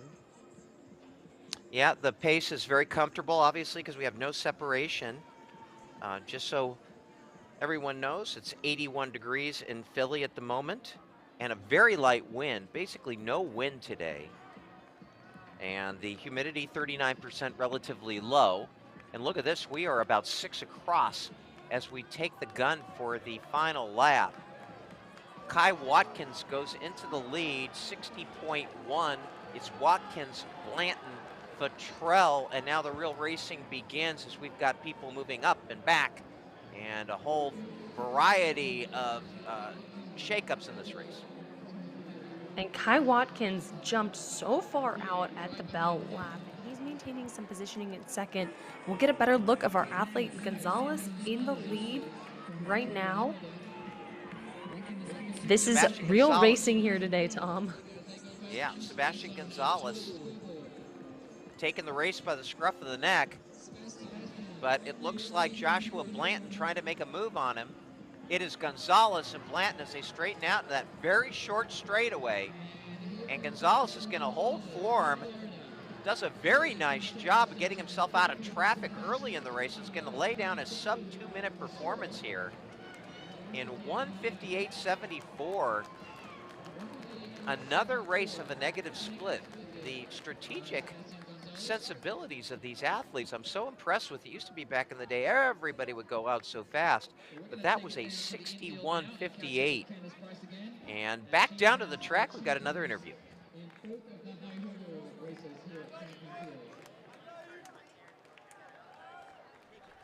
Let's talk about this. You won the hurdles. You raced off to the 4x1, but you mentioned that you didn't think you could run that fast today.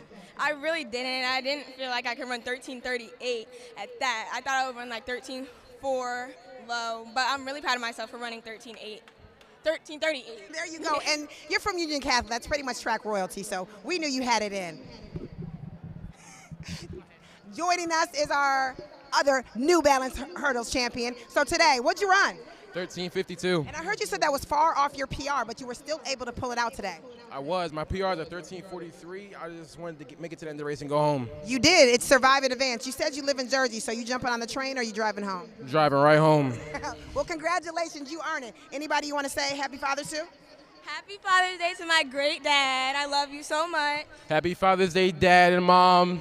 It's the best gift you can get. All right, we going for the photo. Ready? Wait, I think we got a photo to take. Okay, Taylor Cox and Yeshaya Brown, the short hurdles champions. And we now move to heat number 3, the time to beat, 1:58.74. Isaac Miller, Matthew Morosky, Preston Neal, Crosby Capeller, Triton Boucher, Taj Wilson, Joshua Goldenberg, Aranav Sarkar, Olivia Boileau from Canada, Jaden Salo, Andrew White, Ryan Sturm, and Henry Frasca. We're going to see a couple Canadians later on, including Robin Lefevre, a 1:48.61 man in heat number 9 of the boys 800. He's a 2-time NACAC under 18 champion. He's just 17 years old.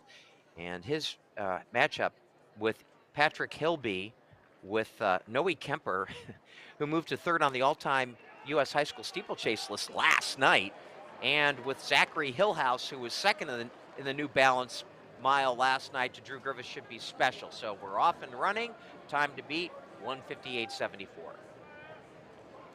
And I think there's something fun about the freshman boys 800 is that the tactics are still getting figured out. These athletes have been running, likely indoor and outdoor, but being in this field at the New Balance Nationals, you can see an athlete like Frasca doesn't want to get messed up in the mix of the chaos that is all these athletes who are at such a similar caliber. So Henry Frasca takes the bull by the horns here in this opening 400, leaving nothing to chance. And he's going to have an enormous lead. Be interesting to see what his split is. It's going to be quite fast. So Frasca hits the bell at 55-51. Goodness gracious. Almost a 2-second lead over Taj Wilson, Ryan Sturm, Preston Neal, and Arunav Sarkar, who are the chase pack.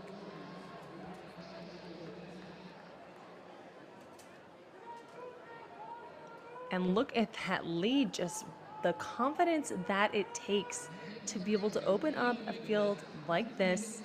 I'm very impressed by these athletes. They don't look like freshmen, they look very experienced. And Frasca's either running the race of his life or was misseeded into this section because he shows very little signs of letting up. He's tying up just a little bit, but I would expect that after a 55.5 opening 400. And into the stretch he comes. Henry Frasca looks like he's going to hang on. What a race for second. We got four that are going to go mano a mano for second. But Henry Frasca, wire to wire win, and he's going to put down an absolutely monster time for the third section, 157.07. Slowed down on that second lap, but guess what? His second lap was still faster than anybody else's, despite the fact that he went up anybody but two, I should say. Down there at the bottom, Isaac Miller and Joshua Goldenberg. But that 55.5, 1:01.5, that's the hard way of doing an 800. And Henry Frasca looks so excited with that performance. He's cheesing, giving the peace sign. He should be very proud of holding on. Oh man, he is living in this at the New Balance Nationals. This is what I am ecstatic to see. The athletes making friendships, making memories, and throwing down fast times. Okay, on the track. Heat number 4. Braden Pfeiffer from Ohio, Jesus Perez, Danny Garrison, Samuel Baker, Gianluca Chaidez, Quinn Robinson, Maddie Duke, Joseph Calabrese, Bo Breed, Andrew Martinovsky, Musa Herzi, Jake Judge, Jackson Hart. 12 all together starting this race. Time to beat now. Pretty swift, 157.07. Remember the meet record, 155.08. And we are only in heat 4 of 6. And that first lap in that last race, that really took the stuffing out of everybody else. Wonder if we'll see what kind of tactics we'll see in this one. Some anxious runners there at the start. The officials keeping the peace. And, of course, many thanks to the officials that volunteer their time on these very, very long, hot, late spring, almost summer days to officiate these events. Hats off to them. So we are off and running. Tom, I was going to say, we can't do it without the officials, and there's so many of them that really have to make this happen, and they have to understand every single event, where the hurdles go, where to put the cones for the break-in. It's much more complicated than I think the average person expects. So that's Samuel Baker with the early lead, drawing first blood here. I think this pace is a little bit more moderate compared to that 55-second opening lap that we saw in the prior race. Baker, long, loping strides. And he'll come out into the stretch with a modest lead. Some activity behind them as well. First 400 meters, yeah, 58.2. He's being trailed by Jake Judge from Georgia. And then Maddie Duke and Joseph Calabrese and Bo Breed. And now Maddie Duke moves into second. Looks like Bo Breed into third. I was about to catch myself saying Samuel Baker looking very experienced for just a freshman, but this is the freshman boys 800. They're all freshmen out here. And he was holding on such a consistent pace before just becoming overtaken in this final 200 meters.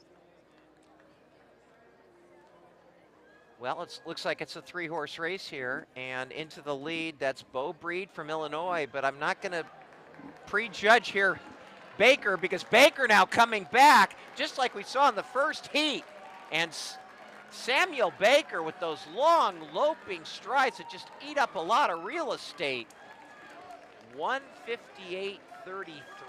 Bo Breed, 159.03, 159.27 for Musa Herzi in third, but the fastest time will still belong to Henry Frasca from the third heat. But a good run by Samuel Baker, who came back, led early, and then came back on the field. Samuel Baker looking like that hurt a little bit, probably ready for a break. It's been a long season. The 800 is a painful event. There's a debate in the track and field world, which event is the most painful. I often vote for the 800, Tom. What do you think? 400 hurdles. I would say the 400 hurdles, and then maybe the 3K steeplechase. I ran the 800, and yes, it is painful, but I wouldn't want to have to do a race where I have to do that much hurdling. That's fair. Okay, ready for heat number 5.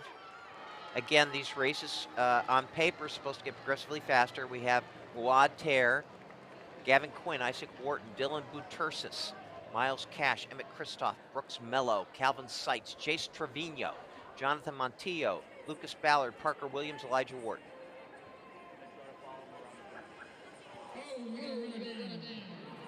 And we have a little scrum there in the back.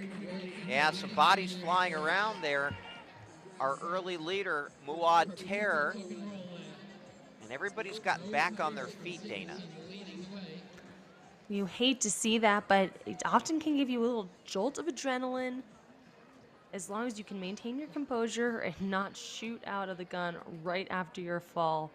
But these heats are getting more and more competitive, and everyone is in it.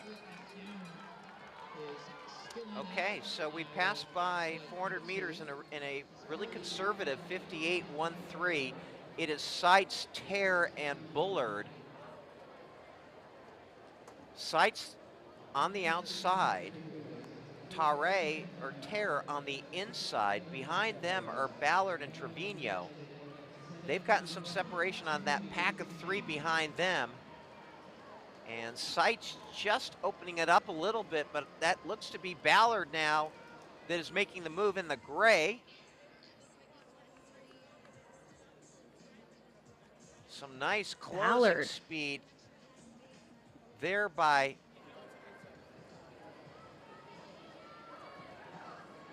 looks like Trevino, Jace Trevino from Indiana.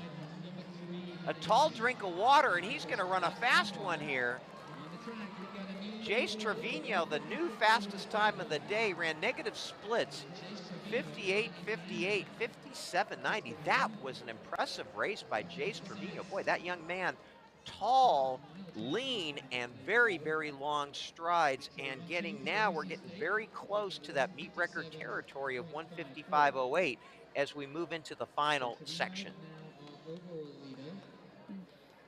Jace Trevino looking like a vet out there. Had something extra on the field in that last 150, gritted it out. Excited to see what he can do in the rest of his high school career.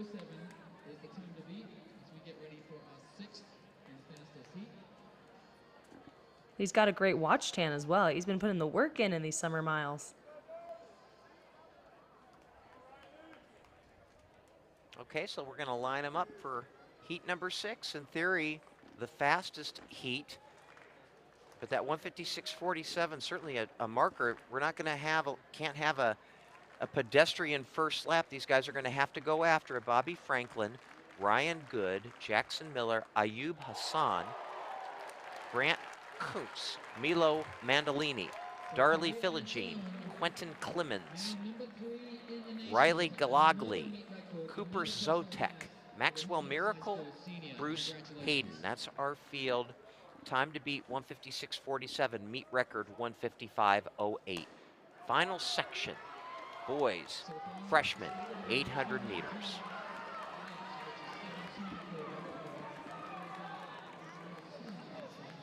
And hopefully we can have a clean break here. We don't want to see any falls in this fast section. Looks to be a faster pace. It's We have an athlete who's opening things up substantially out the front. Will this record go down of 155.08 set just last year? That's Darley Philogene from the Blue Devils Track Club that has made this an honest race, to be sure, and you can tell because they're already running single file. Philogene really pushing hard through the first 400 meters. The trail pack about 10 meters behind. Let's see what this first 400 ends up being. 55.12, so he's really hoofing it. Quentin Clemens about a second behind. Grant Kuntz in third. Philogene is going to really start to feel this. Kuntz from Colorado with that altitude training may be able to withstand this the best. Darley Philogene has a target on his back as the rest of the field is closing his early lead.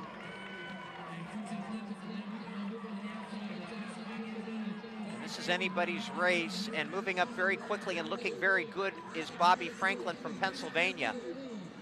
Franklin now takes the lead, but boy, oh boy, anybody's race here. Also moving up well is Ryan Good. It is Franklin and Good, and here we go into the stretch, and a cast of thousands pursuing. Franklin and Good, meet record 155.08. Can he do it? And he does. Bobby Franklin by 0.03 of a second, even splits. 57.46, 57.59. What a great strategic race by this young man from Pennsylvania, Bobby Franklin. Ryan Good gets second, Darley Philogene in third.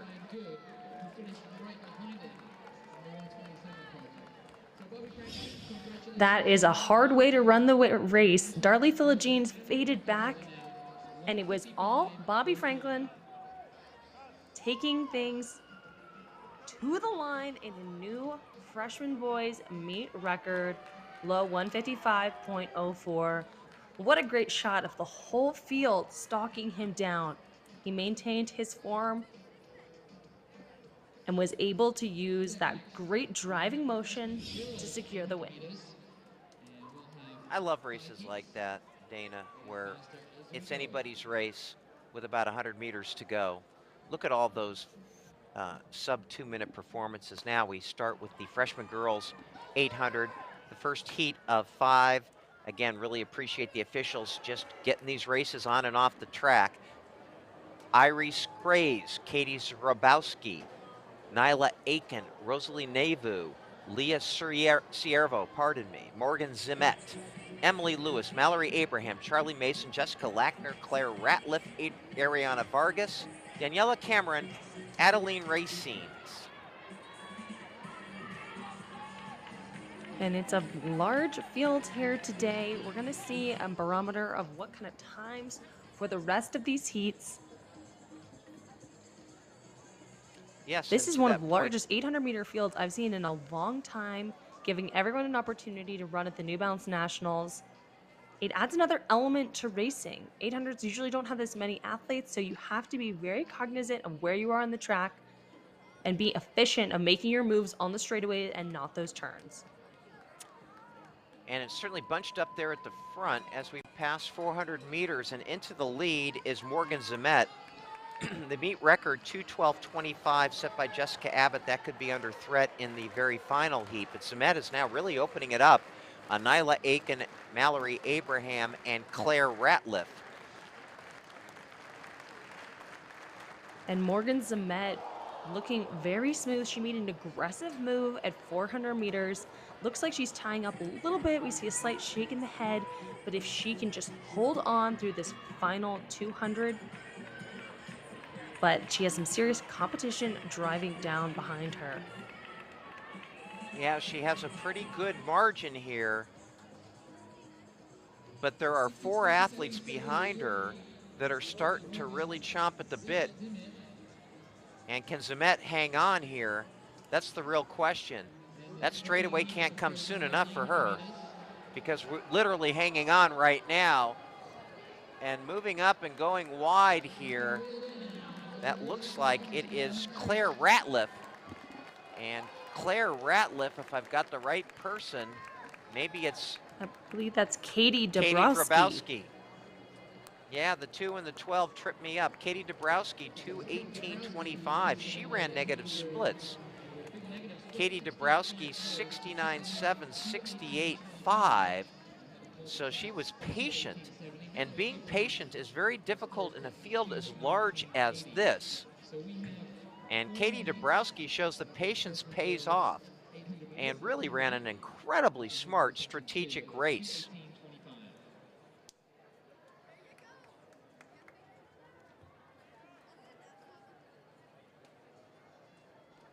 Katie Dabrowski, small but mighty in this freshman girls 800 meters. She left it all to the final 100. I would have loved to see her move up a little bit sooner. Seemed like she had a lot left in the tank, Tom. She was 11th at 400 meters and ended up navigating all of that traffic to win the race. That was impressive as heck. Good strategic work there by Katie Dabrowski. 11th at 400, maneuvers around the track in impressive fashion. Okay, so we will introduce to you the athletes in heat number 2 of 5. Georgia Geisinger, Hazel Lewis, Laura Melenciak, Janiyah Marshall, Emily Alt, Nikita Mohan, Allison Chevalier, Claire Perinsky, Ava Parada, Abby Toole, Elaine Thomas, Reagan Leone, Emma Singh. 15 total athletes. A lot of these athletes, of course, we saw in the freshman mile as well. Definitely proving their middle distance prowess by competing in multiple events at the New Balance Nationals. And we have a clean break, and it looks like the field is trying to figure out if someone is going to take this out. And it is Allison Chevalier who takes it out from Tri-Valley. We've got a little bit of separation with the first 4 there. And always near the front, stalking near the front, has been Janiyah Marshall. She's in the all black. And now going wide, that's Laura Melenciak. So we've got 4 right there with 400 meters to go. And they pass through 400 meters in, well, we're waiting on that split. 66.1. Hazel Lewis, Chevalier, Melenciak, Marshall, 2L. And a 66.1, if they maintain that same pace, gets us close to our freshman girls meet record of 2:12.25. And looks like there's still some strong running going ahead. Hopefully the pace is being maintained as well. Hazel Lewis trying to hold off Laura Melenciak. Melenciak looks pretty good there in second, like she's about ready to pounce. Can Lewis hold her off as we head into the straight on this iconic Franklin Field track? It is still Lewis who made a very assertive move just as we passed 400 meters, and Hazel Lewis looks like she's going to hang on here and hold off Melenciak. And Hazel Lewis, an impressive close here for this young 9th grader. 2:16.25, that 2:16.28 official. That will be the fastest time of the day, as we expect in these progressively faster heats. Melenciak 2nd, Leone 3rd. And these athletes are running it the hard way, going out.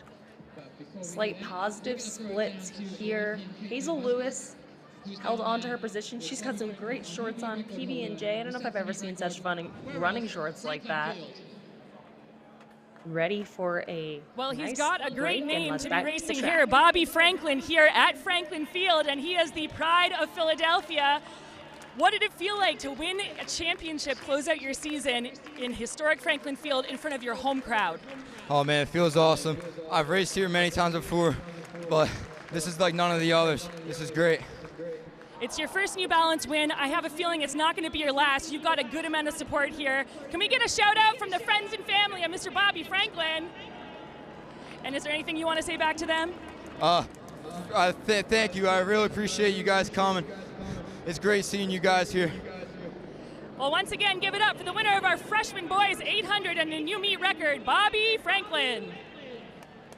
Well, thank you, Kate Van Buskirk, who is on the mic there. But Bobby Franklin winning at Franklin Field in a meet record. I guess that's apropos as we now get ready for the start of heat number 3. Isabella Bolstad, Becca Van Lent, Morgan Hellman, Sophie Roth, Jordan Berg, Colette Lozo, Kara Whiteside, Sophie Estrems, Daniela Hernandez, Sky Simmons, Grace Gutkowski, Julia Beyer, Natalie Nas, Emily Kate Longmire, Abigail Clark. Time to beat 2:16:28 as they get through here. A lot of people going very, very wide, a lot of traffic in there. And let's keep an eye on this first 400-meter split. We've been seeing some positive splits from the previous heats, but these girls seem to be holding things slightly more conservative, which will lead to a fast final lap here at Franklin Field. Isabella Bolstad in the lead from New Jersey. Decides to take the pace out. She is trailed there by Daniela Hernandez. Coconut Grove, so she's used to heat and more humidity than we have here. So first lap, you are dead on. That was a 109.34 first lap, so good call on the pacing, Dana, very conservative. So we are gonna see a negative split here in the second lap, but it's still Bolstad and Hernandez, Hillman, Lozo, and Gutowski. And those 5 have broken away, but this pace, rather pedestrian, at least the way this has been seated, and we can see some movement now in that lead pack, but Bolstad doesn't want to give it up. And, you know, giving that tall stature gives her a little bit more space to hold on to the inside rail, but it doesn't matter because Colette Lozo made a decisive move to go around into this final 200 meters. Lozo really going with the arms. She is really, really using those arms to great effect. And Colette Lozo just exploded down the back straight. And she's gonna run away with this thing. Takes one final look behind her. Maybe not final, but Colette Lozo is gonna run away. That will not be our fastest time of the day. She ran 70.66, negative split, 2:16.67. That race was a little too pedestrian through the first 400, and Hazel Lewis's time of 2:16.28 will live through another heat. And Colette Lozo was looking very experienced in that last 200. I'm sure she's pulled that move across the whole season, being patient, waiting until it matters. Coming away with this section win is an accomplishment here at the New Balance Nationals. From Team 6 Mile, we've seen a lot of 6 Mile throughout the whole weekend as well.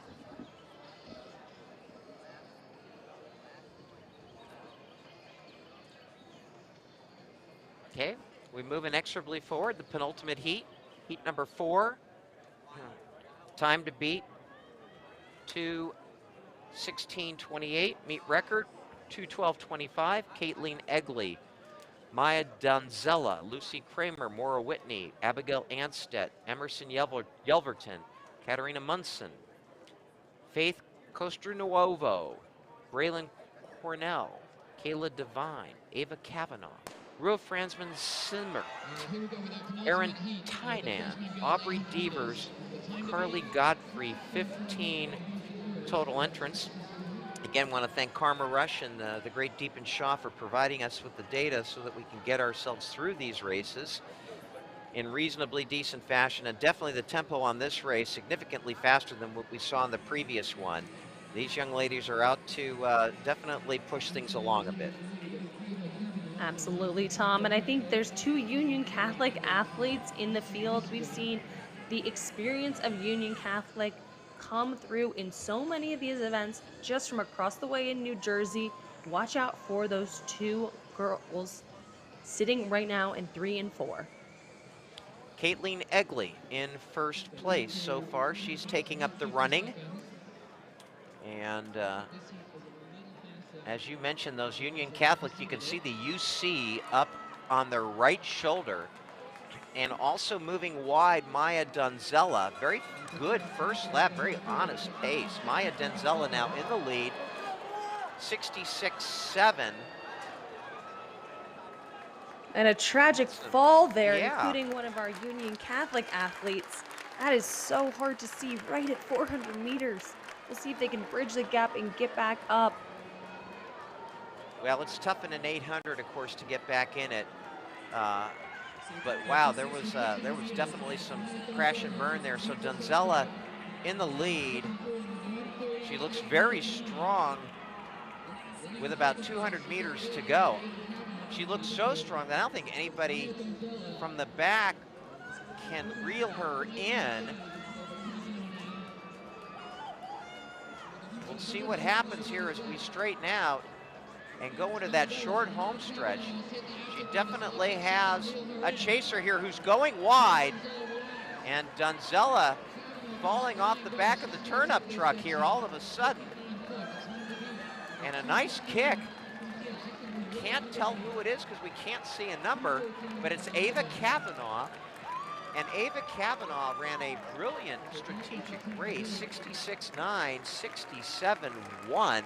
Just about even splits, 2:14.09 from the young lady from Haverford Track Club. Donzella looked good there for a while, but boy, Kavanaugh saw something there and just really surged at the end. We'll have to see now if Jessica Abbott's meet record can withstand the final heat. That's 2:12.25. Kavanaugh with the fastest time here at 2:14.09.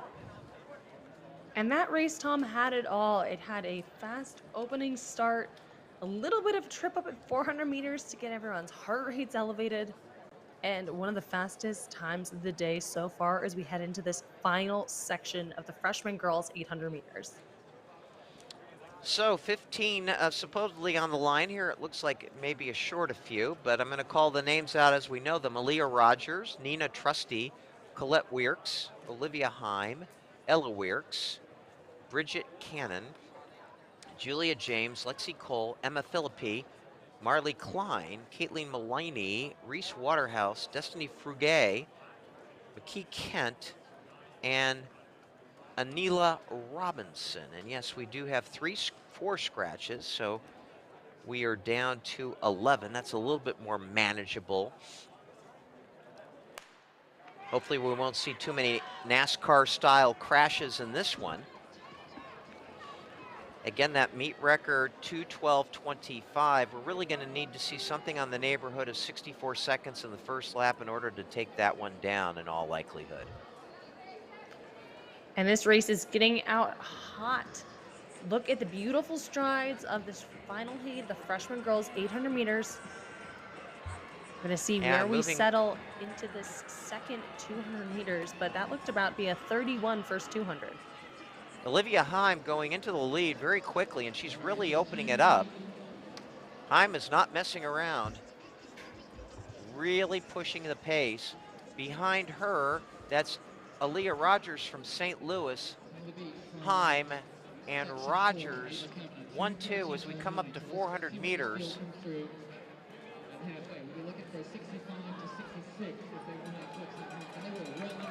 let's see, I'm looking for a 64.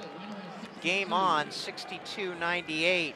That's really hoofing it for a first 400 for a freshman 8. Olivia Heim, Aaliyah Rogers, Anila Robinson, Marley Klein. They're 1, 2, 3, 4.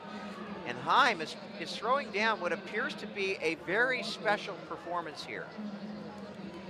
Heim is running like a bat out of hell. She is just going for this. I hope the wheels can stay on. She is full gas, no brakes. Really impressive. She took this race out extremely hard, extremely fast, but her turnover, yeah, she slowed down a little bit, but she still has terrific turnover. So that meet record of 2:12.25, she just has to run a 69-second second lap here to eclipse that mark, and she heads into the straight. And Olivia Heim, this is a really impressive performance for a freshman. Yes, she has slowed down, but she's going to smash that 2:12.25, it would appear. She's better hoof it, though, because she's got somebody coming up. Oh, my goodness gracious me. She wins the race in 2:12.12, which is a new meet record, takes down Jessica Abbott. But that was Anila Robinson of Michigan who came on at the very end and just got pipped by 0.07 of a second. Heim almost had her pocket picked there at the end, but Robinson came up just a little bit short. Wow, that was what a run from Angela Robinson. Ran out of track, but it was all Olivia Heim, the fastest freshman in the 800, 2:12.12, new meet record. Let's take a look at this final straightaway. Olivia Heim slowing just slightly, dedicated, but coming out of nowhere was Anila Robinson. The way that she closed this gap, absolutely first-class racing. She just needed one more meter. We'll be watching for you next time, Anila.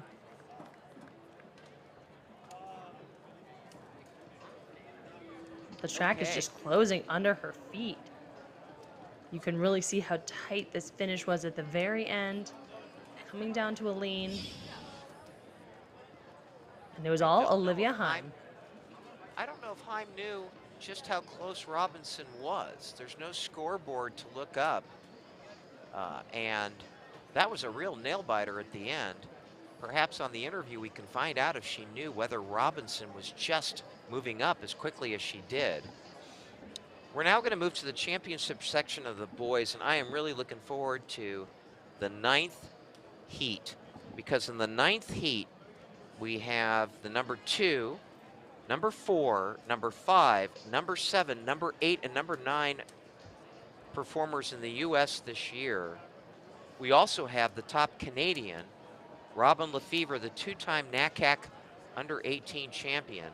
We also have Noe Kemper, who moved to 3rd on the all-time high school list last night in the steeple. And we also have Zachary Hillhouse, who was 2nd to Drew Griffiths in the mile last night.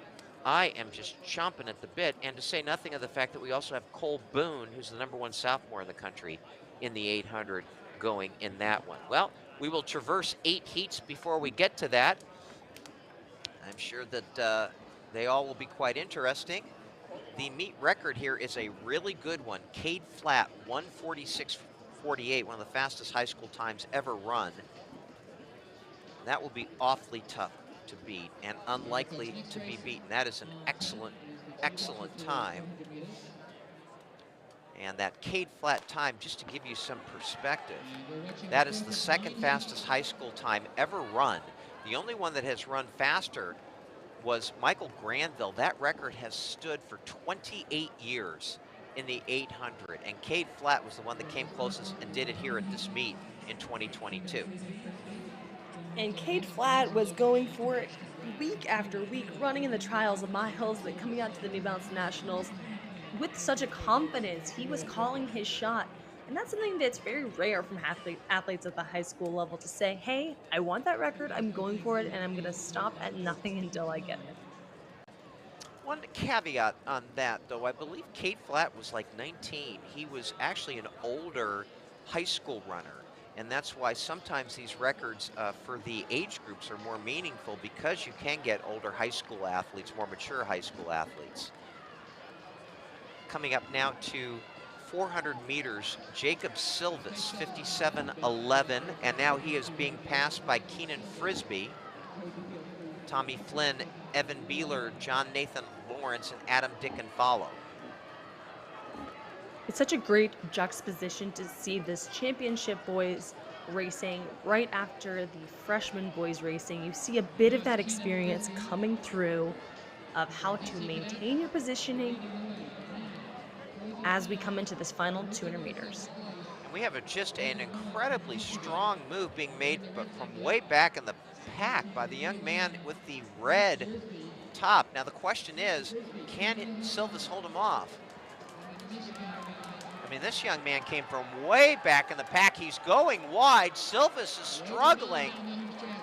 And what a race here. What incredibly long strides, arms, elbows, everything flying for Logan Mullen, who ran a huge negative split. 58.52, 55.66, 154.17.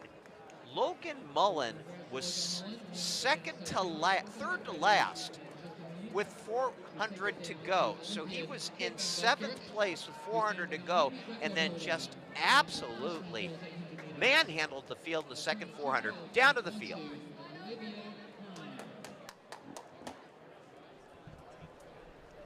Olivia Heim, the pride of New York, and a new meet record in the 800 by 1/10 of a second, and you had to hold on with a late kick by your competitor at the end. How did you dig deep when it was hard? I just remembered like how much training I've done for it, and it really helped me like dig down inside and like, yeah. And fight hard, and it worked. You came away with a win, a new meet record. I know you got family here. Can we give them a shout and a wave? Give it up for your freshman champion in the 800 meters, Olivia Heim. Thank you, Kate and Olivia, and congratulations. Kate, of course, the fine Duke middle distance runner and Canadian national 1,500 meter specialist. Excellent broadcaster as well. And similar to the last race, we have Aaron Lipman from Parkville, TC, really going out hard. That looked to be about 25.5 or 26 for the first 200, which is really fast. And that is Lipman, very fast. That is a hard way to run the 800 when you go out at a 52nd first 400 pace. Let's see how he can maintain this stride. Got a great spider on the kick. His spidey sense is tingling and sensing the entire field coming up his back. it's 83 degrees out right now. Lipman passes 400, 54.42, so he slowed it down considerably in that second 200, which was smart. But Tyler Anderson of Missouri now getting right up on his shoulder, and it looks like Max Liao of Ohio also moving up. Anderson ready to pounce, but there are others in that pack that are ready to pounce, but Lipman holding him off. Boy, that just anybody's race at this point with about 200 to go, and going wide, number 2, that is William Wyatt Hill. And now we go into the home straight. Credit to Lipman for just hanging on for dear life here, but whose race is it going to be? Lipman still hanging on. And that looks like Max Liao, and number 9. And it is a real battle here. Max Liao, 153.52. William Wyatt Hill closes for 154.06. Aaron Lipman, 154.17. Those are good times for heat number 2. Liao closes in 57.60. I mean, that was by both he and Wyatt Hill were the only two to run under 58 seconds for that second lap. And again, strategic smarts comes into play. And if you are patient and you can hold your line and you have the speed, you will win the race. But these athletes, most of them never faced each other before, so they don't really know who's who, what's good, and so it's difficult to calibrate, and you get impatient and want to go out fast. But this young man, Max Liao, really played Getting everybody the celebrity like a treatment on that camera shot. treating everybody like a just did a great job in that race. Okay, so heat number 3, Jack Marchese, Jeffrey Linton, Soheeb Dissa from Newton, who we saw earlier in the mile, Nathan Strom, Noah Silverage, Christian Childs, Jaden Curry, Ian Moss, Rami Dibb, Jackson Rodriguez, Jasper Kane, Tyson Crandall, and the early leader there is Jaden Curry from Virginia. We're seeing a lot of familiar names coming back for this championship boys 800 meters. These middle distance athletes, they keep wanting more shots, and it's something that I personally love to see is athletes that are all about the racing. And it's big ice, Curry, Jaden Curry out front. Okay, a little bit more conservative there through 400 meters. Got a pack of 3 here. Now maybe 4.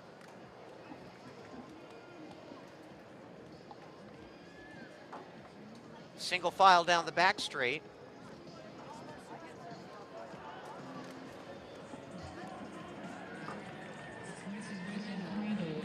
And taking a look behind him, that looks like it's Soheeb Dissa, but it's hard for me to tell. We did not get data from the 400 on that. It looks like a tight one. 5 in the mix as we head down the home straight. And look who emerges. Jaden Curry, who had the early lead. And Jaden Curry, better be careful. Don't slow down too much, Jaden. 153.75. He let off the gas a little bit down the straight. Dissa in second, Dib in third. That 153.75, not as fast as Max Lau's 153.52 from section number 2, but Curry's time becomes the second fastest time of the day so far. That was some great racing from Jaden Curry. He took it out, had a little bit of competition coming through, and then said, nope, I did all the work. It's my time to close this one out. And what a great jersey. Stay Frost. Moving now to heat number 4. 14 athletes. Chase Lopez. Well, they have Danny Simmons in here, but do you see him? I don't see him. Patrick Coyle, McCarron Intois, Will Cuichi, Adam Pettigene, Caleb Wilcox, Evan Simpson, Nat Fairman, Justin Banks, Noah Stroman, Ian Hansen, Ethan Pelfley, and Jamel Green. They all appear to be there, except for Danny Simmons. I would have been surprised to see him in the start line after running a 2 mile and a mile in the same day yesterday. Won the 2 mile, finished a little bit further back in the mile. And we're coming up now to the 400 meter and the bell. A little bit slower than some of the other heats. Jamel Green, 56.66, followed by Pelfley and Banks. Yeah, Jamel Green heard that bell and woke up a little bit. Said, oh, time to get this pace moving. There's a lot of shuffling of the deck here on the back straight, and that's because the pace was so slow that first lap. And so Green still battling it out there on the outside. Looks like Evan Pleffley, number 4. So Pleffley. Makari Matois. This one's really close, and coming up fast is Caleb Wilcox, but Wilcox will not get there. We'll get the fastest time of the day from Noah Stroman of Texas. 153.47. Stroman, negative splits, 57.6, 55.8. Stroman, just a sophomore, and a lot of moxie and toughness. A lot of toughness shown by that young man as he navigated a lot of the traffic down the straight there. Good performance by the sophomore. He looks like he's got a bit of confidence, that young man. He definitely put in the work. That was a crazy heat we just had there. So much action going on, but it really takes the strength that Noah Stroman had to close in that last 100. Heat 5 on the track. Michael Card, Kaiser Dunbar, Henry Berg, Giovanni Mastromonaco, another name that we've had in many races in the past. Chance Bloodworth, Daniel Coyne, Tommy Tenisma, Joseph Garzio, Gabriel Deuce, Jackson Burney, Ethan Adu, another one that competed in the mile earlier in this meet. Ty Sigambati, Tate Shore, August Road. Mastro Monaco actually has scratched, and no wonder, because he has been in a plethora of races here. These athletes who are competing in tons of races this weekend, I would understand why they don't want to do one more. Well, it looks like a pretty, a slower pace than we've had in some of the prior heats. Everybody's sizing everybody up here. Anybody's race. And enough of this, says Tommy Tanisma. And Tommy Tanisma goes into the lead, a very slow 56.49 for that first 400. And Tanisma said, I'm going to pick up this pace and make it a little bit more cracking. And that's exactly what he's done as he flies down the backstretch. Watch out for Chase Bloodworth. Chase Bloodworth there in 5, right behind him, making chase and closing that gap. Tanisma and Bloodworth. And Tanisma going backwards now. Bloodworth, and on the outside, he's going to have company. He's going to have company from a lot of people. And moving well there, looks like that is Gabriel Deuce, possibly of Ohio. I'm not altogether sure. 153.32. 153.30, and Joseph Garzio. Garzio runs a negative split, 57, 56.30 for the junior from the Radnor Track Club in Pennsylvania. Joseph Garzio came out of nowhere at the end there. Let's take a look at this replay. It was Chase Bloodworth leading things out, but Joseph Garzio closing down in that final straightaway, making a gap on the rest of the field to close in a 1:53.30. Our new fastest time of the day. Garzio 10th at 400 meters. So if we've seen anything from these races, at least, it pays to stay back again and again. It pays to hold yourself back through that first 400 as long as you establish a line and you do not get boxed in. So we move to heat number 6. Again, heat 9 is the big one, and looking forward to that one immensely because we have some of the top high school 800-meter runners in the country, most of the top 800-meter runners in the country, and a few familiar names, including Sadeki Yakovich, who we saw in the mile before, Hugh Jacobsmeyer, Quinlan Andrews, Nathaniel Spears, Joseph Ashman, Andrew Jansen, Thomas Breen, Brock Ferris, Matthew Kim, Thomas Conklin, Ian Kane, Cameron Miles, Mason Schmitz, and Tayson Wilson. And early to the lead, that's Ian Kane.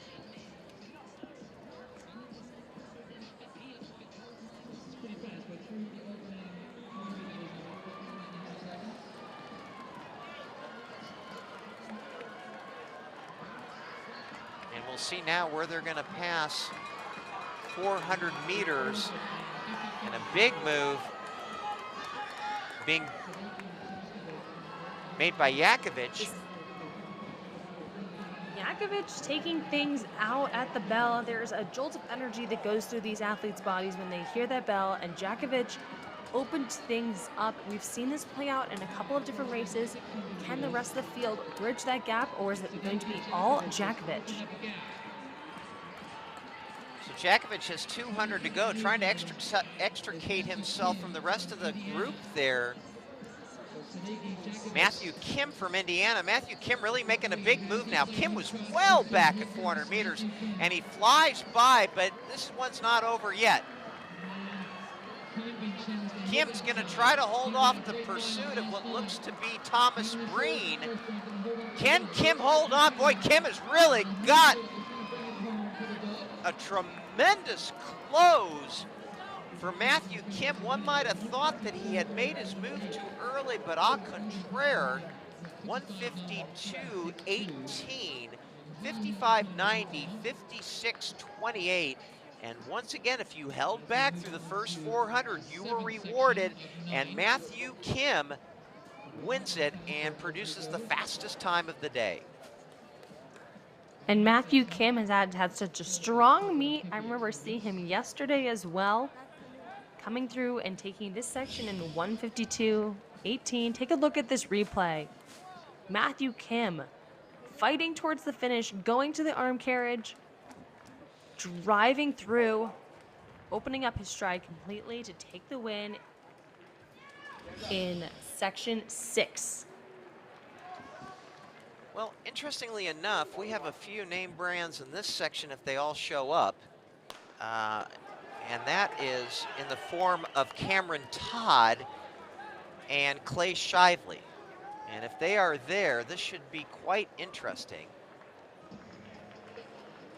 Rainier Galvez, Jacob Redmond, Andrew Thornton Sherman, Maddox Jordan, Harper Jones, who's a very good athlete from Arkansas. Cameron Todd is in there. Shively is not. Henry Risser, Keegan Smith, and Gabriel Cuffey. And to the lead early, that's Gabriel Cuffey, tall athlete in the all blue. And right behind him is Rainier Galvez.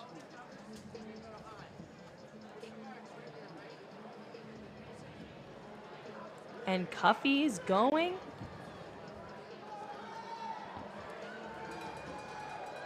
Cuffey taking it at the bell, coming through in. Good time. 53. Boy, that was a quick first 400, and those two have broken away. That was the fastest first 400 we've seen. Cuffey and Gabriel Cuffey. Galvez, both seniors, 52.6 at 400. Wow, that is really cooking. That wouldn't be altogether horrible in a Diamond League meet. And now we've got Galvez moving to the front. Can he hold on? It's Galvez and Cuffey. Boy, that fast first lap took a stuffing out of just a lot of people in this race. But there is some movement now in fourth place. Galvez trying to hang on here for dear life, and I mean dear life.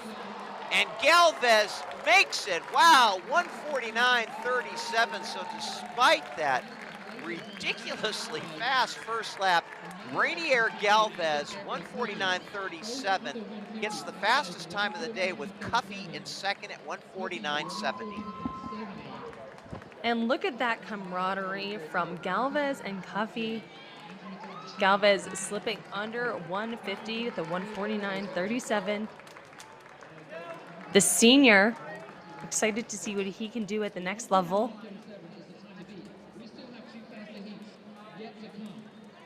Celebrating here at the New Balance Nationals. Take a look at this finish between Galvez and Cuffey. Galvez keeping his head down but continually driving through the finish to come away with the fastest 2 times of the day with 3 heats left. 2 heats left to go in this 800 meters championship section. All right, we have Cameron Williams, Marcus Riley, Cameron Davis, Alejandro DeBastos, Todd Worth, Brendan Ruggles, Caden Leitner, and Caleb Winders.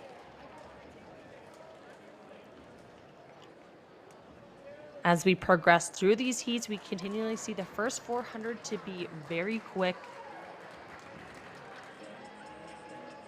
A clean break as it's Cameron Williams from Above Expectations Track Club leading things out, followed by Caleb Winders. And Cameron Williams is looking very strong. Cameron Williams moving smoothly across the whole track. We're going to take a look at this 400 meter split. Marcus Riley is a terrific. Cameron Williams. Marcus Riley, a terrific miler. Also in the hunt here, Williams 53.11 through the first 400 meters. That's Riley with the headband in third. That young man's like a 4:02, 4:03 miler. He was in our mile yesterday. Does he have the leg speed though? And does he have hold on as he's getting chased by Caleb Winders. And now moving up there is number 10, Caleb Winders. Winders, Williams, Riley. And they will straighten out now into the home straight. Can Marcus Riley make a move? He's going wide. It's Winders, Williams, and Riley. Winders looks like he's going to hold on, and he does. However, that time does not surpass the 149.37 that Galvez threw down in that last heat.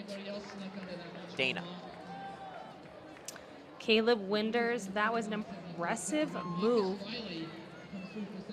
Holding on to the win. He sat right behind Marcus Riley for most of this race, biding his time before doing it the difficult way. He looks tired out there. Caleb Winders ready for a break. Marcus Riley, a 4:01.16 miler, which he ran yesterday, 5th fastest miler in the country. He comes back the next afternoon and throws down an 800 like that. What do you think about that?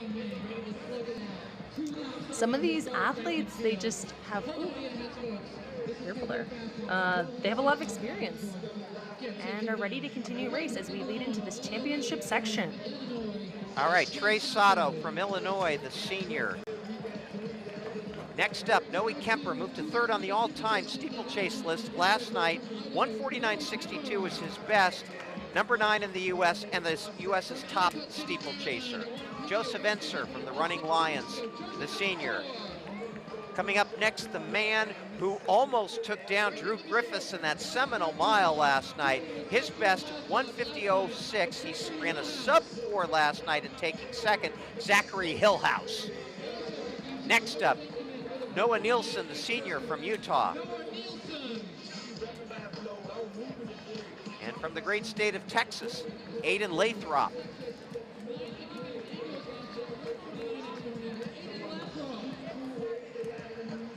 Stefan Dudu next up.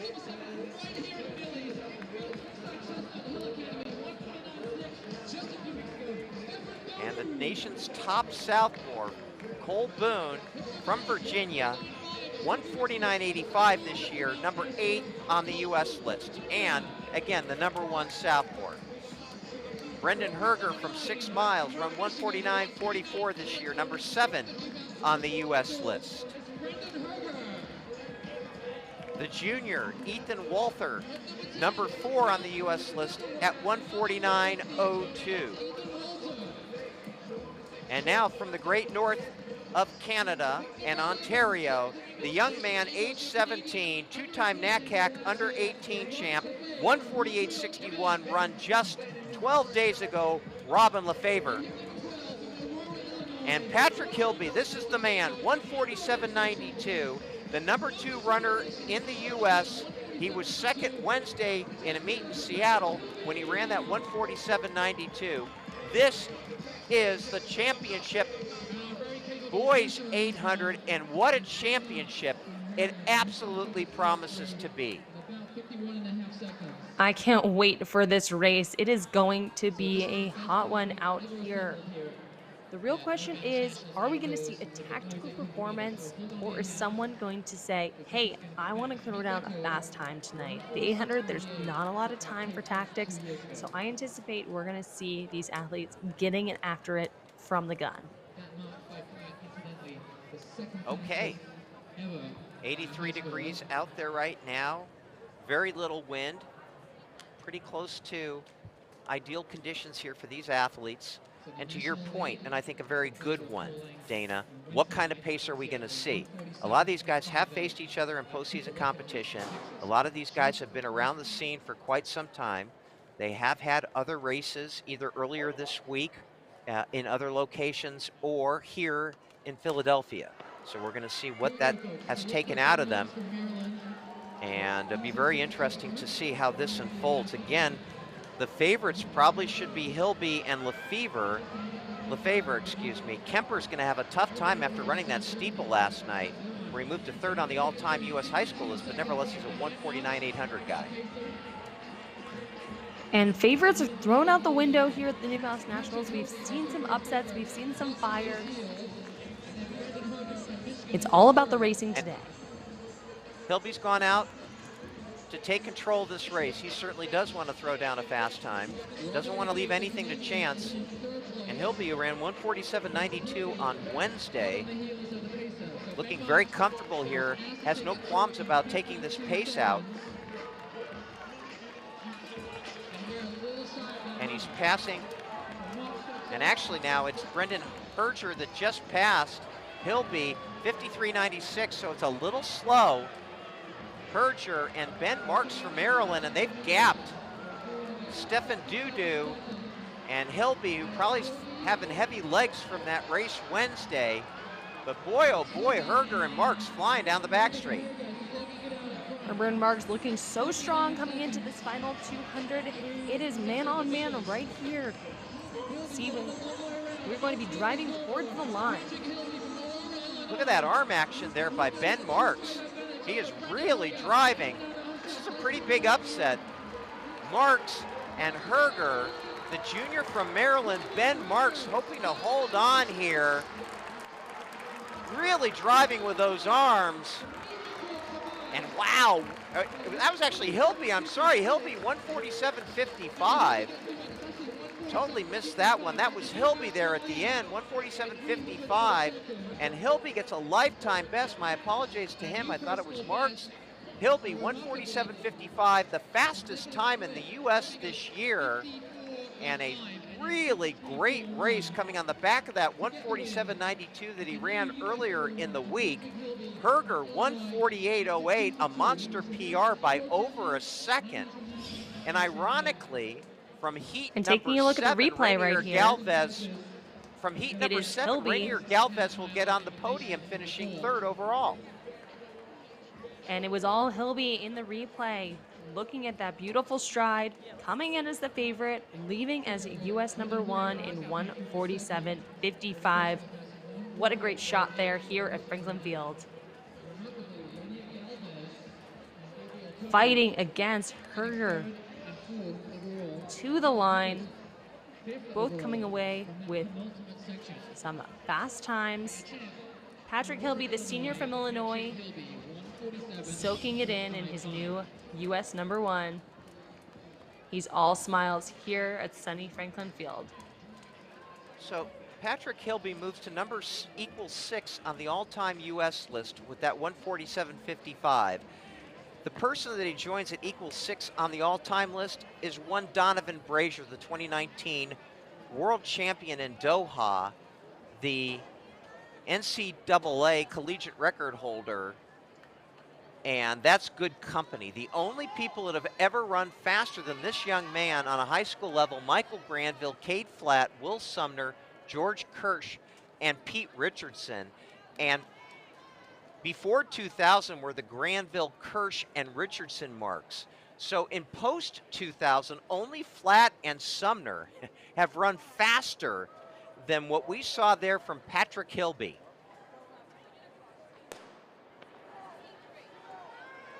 And we're off now into the championship girls 800. Charlotte Tuxbury, Lily Ascone, Grace Finnegan, Anique Poulin, Maggie McKay, Brooke Chapman, Kieran Murray, Nicole Sampson, Riley Hurdson, Brinkley Cooper, Gwendolyn Neal, Melanie True, Truth King, Aiello Curtis, and Zoe Brooks. We have 8 heats. These are 8 heats here today, and they are relatively crowded as well, so the tactics will be stay out of trouble in that first lap, try to find your rhythm, and then open up.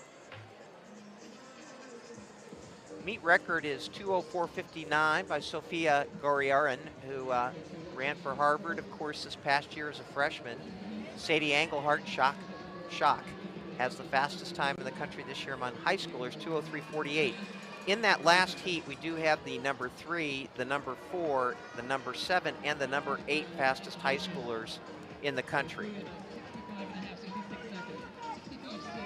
and Sadie Engelhardt be doubling back from the DMR. She has had quite a busy weekend. Well, actually, Engelhardt will not be in the race. She has the fastest time in the country okay. this year. I was like, Yeah, Tom, yeah, that no is worries. surprising. That's a lot of racing. Well, she ran the DMR earlier today, too, and led Ventura to a second-place finish. This is Nicole Sampson from California. I believe that's out front there. It is indeed. And a cast of quite a few right behind her. And now that gap closing. As we head into the straight for the final time here, can Nicole Sampson hang on?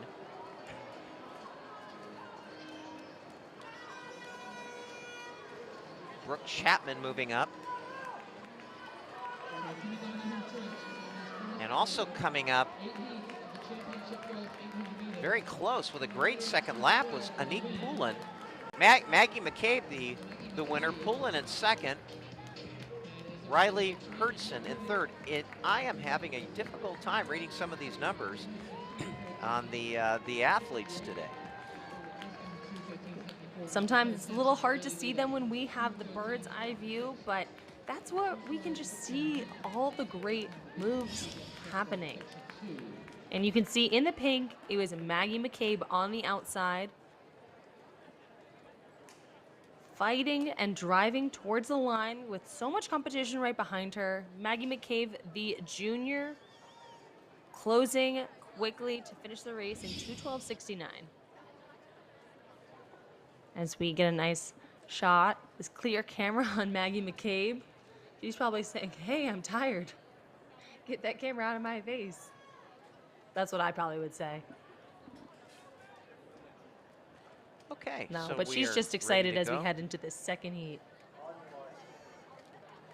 Ready to go for heat number 2. Calling them back, a little anxiety, a little anxious at the start line. And now we're off. Sarah Roberts, Hannah Jika, Chase Gilbert, Ava Savage, Daisy Speet, Lucy Moran, Sophia Ballesteri, Eliana Black, Sasha Lamakina, Aurora Bertelson del Solar, Callista Garmer, Delaney Brinker, Beckett Strong, Angelina George. We have a couple from IMG Academy in this race. IMG Academy, the great school down in Florida, creating champions down there, running a very strong race. Aurora Betterson del Solar, but out in front. That's Sasha It's all Lamakina. Sasha Lamakina. Lamakina, yeah, from Framingham, Massachusetts. And she's really pushing it.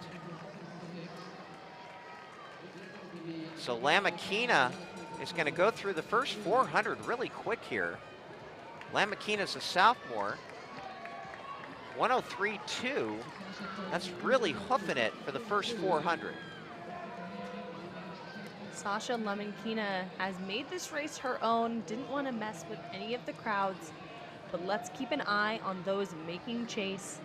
It can be very difficult to lead a race end-to-end that Sasha Lamakina is going for. But just behind in the pink, we'll get a closer look to see what number that is.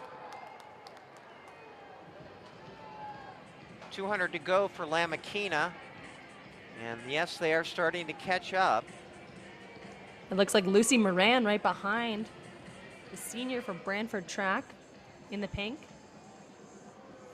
So it is Lamakina, Moran, Lamakina heading into the home straight here. It's a sophomore versus a senior battle here, and we'll experience win out. Here goes Moran going wide. She smells blood in the water. And Moran moving up. She's going to pick the pocket, it seems, of Lamakina, or is she not? Oh, it's a photo, and I think Lamakina got it by 200ths of a second. 2:12.77, 2:12.79. Moran finished in 67.1. Maggie McCabe still holds down the fort as the fastest time of the day, but Lamakina recovered well to lean out Moran there at the finish.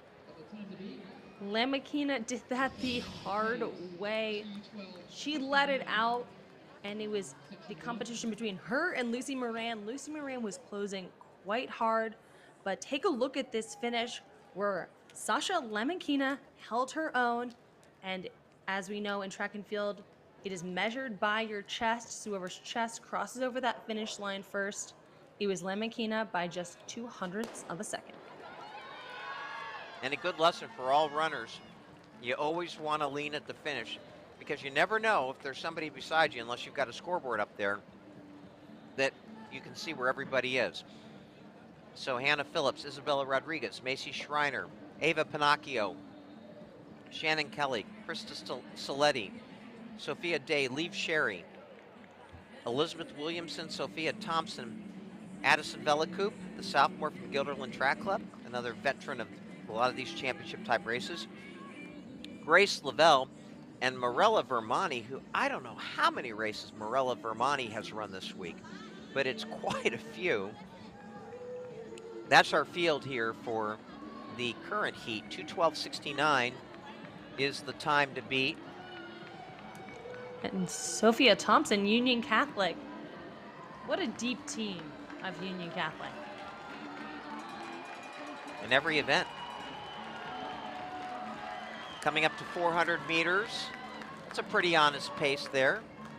64.1 for Macy Schreiner. Hannah Phillips in second. Elizabeth Williamson, followed by Ava Pinocchio, Isabella Rodriguez, and Krista Saletti. The main through line here, anybody's race. A lot of athletes within striking distance. And these athletes want to go sub 210. Another barrier in the sport. A little bit of a jockeying action coming to this last 200. Almost looked like one of those athletes wanted to pass on the inside. There's no space to do so. No, and right Isabella now running Rodriguez. very well with a lot of Isabel Rodriguez into the lead here from Rumson, New Jersey, but now coming up on the outside, boy, she exploded. And that looks like it is Elizabeth Williamson from Florida. Williamson runs almost even split, 64-65, 209.44 for the junior. He showed a lot of strategic sense in that race. Rodriguez second, Sophia Thompson third. So Elizabeth Williamson has laid down the marker now after 3 heats for the time to beat of 209.44. We still have 4 heats to go. And Elizabeth Williamson should be quite pleased with herself. She ran such a tactically smart race. I think that shows a lot of experience from the junior in this event. Being patient and coming on strong that last 200 where it really matters.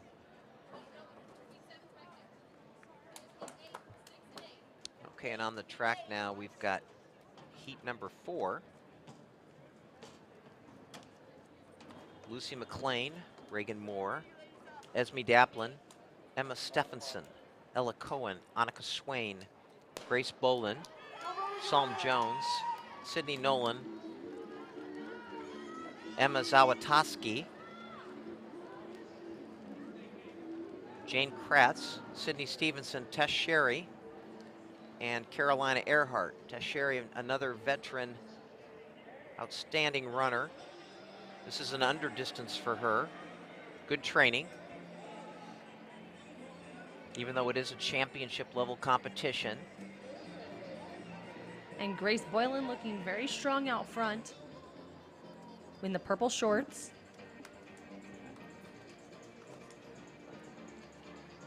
This seems like a moderate pace. Everybody kind of in it.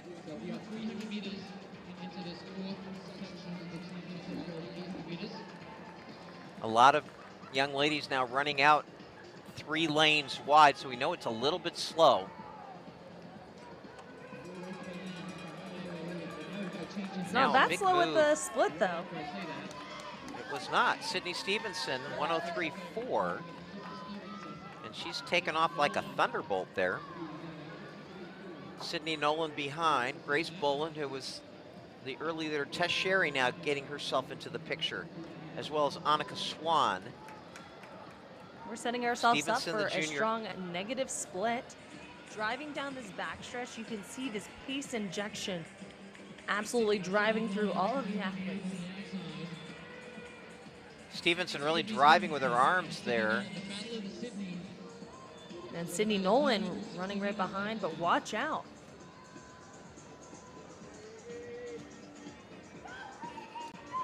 Making a big move there. Reagan That Moore. is Reagan Moore, who was in 8th place with 400 to go. And Reagan Moore just driving for the finish. She doesn't tie up at all and really powering down very impressively. Reagan Moore could get a negative split here herself. She will. And she runs 2:07.72, so she split 64.63. And Reagan Moore, the fastest time of the day by 2 seconds, and a 9th grader having that type of pacing sense is really remarkable. A 9th grader winning that race. Patrick Hilby is down on the track after that marvelous 800 meters. Take it away. Milner, I appreciate that reference, but that movie is almost twice as old as this young man, so it's a bit dated. Nonetheless, a fantastic new nation #1 in that 800. How does it feel to be back-to-back New Balance champions indoors and now outdoors? It feels great. You know, it was a little bit of pressure coming outdoors just because I won indoors, and this field is one of the deepest in 800 history, high school. So I knew I was pretty confident coming off of Brooks, and I knew I could go a little faster. So yeah, it was super exciting to come out with a win against great competition and even negative split. A negative split, a fantastic performance. You're headed to Wisconsin in the fall. Good luck with everything, and congratulations to our championship boys 800-meter winner. And history, not only a meet record, but moving to equal 5th on the high school list with one Donovan Brazier, one of the greatest American 800-meter runners of all time.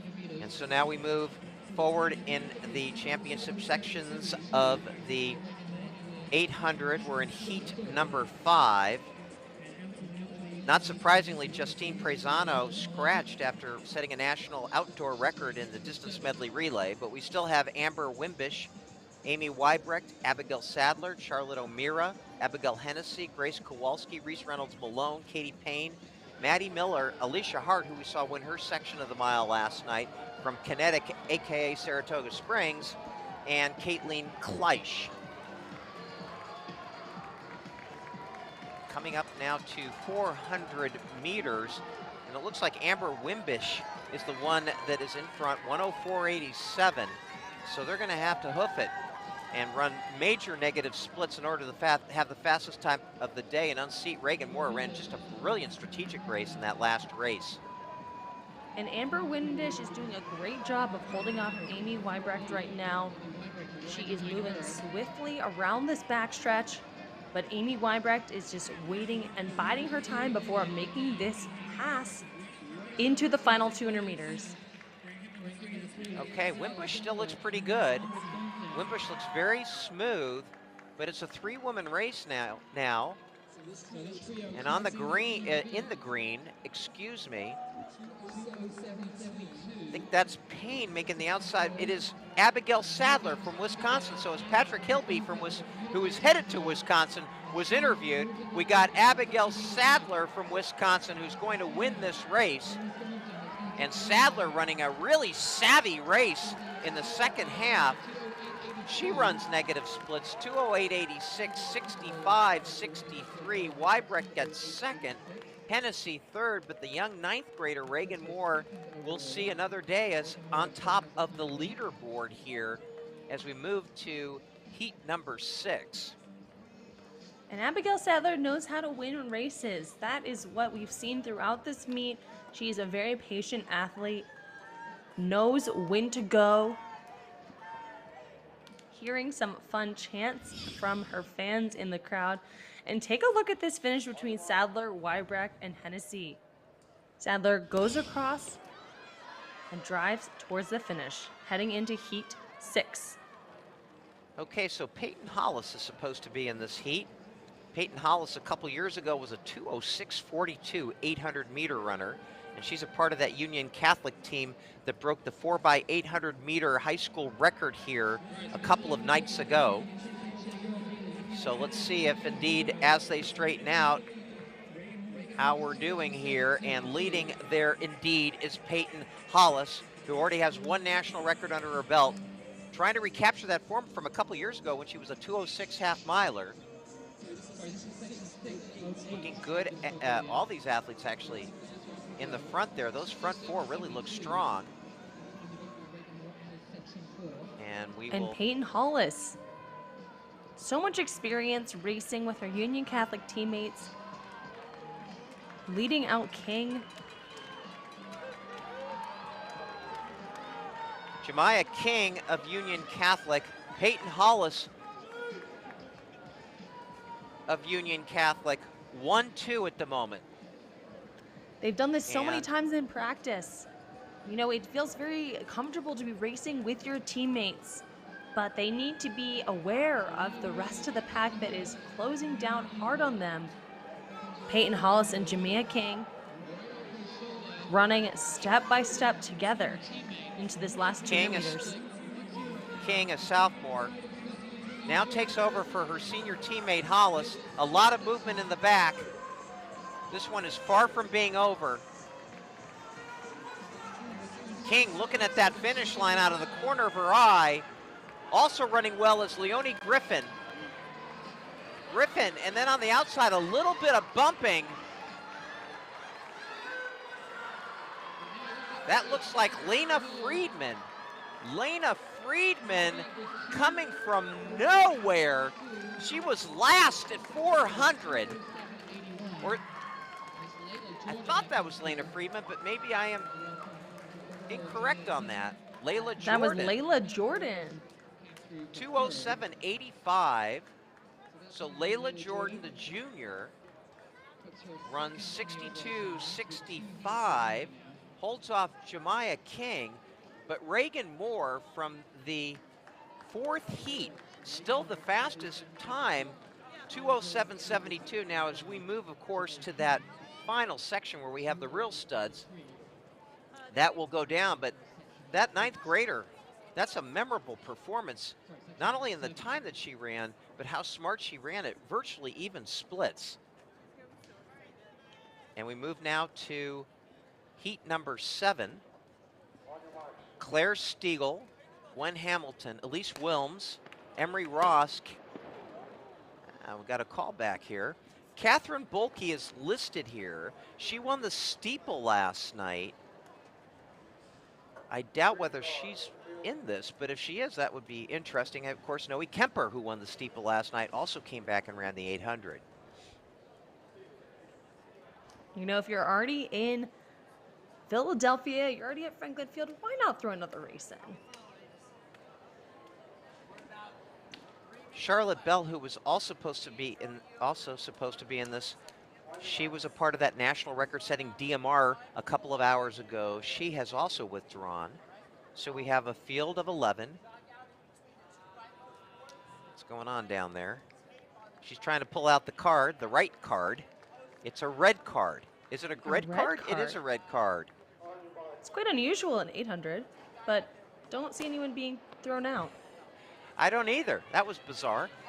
Okay, so let's reset the field for you. Hamilton, Wilms, Ross, Bolke, Downen, O'Rourke, Kuhn, King, Pistner, Feeney, and Wedemeyer.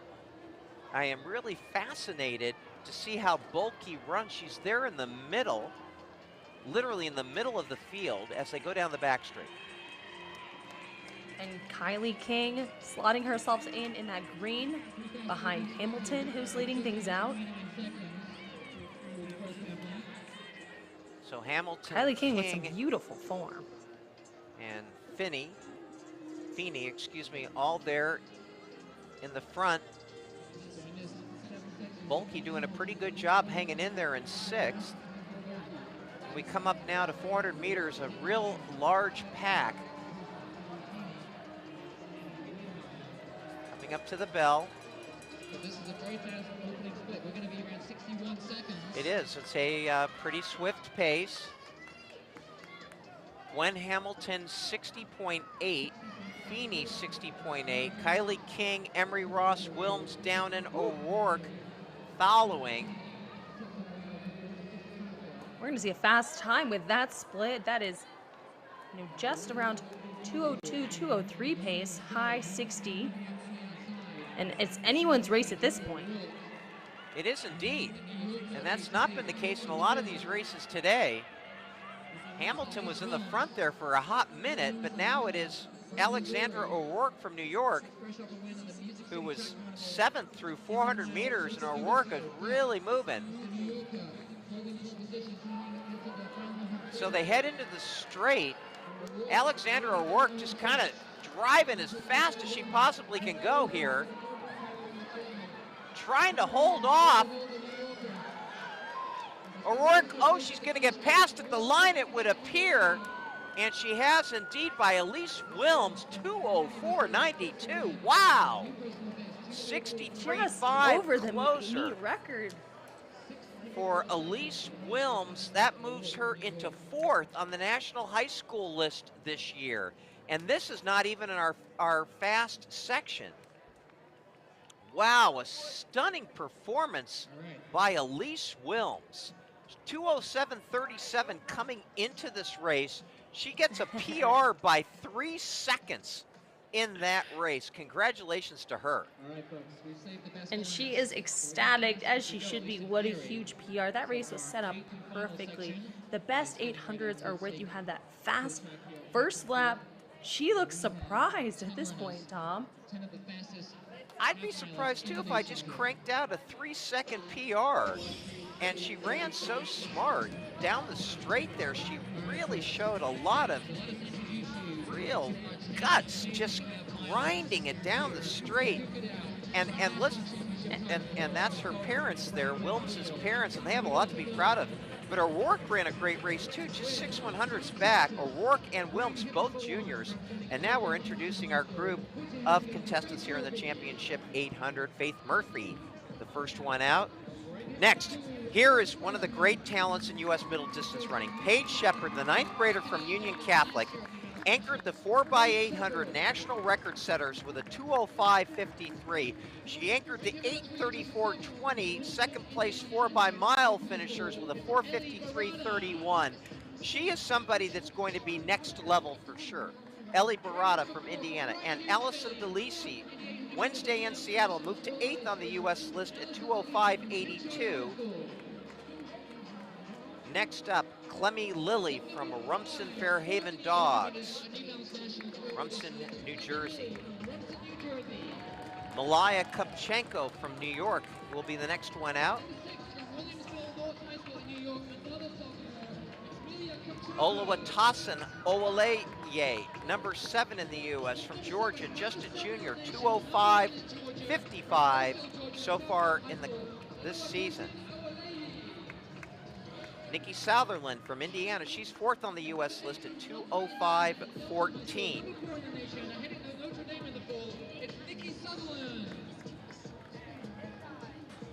Olivia Cieslak, number 3 in the country, the junior from Haverford, Pennsylvania, a best of 2:04.77. And finally, our last competitor, the senior from Illinois, headed to the University of Oregon in the fall. She has a season's best of 2:05.26. There's the O for the University of Oregon.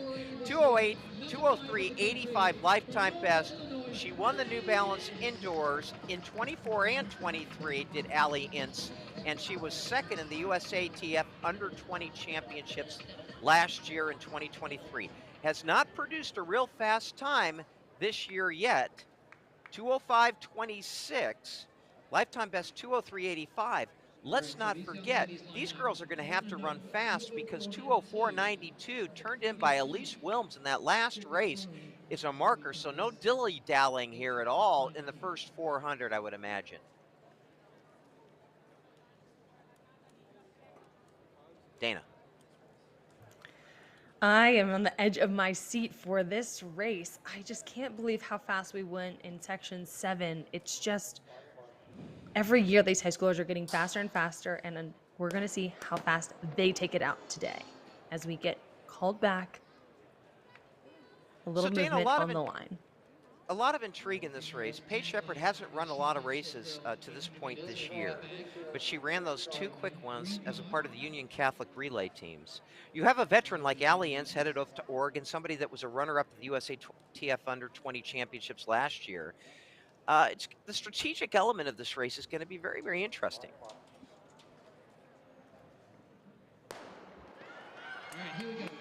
And here we go in the much anticipated 800 final with a lot of questions are going to be answered here. Pay particular attention to Paige Shepard, who I think has the talent to be one of the great U.S. middle distance runners in her career. She goes right to the back, which may be a smart move. And Allie Ince on the outside now, moving in, tucks into the lead. Cieslak right up there on her shoulder. Not unexpected. Also in the mix is Allison DeLisi. And Paige Shepard there in the back, waiting and being patient. But Shepard does have 2 races in this meet under her belt so far. Allie Ince we taking go things out. This is going to be a fast 400-meter split here. So Allie Ince in front, Cieslak in second. Right up there is Nikki Southerland. Boy, separation already, 60 flat through the first 400, and I have a feeling Paige Shepard's going to have a hard time trying to reel these young ladies in. Allie Ince, Cieslak, Clemmy Lilly, Nikki Sutherland, and Allison DeLisi. And Allie Ince looking better than she has all year long, really moving down the backstretch. And the happiest person around right now is Jerry Schumacher, the coach of Oregon. And Allie Ince proving why she's a veteran. The senior needs to just hold on for about 200 meters. And I should also say Shalane Flanagan, the University of Oregon, who coaches the women's team. But Allie Ince just striding out with that very tall, lanky athlete. A great battle for second between Cieslak and DeLisi and Sutherland. But can Allie Ince hold on? She's really tying up. She's looking over her shoulder. Sutherland is coming up, but Allie Ince is going to hang on, but it's not going to be as fast as what we saw from Elise Wilms in that 7th heat. Wilms, 2:04.92, will be the overall champion. Alexandra O'Rourke from the 7th heat will be second, and Allie Ince does get a season's best of 2:05.10. She will be in third. And that is why we run the races, folks. Just because there's a championship section doesn't mean that's where we see the winner. Elise Wilms, I want to see her parents right now. We saw them in the stands when she set that huge 3-second PR. They must be freaking out about this surprise win. She ran a perfectly executed race, Elise Wilms. It was very interesting. So Wilms went out in 61.3, and Allie Ince went out in 60 flat. And maybe that slower tempo early in the race, because Ince was really tying up at the end there. And I also want to say I was super impressed with the 9th grader that we saw, Reagan Moore. But take a look at Allie Ince holding on to this final 100 meters. She did it the hard way, went out in about 60 flat, came back in about 64 to run 2:05, heading to University of Oregon in the fall. You know, that's where experience comes in, is keeping that time in the back of your head. But she won her race over a very talented field, and that is certainly something to be proud of. And a shout out to Oluwatosin Ewolei, who held her line in lane 1 and pipped both Sutherland and Lilly at the line to finish second in that heat. Did you see when she looked over? She finished and turned her head towards the clock, almost to say, ah, I forgot about that part. Awoleye, really impressive stretch drive, and had the moxie to remain in lane 1 and be patient. Almost got Ince at the line, but held off Sutherland and Lily. So a lot of interesting activity in that race, to be sure. And now we move to the boys championship 200, which I believe is next on the dockets. So we're going to close with the boys championship 200. It's all finals now, folks. No 9 heats, 8 heats, 7 heats. It's all finals. And the boys 200 meter final coming up. And Kate Van Buskirk down with one of our winners. We're going to take it down to Olympian Kate Van Buskirk, who's been joined Elise Williams from Columbia, Missouri. The reason is specific because we are. She is your national champion in the girls 800 meters. Elise, it's not every day that you have to wait for an entire race to see if you are the national champion. What was that wait like? Honestly, I was just happy. I ran a huge PR, and obviously, like, the girls in Heat 8 are amazing athletes, so I'm just really happy to get the win. Well, it goes to show that magic does and can happen here at Franklin Field. What does it feel like to be national champion? This is awesome. I did not come into today thinking this was possible, but yeah, this is awesome. And we gotta find your mom and dad. If you are Elise Williams' mom or dad, give us a shout. Where are ya? I'm seeing a wave. Congratulations to our 800 meter New Balance national champion. Very impressive performance by Elise Wilms, and she takes her hat off to the fine athletes that were in the following heat, but a 3-second PR to run. That's what you call championship level peaking and championship level racing. So now we move to the 200 meters, where the meet record, Christian Walker from 2023, 2045. Zamari Sanders, who is in the final, he has the fastest time in the U.S. this year at 20.50, and we'll be introducing these athletes here shortly. And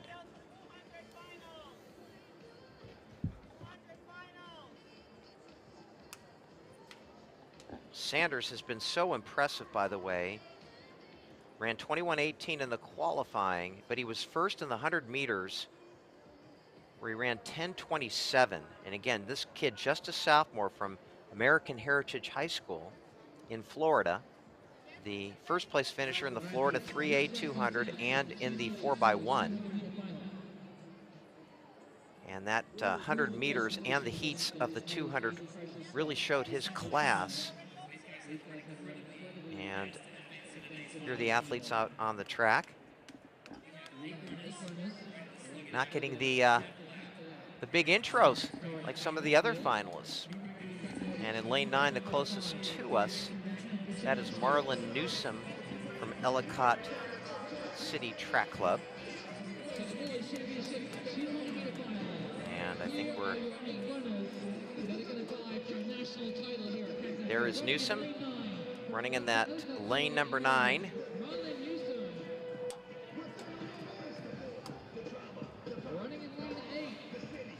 And there he is, Zamari Sanders. Newsom, by the way, 21.23 in the qualifying. Zamari Sanders eased up in his qualifying heat, so maybe not got the lane that he really wanted to get. Still ran 21.18. Jake O'Day Jordan, he is the meet record holder for the freshman boys. This young man, a superstar, 10:38, 20:66. He won the New Balance indoors 200 meters in that 26 earlier this year. Ralph Johnson of Waverly High School, he ran 21:15 in the heats. This is Janelle Harris. He was 4th earlier this week in the New Balance 100, has a lifetime best of 21:12 and ran 21:24 in the heats. Caleb Nelson from the Jets. Nelson, 21:26 in the heats. In lane number 2, this is Micah Walker. We saw him on the relay lead that Mustang Track Club to a meet record with his outstanding Anchor League when we were first on the air, Dana. Yes, Micah Walker is always one to watch. Sitting in lane 2 is a slightly tough position in the 200 meters. You get those tighter turns, especially here at Franklin Field with the different shaped track. I don't want to say odd, it's just different. But Micah Walker is definitely one to watch. Okay, so lane number 8 is Sanders, a scratch in lane 7 from Leslie. O'Day Jordan and Sanders is where the race activity should be in. So O'Day Jordan's actually going to have even a little bit of a benefit here, because without that lane 7, it might create even more of a sense of urgency, because now you're not making up or trying to make up the stagger on the person to your outside, but you're trying to make up the stagger on the person 2 lanes to your outside. Sanders in the heat eased off a little bit yesterday, which is understandable because he had won the 100. So we'll have to see how this unfolds. Guns up. Sanders in 8, O'Day Jordan in 6. O'Day Jordan gets out very fast, the sophomore from Archbishop Carroll. But Sanders is driving. It is O'Day Jordan and Sanders, 1-2, as they come into the straight. O'Day Jordan in the white of Carroll and Sanders in the yellow to the outside. And it's all O'Day Jordan, and he looks at Sanders at the end. Wow, gives him a little bit of a look. Unusual to see that in a high school race. Jake O'Day Jordan, the sophomore, 20.55, and that moves him to equal third on the U.S. list this year, only behind Sanders and Christian Miller, and equal with Brendan Arrington Jr. And this race was Jake O'Day Jordan's from the start, Dana.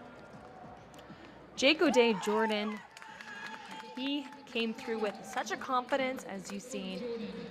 Almost a Noah Lyles type move on that finish line, looking over at the rest of the competition as to say, hey, this was my race to win. Excited to see this replay. Jake O'Day Hug Jordan from coach. Jake O'Day Jordan wins in 20.55. Sanders ends up finishing second in 20.75. Ralph Johnson from Waverly in the bronze medal position in 21.08. And let's keep an eye on the replay. Jake O'Day Jordan right there in the middle in lane 6. And here comes the iconic move as he powers through the finish line, finishing in 20.55, looking over and shushing the outside lanes. What power and strength from Jake O'Day Jordan. Coming into the crowd, so many of his teammates. I wonder who he's saying hello to up here. Giving his hug to a family member. The Archbishop Carroll team is so deep. Okay, and we're already moving on to the girls' championship race. Championship for girls now. Deja Reed from Montverde Academy, another of those sprint powerhouses. She's out there in lane number 9. To her inside, Kamora Lee Williams of the Trailblazers.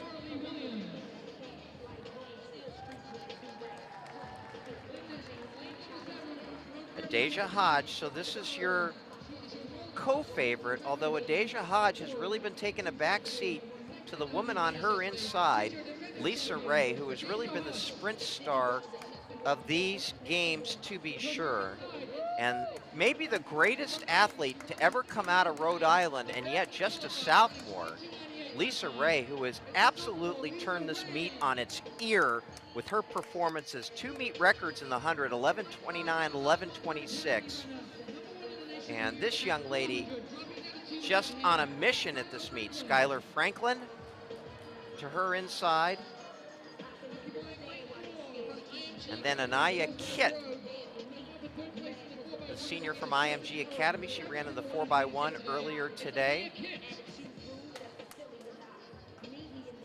To her inside, Sade Gray from Louisiana.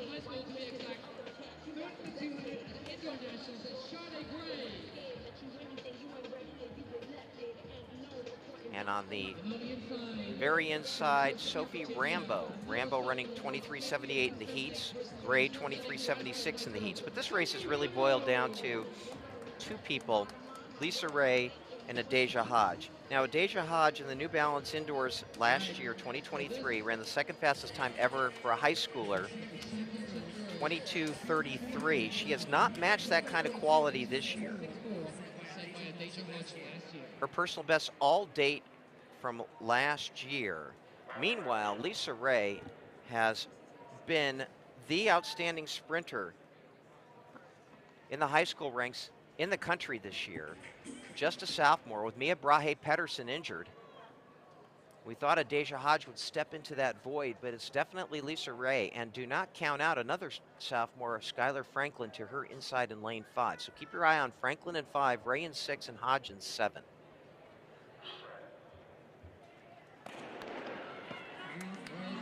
And out very cleanly. And Lisa Ray wasting absolutely zero time. Boy, is she moving. And to her inside, Franklin. To her outside is Hodge. It is anybody's race. Franklin, Ray, and Hodge, they're neck and neck. Here comes Lisa Ray with that trademark finish. And Lisa Ray, 22:77. It was a little tougher for her in this one. This was a real battle for her, but Lisa Ray emerges over a lifetime best for Skylar Franklin in second of 23 flat, with Adeja Hodge in third at 23:01, but it took a while. And Lisa Ray had so much competition from the Montverde Academy duo of Skylar Franklin and Adeja Hodge. She is just in disbelief. What a meet for Lisa Ray. Absolutely phenomenal performance and so much strength. Take a look at Lisa Ray in lane 6, easily making up the stagger. Adeja Hodge moving quite swiftly as well. But as we bounded the last 100 meters, it was Lisa Ray, Skylar Franklin, and Adeja Hodge. Lisa Ray in the middle, closing hard the last 50 meters to really create some separation and take the win in 22:77 to win the New Balance National Championship Girls 200 meters. Congratulations, Lisa Ray. You are a champion. She has preternatural poise. This young lady does not panic. This young lady is so smooth and confident, so well coached. But when she was neck and neck, side by side with the Montverde girls, she did not waver. And I was so impressed with her poise down the straight. Just a 10th grader, just remarkable poise, trusted her training, trusted her finish, and has put on an absolutely marvelous performance and is somebody to really watch. And the state of Rhode Island should be doing cartwheels over having an athlete of this caliber in that race. Okay, moving on, because we always do move on here, and we move on quickly. We are ready for the freshman boys 200 final. And the big favorite here, Stanley Smart Jr. out in lane number 8. I shouldn't say big favorite, a favorite will be Stanley Smart Jr.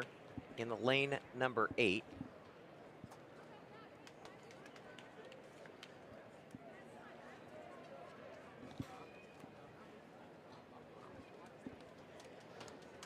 Zamarian Lawson in 7, Matthew Gregory in 6. Keep your eyes on those 3.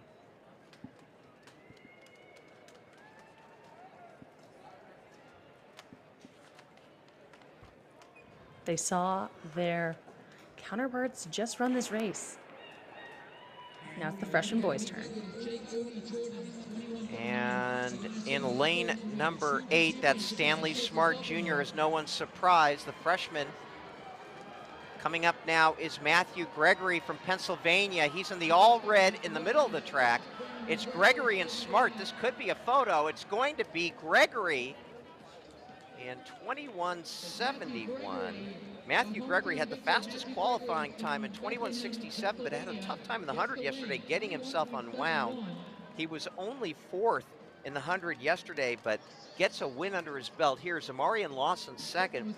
Stanley Smart, who was 1st in the 100 yesterday, he ends up finishing 3rd after setting the tempo for the early part of this race. Your champ right there is Matthew Gregory on the big screen.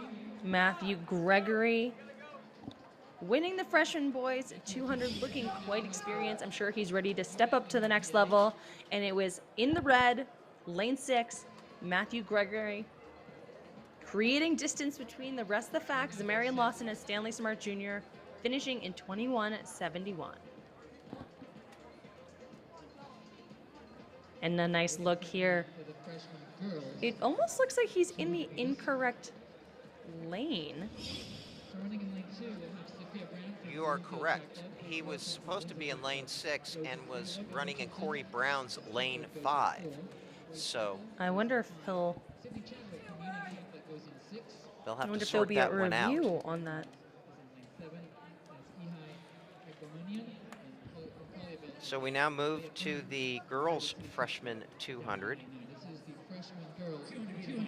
The meet record, well, it's held by Lisa Ray, who we just saw win the 200 at the championship level. Nevia Burns, who was second in the 400 in lane 9. Ihai Egbomian in lane 8. Renna Rubenstein finished 4th in the 400 earlier this week. She had the second fastest qualifying time at 24:24. Sydney Chadwick in lane 6 had the fastest qualifying time of 24:11. Grace Bethel in lane 5, 3rd in the 100. Logan Richardson in lane 4, 4th in the 100. Paige Wilson in 3, and Safra Brown in 2. And Renna Rubenstein, 3rd from the left, going out very, very quickly. And Rubenstein will lead as they come into the straight, but to her left, that's Sydney Chadwick. It's Rubenstein and Chadwick, neck and neck. Rubenstein and Chadwick, it's gonna be a Rubenstein at the line, 24 flat. And she wins by 11/100ths of a second. Nobody's coming near that Lisa Ray 23:58 marker that was set last year, but we know that Lisa Ray, a very special sprinter.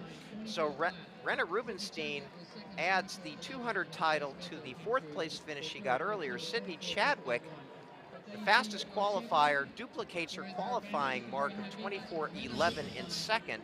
And Grace Bethel gets 3rd, just like Grace Bethel got in the 100. And let's take a look at Renna Rubenstein and Sydney Chadwick fighting to the line. These two freshmen, this battle may be replicated in years to come, but it was all Renna Rubenstein. Open things up, finishing just sub 24 in 23:99 officially. What a great shot of those two battling it out. Renna Rubenstein went to the next level, clutching her legs at the end of the race. It was Renna Rubenstein, Sydney Chadwick, Grace Bethel. 1, 2, 3. And can you believe that is our last individual event of the New Balance Nationals? I can't believe it. Yeah, I know. It's what a meet it's been. Somebody's going to add up. I know the meet's only been around since 2022 per se, but there were a ton of meet records, a number of national records. Really, the conditions outside of one electrical storm break of about an hour and a half to 2 hours have just been ideal. And ideal for both the sprinters and the distance runners. All right, we've got going back down the track with Kate Van Buskirk.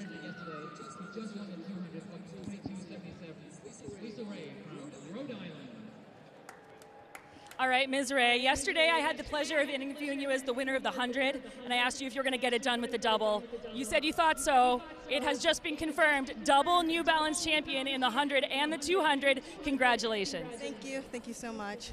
Now, you knew you could get it done because you did this double as a freshman last year, and I think you might have scared some of the girls in this championship section coming in. You said this was the hardest race you've ever done. Why was that? Yeah, so I kind of felt myself like falling behind in the middle of the race, but I didn't let it stop me, and I really continued to move my arms and carry myself through the finish line. And you came across that line ahead of a very star-studded field.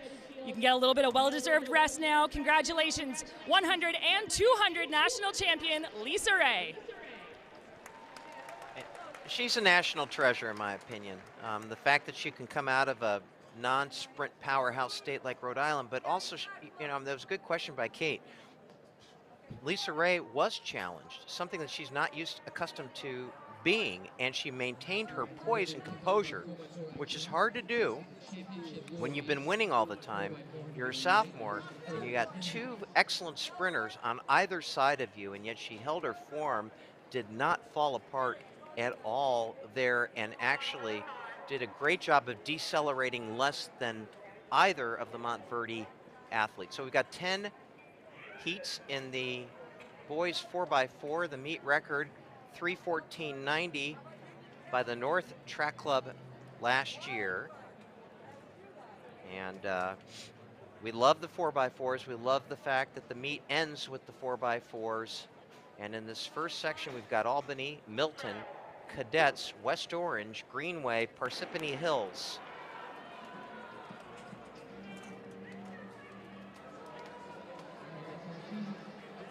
And they're off, and it's going to be a real question of how smoothly can we do these handoffs in this championship boys 4x400 in lane 9, Parsippany Hills. Moving quite well. What do these athletes have left in their legs, Tom? It has been such a long meet. Many of them have competed in multiple events, but what do they have left for themselves and their teammates in this boys 4x400? Well, that's a very good question, and you know, hopefully we will get a chance to see Quincy Wilson, perhaps the most exciting talent in high school running, in that very last section. The fastest time in the country this year, 3:09.95 by the Quincy Wilson anchored Bullis team. And boy, we've had a lot of good 4x4s this year. A couple in Texas by Humble, Atastasita, and Duncanville. And in this one, this very first section,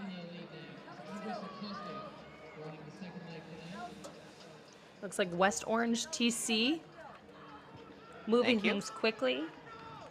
As you can see, with his such a great stride, having those legs drive up very well, it's looking extremely strong.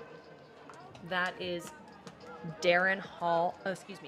Andres Acosta, passing off to Cooper Harwood.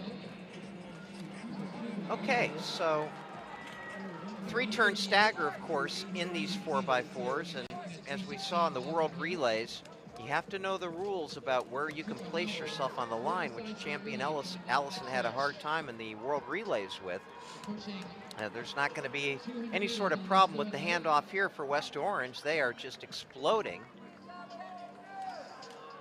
I think one of the fun parts about the relay, Tom, is that when you have the baton in your hand, you know you're not just running for yourself, and that can give you some extra motivation that you didn't previously have. Could not agree more. You're running for others. You're running a little bit scared because you're running for others, and that sort of panic can actually make you run faster. Slight panic. So West Orange, last leg, run by Cooper Harwood, 50.17 for Albany. Rohan Edwards Grant threw out a 48.62, which is really hoofing it. And Albany has moved into second. But West Orange has taken this race right from the gun and has about 200 meters to go. Again, we've got 10 heats of these, a spirited battle for second between Milton and Albany. And into the straight comes West Orange.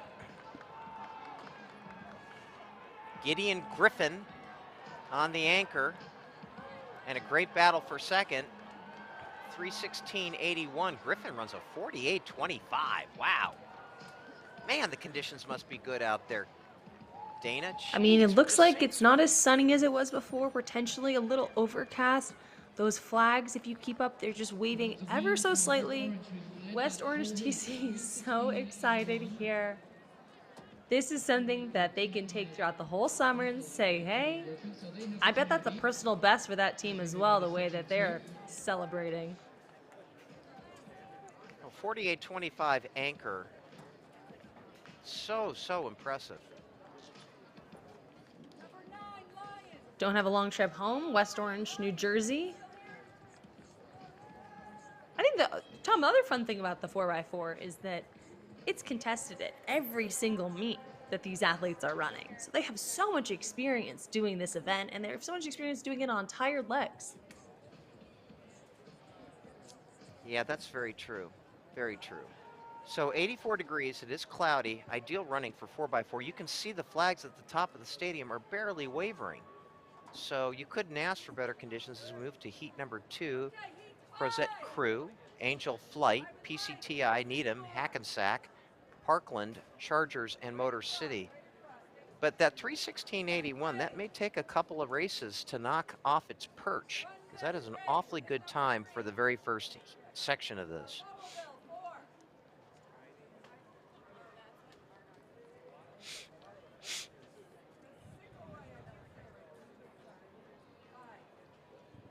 A little bit of a break seemingly before this next section. Getting all these athletes settled and in the right spot. You know, this is relay home base, Franklin Field. It's so true. One of my lasting memories was seeing Ronaldo Nehemiah running for the University of Maryland and splitting like a 44.3 in a 4x4. Now this is a 110-meter hurdler that ripped off a 44.3 in 1979. And then there was O.B. Moore of Muir High School that had 48,000 people in this stadium going bonkers 2 years in a row because he was such a great relay runner. In fact, the Penn Relays would end with the high school 4x4 those years because of O.B. Moore and Muir High School. Wow, such history. So here we go. Crozet Crew, Angel Flight, PCTI, Needham, Hackensack, Parkland, Chargers, and Motor City. Section number 2. Section 2 is the high school championship 4x4. Crozet Crew, Angel Flight, PCTI, Needham, Hackensack, Parkland High School, Chargers. What a beautiful shot there from the runner space team. Get to really see all the athletes just opening it up for their final races at the New Balance Nationals. And on the outside, Motor City TC, that is a name we've heard a lot throughout this meet. Philip Burning leading things out in lane 9. And Hackensack High School in lane number 6, also doing a pretty good job. Of course, it's always a little bit hard to tell in the 3-turn stagger, so you always have to look to see who is handing off first, and it looks like Hackensack in 6 got the handoff first, but we'll see what happens when they actually break for the pole out of this 3-turn stagger. And that's why we can't give you splits for the first 2 runners, because that 3-turn stagger makes things wonky, and Motor City will come in to the lead. Good second leg being run here by Dion Cleary, and they are really opening things up, Motor City. Motor City is moving well around this track. Dion Cleary. It was a little bit closer of a competition than our previous section, so this should get interesting as we lead into the last 2 legs. 139.4 through 800, so as anticipated, that's a second slower than what West Orange ran through 800. Motor City up at the exchange by almost a second and a half over Chargers, with Hackensack in 3rd. Boy, West Orange, somewhere the seating committee got things a little botched up. That West Orange team. I bet West Orange said, you know, we have one more race left. We have one more time to do this together. Let's just send it. And that's what happened. Or maybe they had an injured athlete that came back, or maybe they didn't have a fast seat time because they had multiple people running multiple events. Who knows? But whatever the case may be, they put it all together today, that is for sure. Gavin Rawls now taking the stick for Motor City. That leg 50.67. PCT Eyes, second leg ran 50.06, so the fastest, or third leg, excuse me, ran 50.06 for that exchange. So now we are into the anchor legs, and we've got a leadership change here with the Chargers moving into the lead. Kisum Khan of the Chargers, living up to the name. On leg 3, making it interesting. So coming into the home straight here, it's gonna be a little bit faster than I thought. They may get under 320. Oh, and it's gonna be Motor City at the line. 3:18.90. Rondre Ostion, 48.82, but Khan runs 47.95 on the anchor for Chargers. But PCTI, Rainier Galvez, remember him from the 800? He was in one of the earlier 800 heats, finished 3rd overall. He ran 47.24 on the anchor for PCTI. So Kate's down with another interview.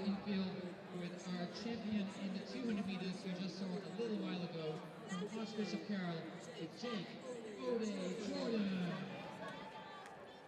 All right, sir, I feel like this is deja vu all over again. We saw Lisa Ray take the championship win as a sophomore. You're a sophomore. You come back from your win last year as a freshman. How did you get it done against all these fantastic performers? I just got to remind myself that everything's earned, not given. I just have to work hard for everything I do. It meant so much to you coming across that line. I don't think I've seen a celebration like that all weekend. The Archbishop Carroll team was going crazy for you. You were hoisted into the stands. What did it mean to take the win in front of everyone that you care so much about? It's all love. I do everything for them. I love them.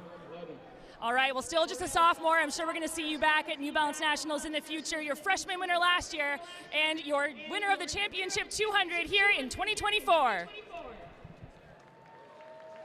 So O'Day Jordan, and what Kate was referencing was that as he finished the race, he gave a little whisper sign to Zamari Sanders out in lane 8. Zamari Sanders, the 100 winner.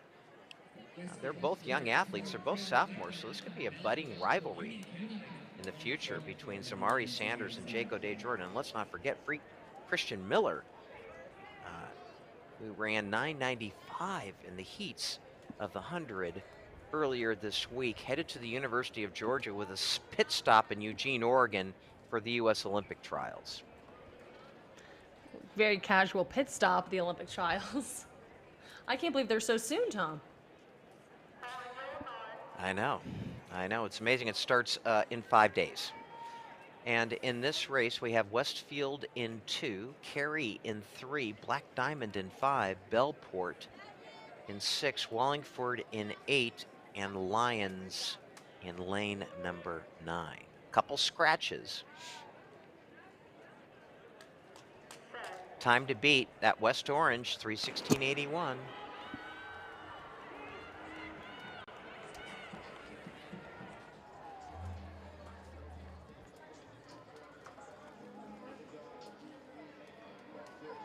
The energy is still alive and well here at Franklin Field. All of these athletes doing such a good job to move the baton around the track for their teams. On the outside, Lions charging through.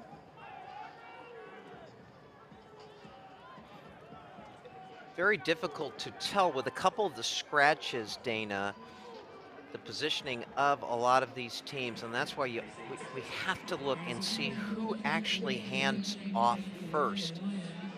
And it looks like in lane number 3, Cary Track Club may have handed off first. Of course, that means nothing until they break and we actually get a good look at where things are. Or maybe it's lane 2. I got that messed up. Westfield? Yeah, Westfield TC was looking quite good. Yes, in Westfield and Carey, 1-2.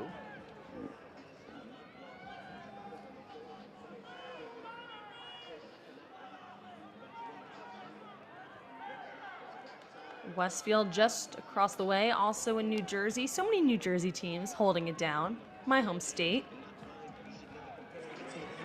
I always remember Westfield as having an excellent tennis team. Now 139.64 for the 800 split. That's the third fastest 800 split we've seen on the day. So I think it's safe to say perhaps that West Orange is going to see lead through yet another heat. This is Eamon Mason for Westfield. Eamon Mason still leading halfway through this third leg. Waiting to take the stick from him will be Emmanuel Giannino. And it's a tight group there of Lyons and Carey. Now Carey falling back now. Lyons and Wallingford coming up to the anchor leg now. Eamon Mason's run a really strong leg here, and he's going to head it up to Emmanuel Giannino. And Emmanuel Giannino will be the anchor leg for Westfield. 49.88 for Eamon Mason. And at least so far, that's the fastest of the third legs.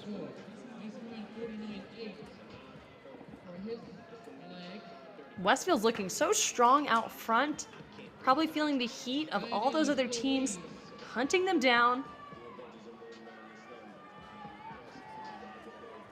So it's Westfield, Black Diamond, Wallingford, and Lyons. And I'm seeing some pretty good anchor legs by all three of those guys behind Westfield.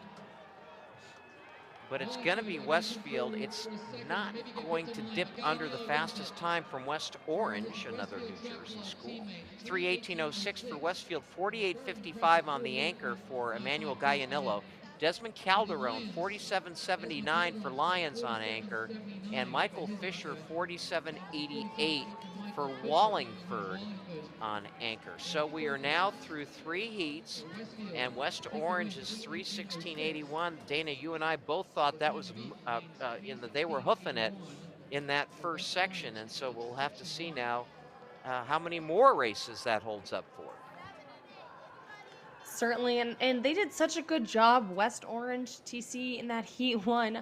I really wanted to interview with them to understand what was going through their heads. Perhaps we'll see something similar to the Girls' Championship 800, where they end up on the podium from an outside heat. Would be a little rare with so many heats left to go. But our meet record is 3:14.90, and they ran a 3:16.81, so not too far outside of our meet record. Well, I do think, though, that Bullis, who's run 3:09.95 and has the fastest time in the country this year, my guess is that they're going to come out ready to play here in the very last event of the New Balance Nationals men's side of the meet. And when you see this young man, Quincy Wilson, on the anchor leg, he is a special talent. And to see this stadium, they will be roaring when Quincy Wilson gets the baton, and I know that that group of runners from Bullis are going to try to get under that 3:10 barrier and wipe away in a major way the meet record. So we now go to heat number 4, Ponix Panthers, Hand Tigers, Xavieran Track Club, LaSalle Academy, Minnesink, and Venice. And we have a little movement here at the start. Did you pick up anything on that, Dana? I didn't see exactly what happened in that one. But we'll take a look. The officials are speaking to another. Hopefully we get a green card and everyone can run. Now we're getting a red card. So I don't know what this card is. No, it's a red-blue. That means I think that it's just a restart. I think that's what we saw earlier, what we thought was a red. Oh, yes, but LaSalle is stepping off. He doesn't seem to know it was. Yeah, false start's been charged to LaSalle. That is so unfortunate. That is. And so now there's a 2-lane gap between Xavieran in 5 and Minnesink in 8. It's an odd card, a red/blue.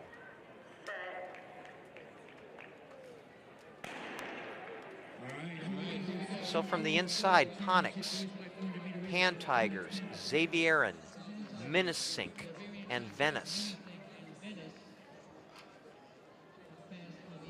A smaller field now where we have the false start from LaSalle Academy. You see that gaping hole in the track. these athletes are going to be ready for the break so they can have a little bit more perception of where they are. And that Venice, by the way, is Venice, Florida, not Venice, California.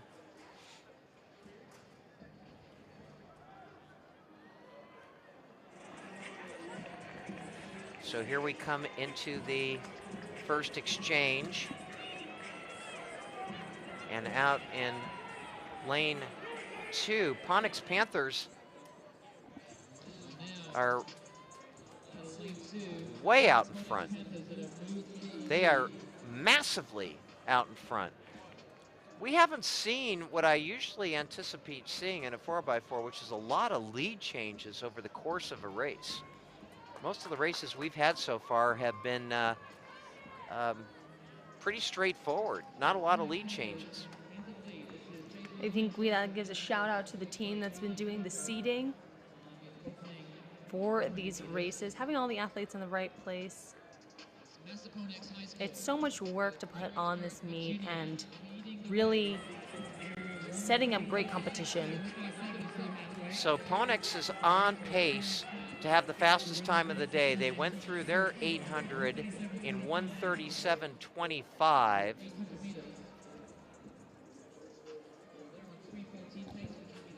And that is, considering you're running by yourself like West Orange had to do, that's some really good running.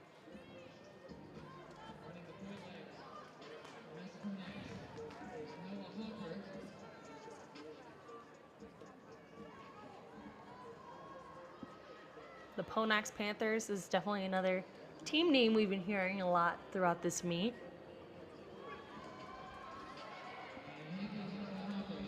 That's about a 48.6 per leg for those first 2 legs for Ponix. That third leg was their slowest by far, 51.16.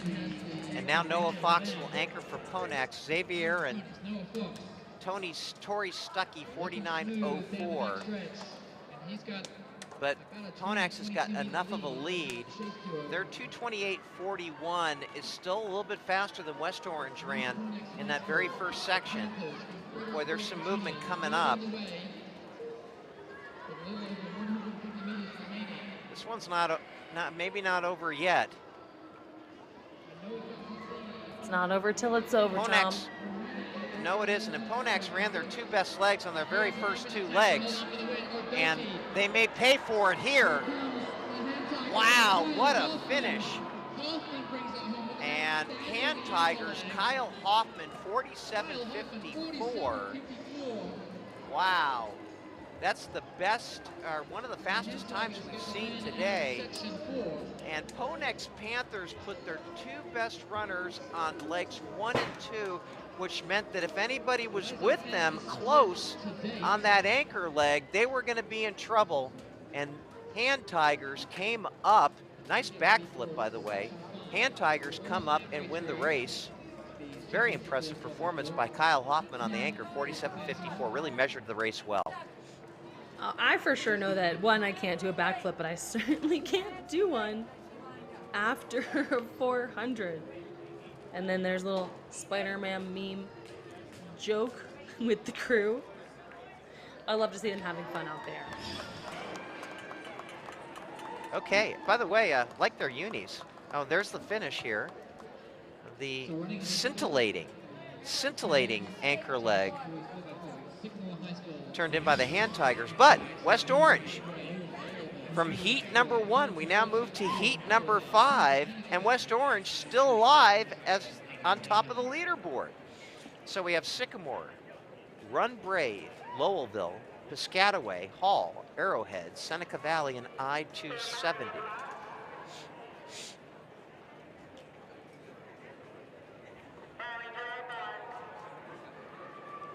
A little bit of caution at the line. No one wants a false start. And we've seen one already. Devastating in the last race to have a false start like that, and when you've got 4 teammates that are affected by it.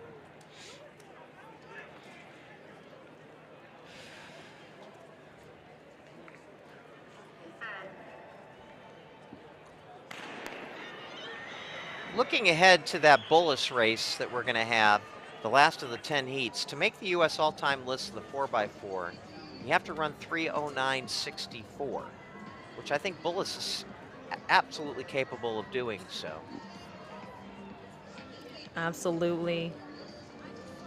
That is a Bullis's U.S. #1 time of 3:09.95.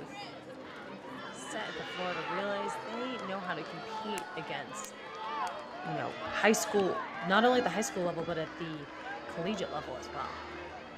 Interestingly enough, Jake O'Day Jordan, who was just interviewed by Kate down there, he's supposed to run the second leg for Archbishop Carroll in that 10th heat. Interesting to see how that 10th grader responds after all the races that he's had this week. Okay, back to this one.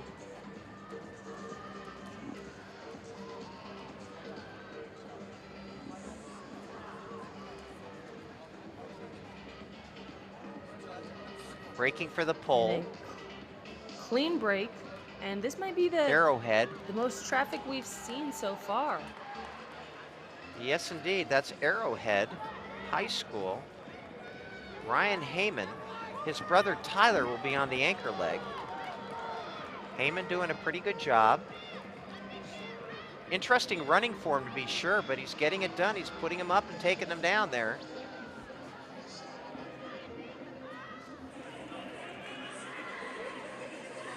And it is Arrowhead. Their intermediate split 139.07, again slower than the West Orange 138.40 from heat number 1. Seneca Valley, Hall, Sycamore, and I-270 follow. And as you pointed out, Dana, and so well exhibited in the last race, it's never over till it's over. And we've seen some strange things this weekend. So a great move being made here by, I believe, Sycamore, all the way into second. Arrowhead still hanging on as we move to the anchor leg here. That's I-270 actually that had that great leg. Kian Tanya Tang ran 47.89, put I-270 back in the hunt here. Logan Hicks 49.35 for Arrowhead, and now the second of the Hyman brothers, Tyler Hyman, is getting run down here by Cheyenne Sane from, no, this is Hall. I'm sorry, this is Jonathan York from Hall. Wow, this is more like it. A 4x4 with a lot of movement. Here we go, Jonathan York, Hall. And he comes into the home stretch. And I don't think he's going to be upended here. That's a cracking good run by the last two legs for Hall, but it's not going to be as fast. I feel like a broken record. It's West Orange. I cannot believe it. It's pretty incredible to have the fastest time of the day in the first team. It is. It is. Okay, so there's still a lot of time left here. We've got 5 heats to go. Some name brand clubs/schools that will be out there, including, by the way, in lane 8, DeMatha's got Anthony Waterman, who won the hurdles, or was in contention in the hurdles earlier today. Who's a very fine sprinter. This next section, number 6, Hammond, McNamara Mustangs, Ridgeview, Clayton, 252 Elite, Brecksville, above expectations. We'll see if they can perform above expectations. And Rams Track Club. When you have a name like Above Expectations, well, Dana, what do we think? They're going to do better than they should, right? That is definitely their expectation to perform at this level, and we've seen them throughout so many different races here. I think the fun part about these sections that we're seeing now is the mixing and racing between all the teams. I love to see the lead changes. you know, you also get the mixing of events. You've got 100, 200, 400, 800 specialists, 110 hurdles, 400 hurdles specialists, long jumpers and triple jumpers, all competing in a 4x4. And it's a great meeting, melding of those ballistic events in one final event. Above expectations in that green, easy to spot.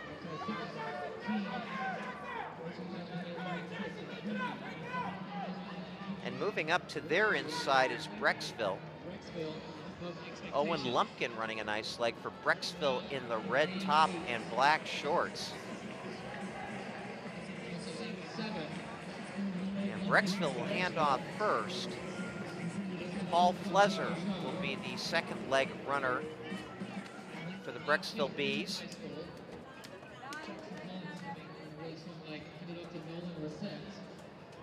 But moving up well is Hammond. Really A little well. bit of a fall back there. Track. Wow, we got a good one here for, little Clayton and, oh, whoa! Clayton and Hammond going at it. Couple elbows being thrown there. And Clayton now moving out front. Good leg by C.J. Martin for Clayton. Looking very strong out there. Much slower, though, than the West Orange team from heat number 1. Over a second slower. Hammond and Brecksville still in the mix behind Clayton. And they're going at it tooth and nail. Oh boy. There goes Brecksville. The Bees taking over again. And right along with him are Hammond. So Brecksville getting a very nice third leg here from Patrick Murphy.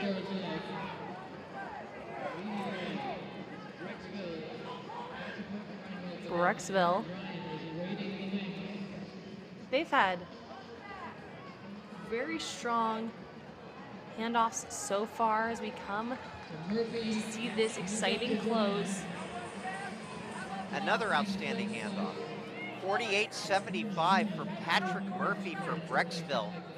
229.71 through 1,200 meters. That's still a second plus behind what West Orange ran. And Hammond's starting to really move. This is Chase Burke on anchor for Hammond. Jared Ryan on anchor for Brecksville. And it's going to be one of those two teams that wins. And Chase Burke really coming up here. Brecksville, Jared Ryan trying to hold him off. Wow, look at the finish here by Chase Burke. Is he going to get him? He does not. I think he missed just barely. Brecksville, 3:19.25. Wow, Chase Burke, 48.10, 3:19.27 in second. Woo! That was a smoking hot, cracking final leg by both those young men. Absolutely phenomenal racing there. It's not over till it's over. We keep saying it, but it keeps being true. You have to hold your positioning, especially in the 4x4. You never know how fresh someone is. And take a look at this replay of between Brecksville, TF, and Hammond. It was Brecksville on the inside and Hammond making chase, and Brecksville beautifully closed it in 0.2 of a second over their competitors. So, we are now moving to heat 7 of 10, with West Orange still in the catbird seat at 3:16.81. Carolina Cavaliers, Winslow. This is the above expectations B team. Archbishop Spalding, Windsor Harbor Elite, Cardinal Newman, and Grand Street.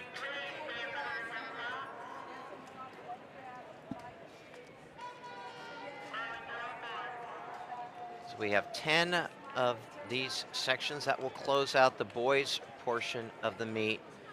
And then the girls' portion of the meet will be closed out with their 4x4s. There are 8 of those. And we'll see Bullis, Union Catholic, and Mount Verde Academy going at it in that one in the 8th race for the women. And also Motor City should be a factor in that as well. It's a loaded heat. And we're off and running. Is high. All right, so we got the Carolina Cavaliers, Winslow above expectations, their B team, House Spalding, Windsor, Harbor Elite B, Eagle Newman. I wonder if these heats were seeded a little bit differently. So if this is above expectations B, perhaps it's a little bit more mixed up than we realized. New Jersey. Yeah, it's odd because the above expectations A is actually the slowest of the 36 teams that have completed the race. But running well out in lane number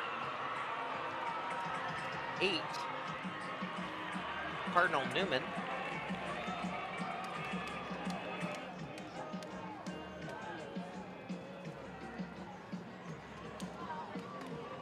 What a beautiful stride out front. Yeah, that may be Harbor Elite in the lead now over Cardinal Newman.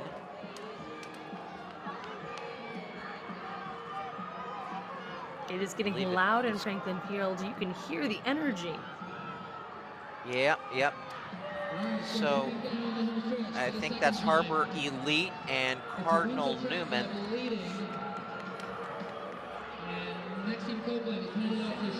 And that's going to be a fast first, and that's Windsor, pardon me, 136.02. So finally, West Orange looks like perhaps they may be going down here. That's an average of 48 seconds for the first 2 legs by Tayshawn Berry and Maxime Copeland. Sheldon Simpson the second now. 3rd leg for Windsor. Cardinal Newman in 2nd. Boy, now the question is, Dana, whether Windsor did what we saw a couple races ago, which is do they put their 2 best on the first 2 legs and hope for the best on their last 2? Because Tayshawn Berry and Maxine Copeland. There's so much strategy in the 4x4. You can separate your legs in whatever way you feel like is going to set you up for the best success. I like to see, usually it's a sandwich where you put a fast leg in first and fourth, but the front loaded is something I haven't usually been privy to. Yeah, and that was not a great leg for Windsor. Sheldon Simpson running a 50 flat. So they come through 1200 and 226.11, still 2 seconds faster than West Orange. West Orange's anchor went 48.25, so let's see what Hunter Howard does here on anchor. I think we may be getting our fastest time of the day because Hunter Howard looks like he's scooping pretty well there for Windsor, and he's got an enormous lead. And he comes into the straight. This might be a 3:14 or so for Windsor Track Club. Wow. Actually 3:12.90. Wow, 46.84 for Hunter Howard. Good gosh almighty. And Cardinal Newman's anchor, Dallas D'Souza, indeed it is. And it smashes the meet record set by North Track Club in 2023. So Windsor, they averaged 48 seconds for their first 2 legs, and then Hunter Howard explodes with the fastest split we've seen all day, 46.84. What a performance from Windsor TC in this 7th section. The only question is, will this time hold up with 3 to go? So Hunter Howard, this is by the way Windsor, Connecticut. Hunter Howard, as an open 400 runner, has run a 48.65. But this leg was absolutely sublime. 46.84, and a new meet record.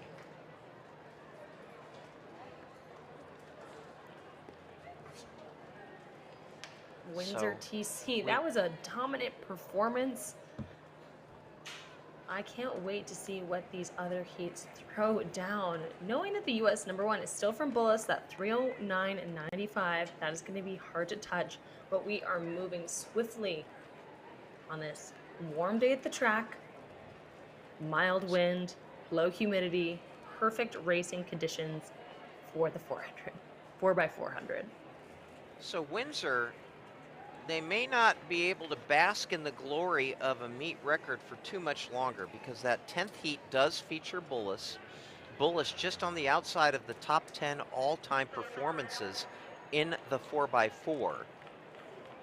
But Windsor, Connecticut has a lot to be proud of regardless of how this thing shakes out. So we have Cornwall, LaSalle, St. Louis Tribe, Lexington, South Hamilton, the TEP, and Wildcats in this.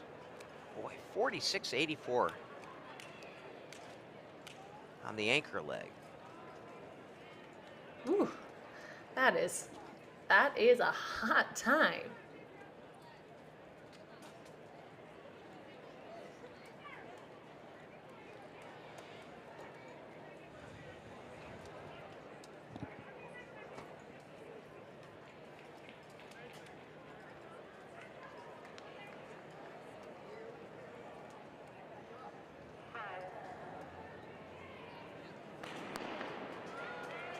And we're off. Cornwall, LaSalle, St. Louis Tribe, Lexington, South Hamilton, the TEP, Wildcats, still catching our breath from that meet record of 3:12.94 set by Windsor. Would have been nice to have them in Section 10. It certainly would, and I'm sure they wish that as well, but they deserve it for next year, and hopefully they'll all be back.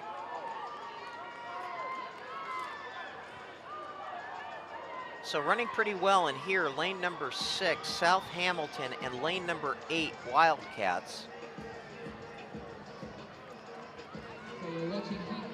South Hamilton in the black, they're going to hand off even with Wildcats in the yellow and blue.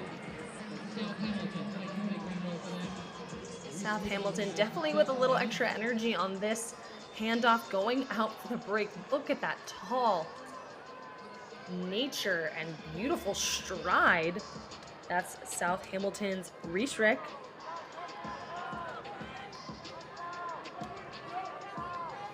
So this does look quite a bit slower than what we've saw from Windsor with those 2:48 second or thereabouts first two legs.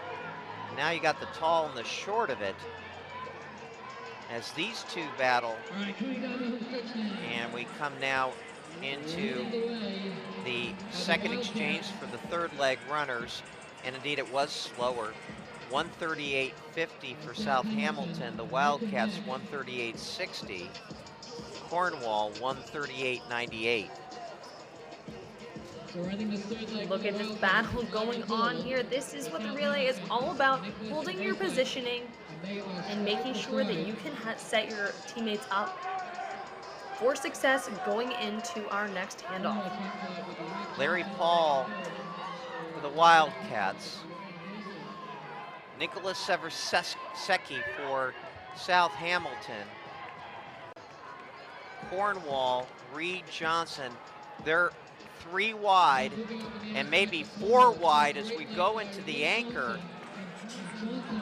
And Cornwall got a nice surge by Reed Johnson, 49.39. St. Louis Tribe now into second.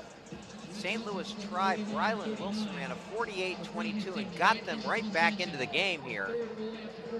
And so it's Cornwall and St. Louis Tribe, and then the Wildcats and South Hamilton neck and neck. This is going to be quite the battle to the finish here. And here comes St. Louis Tribe, and it's neck and neck, mano a mano, tooth and nail.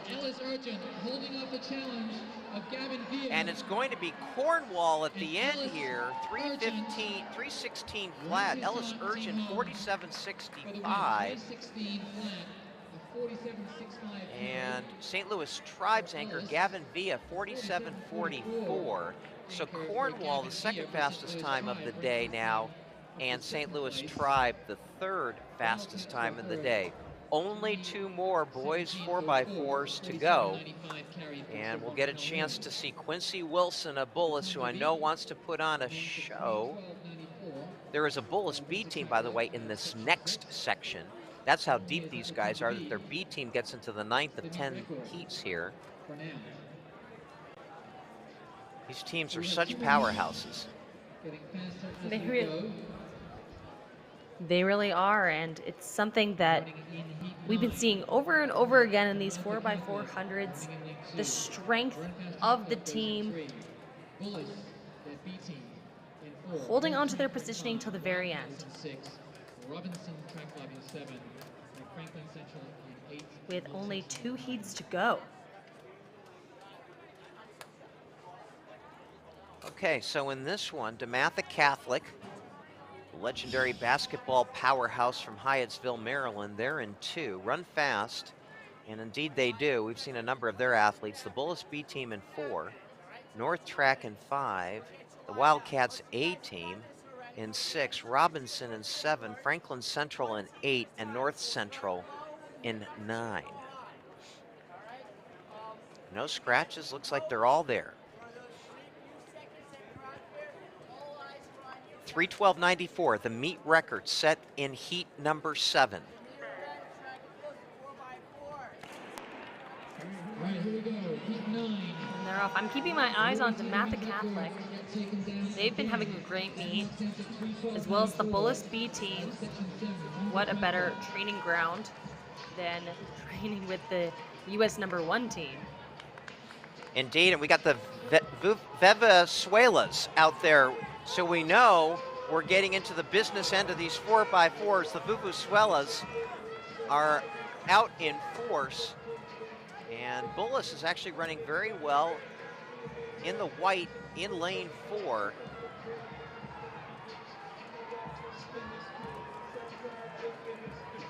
Or I'm sorry, excuse me, in lane 5.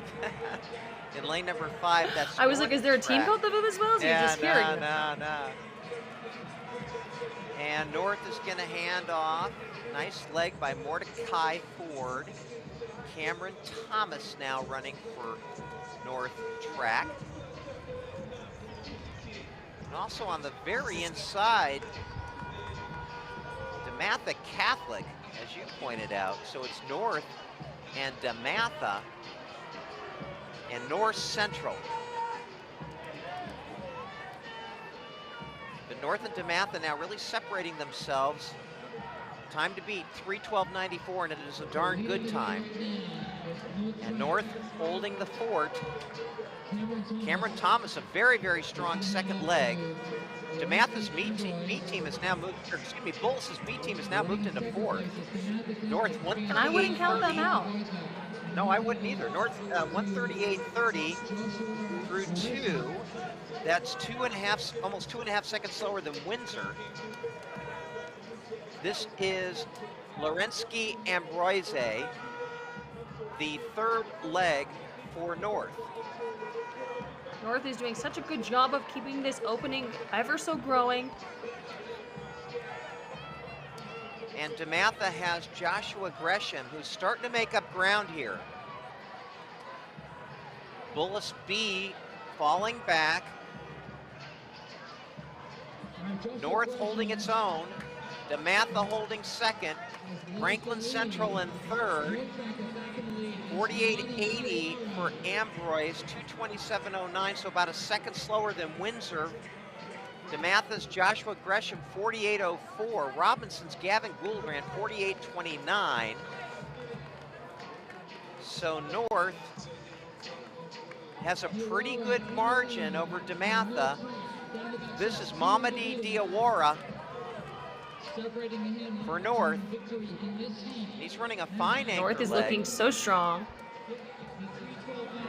Diawara for North and Dayton Grogan for DeMatha.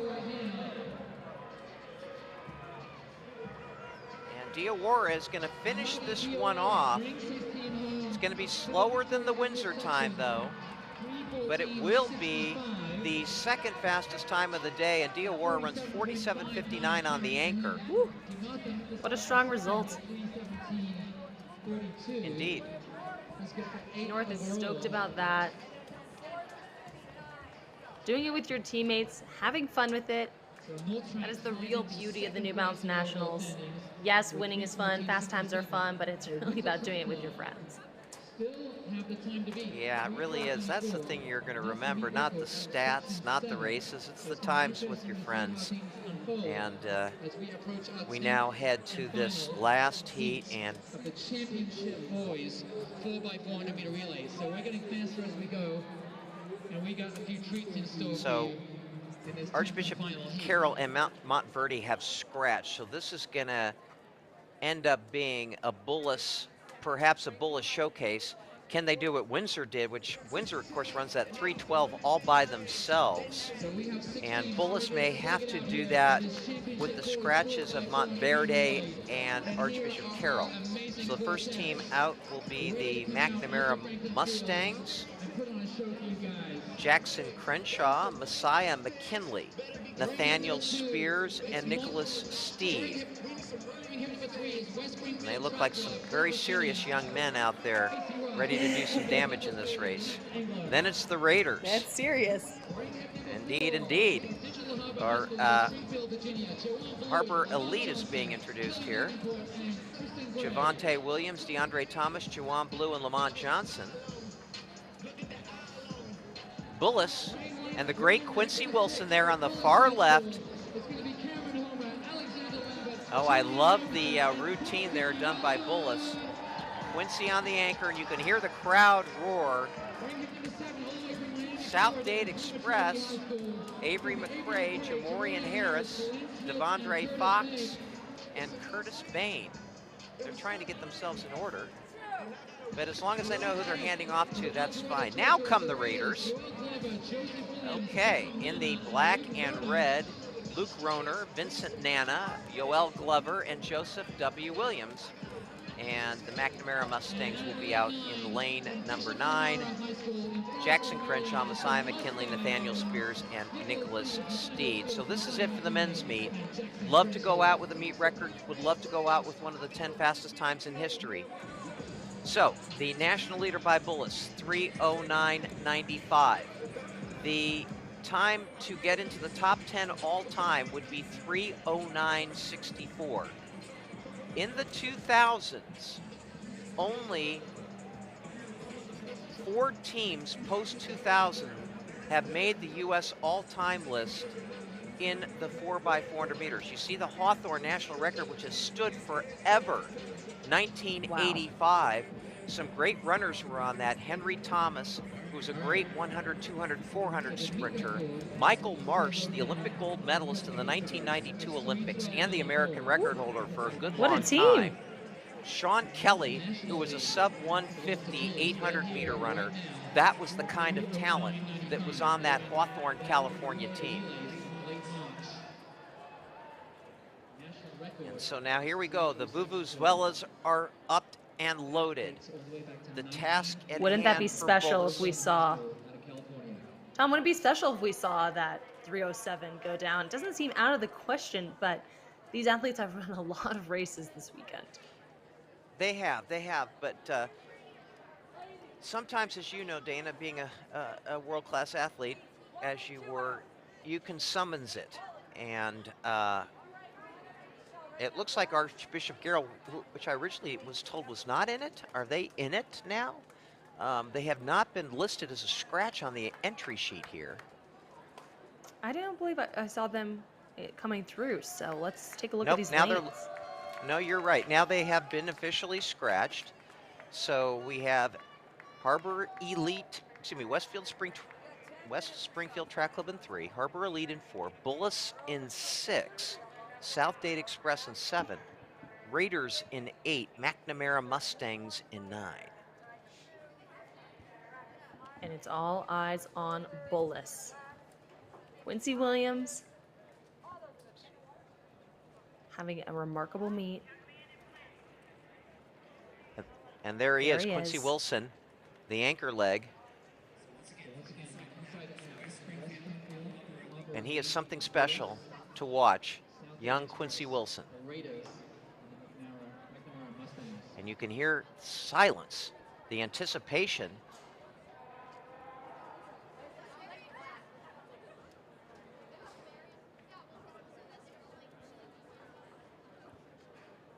So also Michael Graham, who I don't want to miss on that Hawthorne 4x4. So the splits on that race, Michael Marsh, the Olympic gold medals from 92, 47.9. Michael Graham, 47.8. Sean Kelly, 47.2. Henry Thomas anchored in 44.5. So that's the kind, yeah, absurd for, they did it at the Texas Relays in 1985. And we are off and That almost running. doesn't seem real. It doesn't. It doesn't. Well put. Okay, so Bullis has got to get out, and we know that. Somewhere, if they can run a 47, that would get them in good shape. They're the fourth from the left. Alexander Lambert moving very well on the outside as the McNamara Mustangs, but they may have gone out too fast because you have nothing really to pace yourself against. Bullis now moving up on South Date Express to their right. So what we probably want to be able to see is something in the 133, if we can, 134 range through the first two legs. Bullis confidently takes the baton. Cameron Homer, and Cameron Homer scooching now and moving up well. These guys are on a And mission Cameron- today. You can tell the energy that they're bringing in the break, getting out front. It won't be easy to take the win with this steep, stacked competition here today, but Bullis, as you can tell, they came out with their fun introduction, ready to make a statement. Okay, so Bullis, we're going to be looking at the clock very carefully here. Hoping for something around 134 or better. Otherwise, Quincy Wilson's really going to have to do a number on that anchor leg. Julian Roberson taking the stick, 136.95, so about a 48.4 average. And actually, that's slower than Windsor ran. Windsor ran 136.02 through 800. South Date Express in the orange in second. McNamara Mustangs in the white in third. Raiders in the black in fourth. And look at the opening stride on Bullis. Trying to create some Roberson. separation between the rest of the field. South Date going backwards. McNamara Mustangs coming up. Now we'll see the great Quincy Wilson take the baton. He's going to have a ton of work to do. Even to break that meet record of 3:12.94, he's going to have a ton of work to do. Quincy Wilson gets it. 47.39 for Roberson. So they are on meet record pace, but what can Quincy Wilson do here on the anchor leg? He'd have to run 45 seconds or better to get into the 309 territory, and he is hoofing it. Quincy Wilson really moving. McNamara in second. Quincy Wilson with 200 to go. Can he run a sub-45 leg here? Quincy Wilson looks terrific as he comes into the straight. Those long strides. Great arm action. Coming into the straight. 3:12.94 is the meet record. To get onto the all-time national list, 3:09.64. Bullis, and they do it. 3:09.39 so far. 3:09.43. Quincy Wilson, 45.10 on the anchor leg.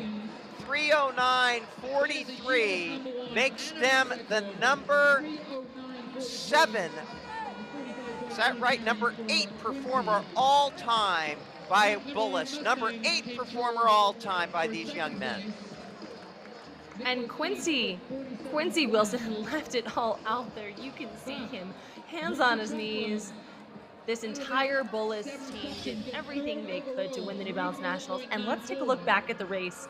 This first exchange, Bullis created some separation from Alexander Lambert to Cameron Homer. Moved smoothly around the track, never looked back.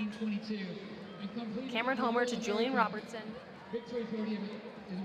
And then it was all Quincy Wilson closing things in a new U.S. #1, breaking their own U.S. #1 and meet record. Look at Quincy Wilson driving towards the line. He's already proven that he's a talent multiple times at the New Balance Nationals. Bullis, a phenomenal program. Congratulations to Bullis. Quincy Wilson, remember, he is only a sophomore. He is a sophomore, and he has a open 400 best of 45.17, which puts him 8th on the all-time national list, and now he's 8th on the all-time national list as a part of the Bullis 4x4 with that 309.43. And what a way to close out the men's portion of the meet. And I guess, Dana Giordano, you are out right at the top of the hour as you promised. And great job by you. Wow, they did such a good job. Really appreciate Well, all the thank you hard so work much. you put in. And enjoy Father's Day. You too as well. It has been a great meet at the New Balance Nationals. We live for this every year, and I am just so proud of all these athletes. Go and enjoy your summer. All right, well put by Dana.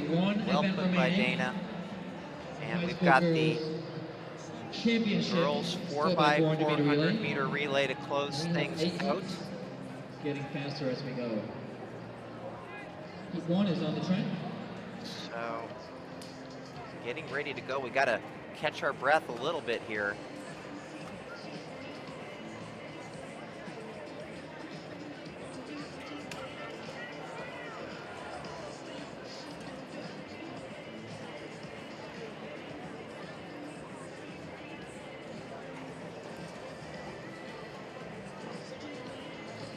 By the way, while we get set for this race, big hearty thanks to Cooper Knowlton and Dave Alfano,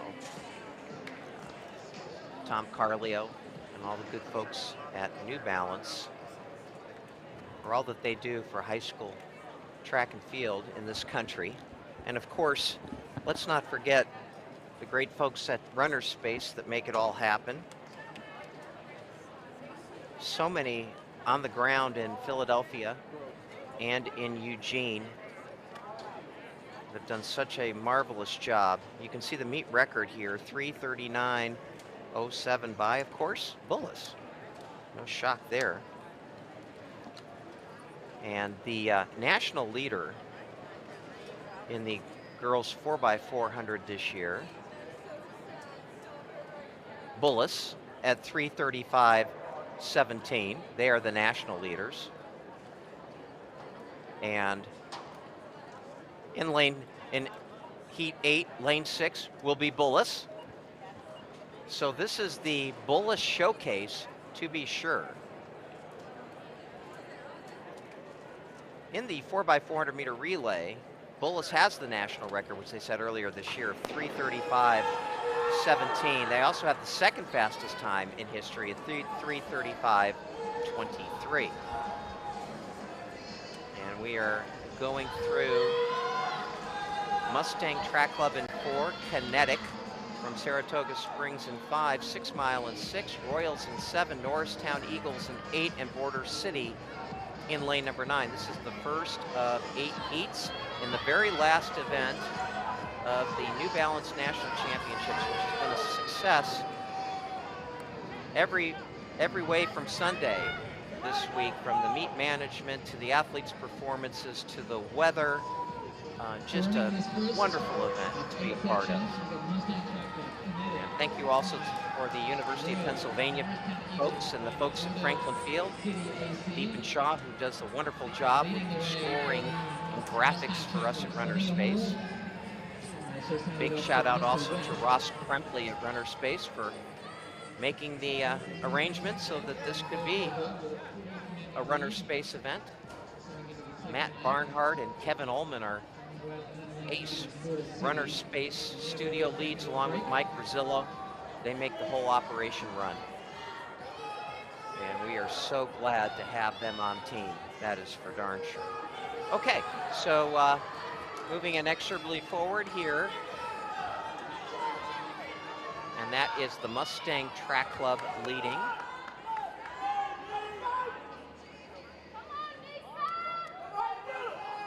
And some good action at the front here. And coming into our second exchange, the Mustangs were leading. Four very much in this race.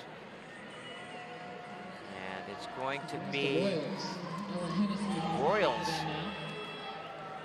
handing off first. By the way, Reagan Moore, the 9th grader who ran so brilliantly in the 800 earlier today, is on this Royals team. Royals 158.54, so an average of about 59.2 for the first 2 legs.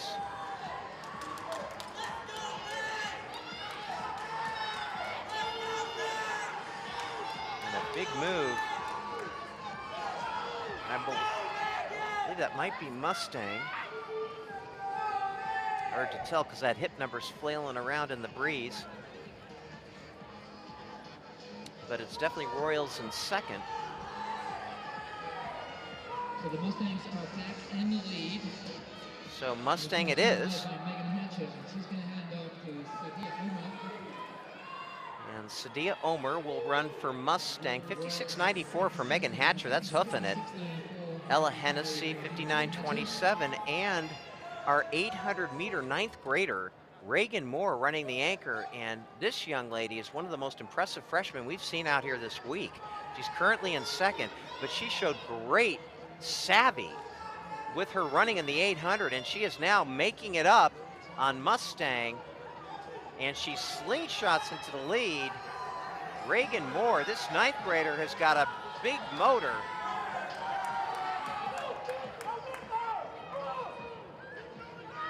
Royals and Mustang. And Reagan Moore getting it done yet again. Trying to get under 4 minutes. And she should do that, no problem. Wow, what a great leg for her. 3:55.68, 57.88 on the anchor leg. So that's a win for the Royals, 3:58.68.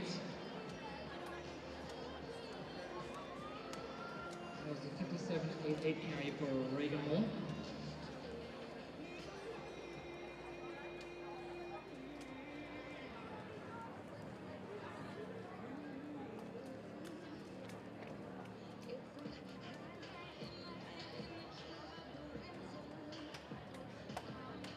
All right, before we kick off this next race, we're going to throw it down to Olympian Kate Van Buskirk, who's down with the championship winning quartet from Bullis High School, Alex, Cameron, Julian, and Quincy.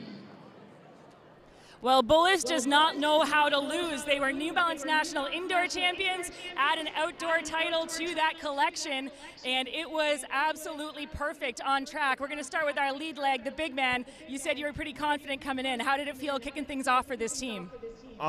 It felt amazing, really. Just run with these guys. Like, I'm just so blessed to get to do it every day. Just get to put in work with them. So proud of my senior, my brother, junior. Julian, he just did it, and I'm proud of him. You all just did it. It was unbelievable, and you, sir, are a freshman. You're the new addition to the team, and you're going to keep this legacy going, right? Yes, ma'am. For sure. What did it feel like being out there with a team that you know just gets it done every time? It's amazing just to know that my teammates are going to get it done for me, done for our brothers, and especially done for our senior Julian right here.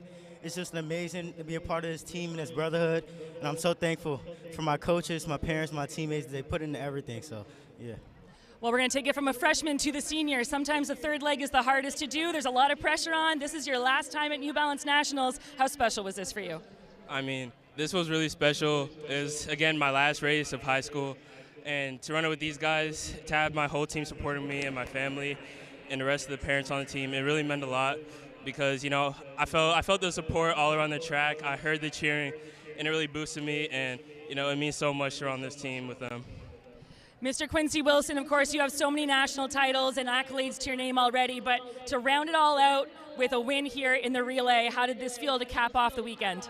To be honest, I wasn't supposed to run a 4x4 this season, but I made a choice to come out here and give it the last run for my brother Julian. It's his last race. He's a senior, and I had to make sure that I'm just sealing the relay off. These guys, we ran hard, we worked together, and I just want to make sure that my guy gets a good last run because we've been through so much. We didn't even make it on the podium last year, but now we're here. And I told him last year we're gonna keep working. We came back a year later, and we're indoor and outdoor champions. Well, nothing more to say than that. Give it up for Bullis, indoor and outdoor national champions. All right, congrats to Alexander, Cameron, Julian, and Quincy, your national champions for Bullis High School. A heartfelt Down to the track. interview there with Quincy Wilson. Obviously a very serious young man and a very serious athlete, to be sure. So we are in heat number 2. And our leaders are Mounties Track Club.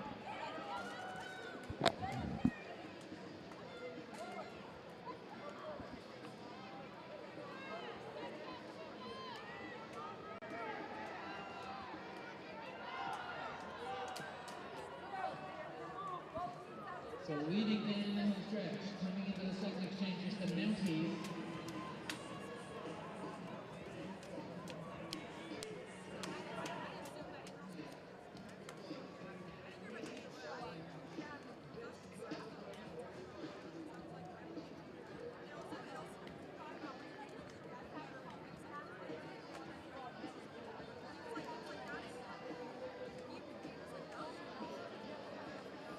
So leading down the back stretch, the Mounties Track Club, aka Montclair High School out of New Jersey.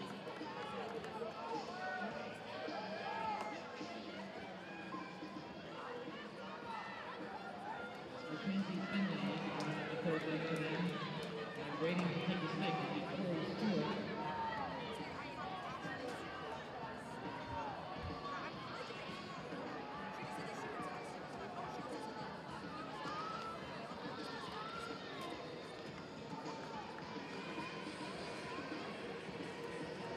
So Corey Stewart has to run about a 60.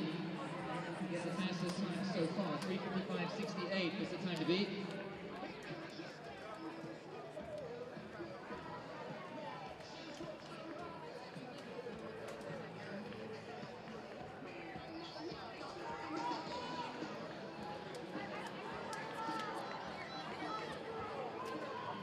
And after leading so much of this race, Mounties now getting past.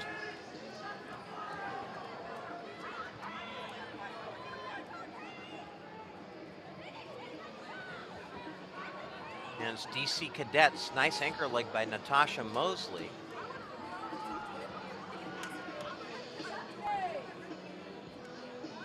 And DC Cadets over the Mounties.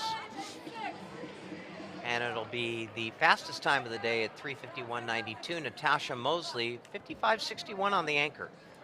Classy effort by her.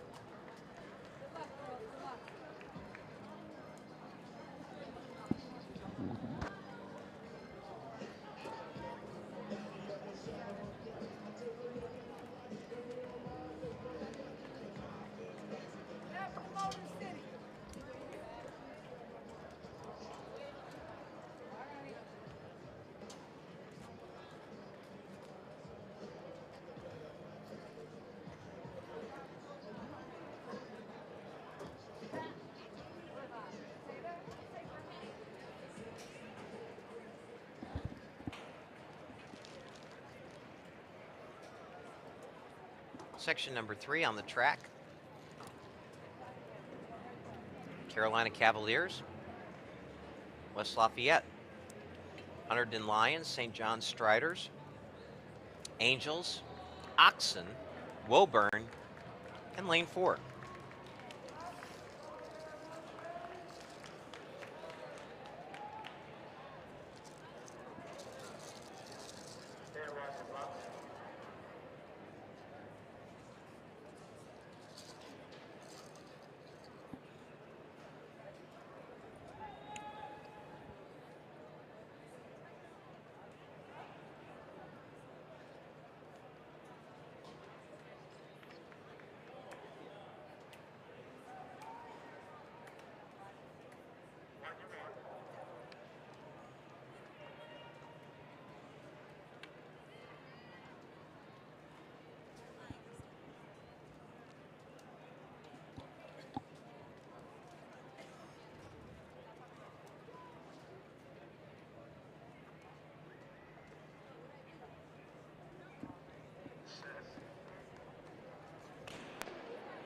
From the inside, Carolina Cavaliers, West Lafayette, Hunterdon Lions, St. John's Striders, Angels Track Club, Oxon, Woburn Tanners, and Lane 4. Lane 4, this is section 3 of 8 of the championship girls 4x400 meter relay. Our last event of the meet here on day 4 of New Balance Nationals outdoors.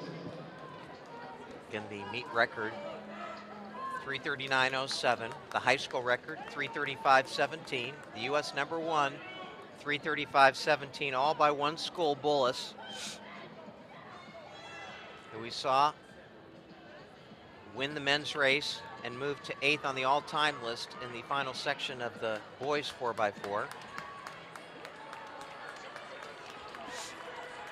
Coming up to the first exchange, and it looks like, oh, not a great exchange there, but Angels TC may have the lead when they sort things out here. They're in the red.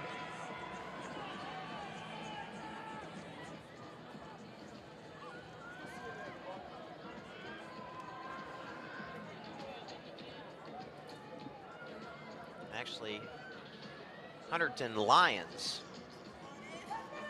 No, that may be.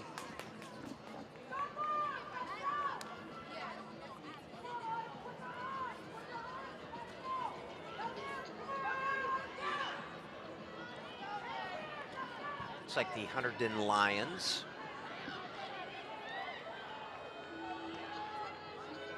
So we are coming up to the halfway point in our third heat. So good leg.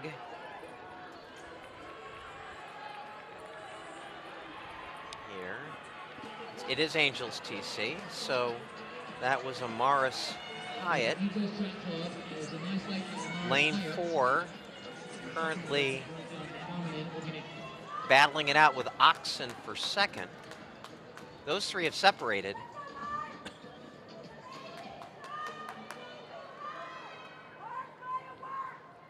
And now into the lead is Lane 4. Kennedy Peacock on the carry.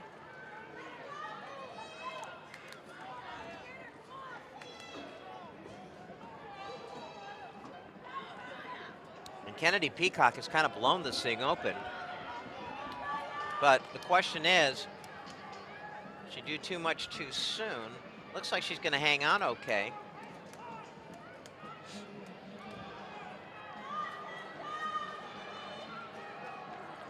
And she hands off to Madison Brister, 58-10 for Kennedy Peacock. All three legs for Lane 4 have been in the 58 range.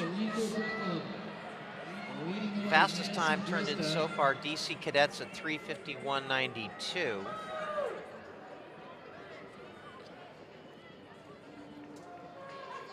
Madison Brister still leading. Going down the back stretch. 200 meters left now. So Lane 4, in fact, extending their lead. Madison Brister on the anchor.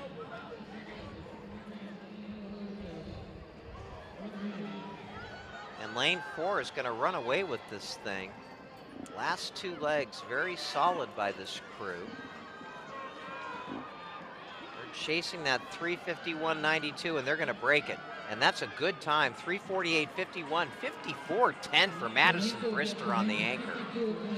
That is by far the fastest split of the day. And that's a classy time, 3:48.51. For second place in that heat, third overall, 3:53.36. That may last for a couple of heats before that sucker is broken. Nice job by Lane 4 and especially by Madison Brister. Calhoun, Kennedy Peacock, and Madison Brister that have the time to beat, 3:48.51.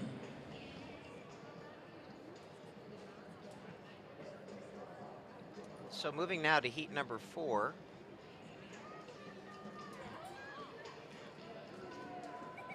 The Lawrenceville School will be in 2. Rumson Fairhaven Dogs in 3, Piscataway in 4, all three Jersey teams. The Ponax Panthers are in 5. Tiger Elite in 6. I see blocks out for lane 7, but nobody there. Colonial Forge is in lane 8. And hard to tell if our lane 9 team is there, but Lifewood Elite is supposed to be in lane number 9.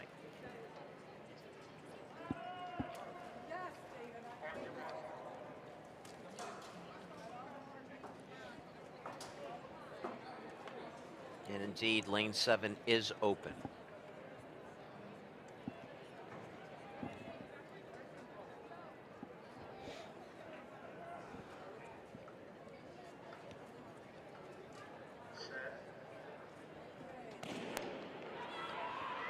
From the inside, Lawrenceville, Rumson, Fairhaven, Piscataway, Ponax, Tiger Elite, Colonial Forge, and Blythewood.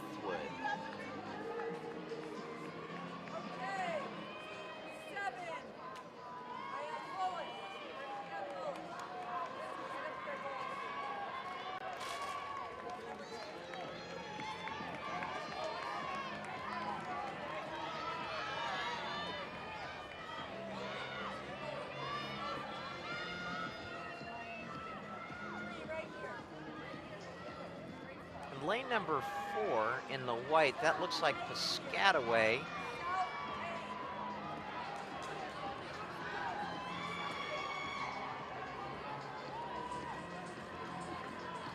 That's actually lane 5, Ponax. So Ponax is going to hand off first.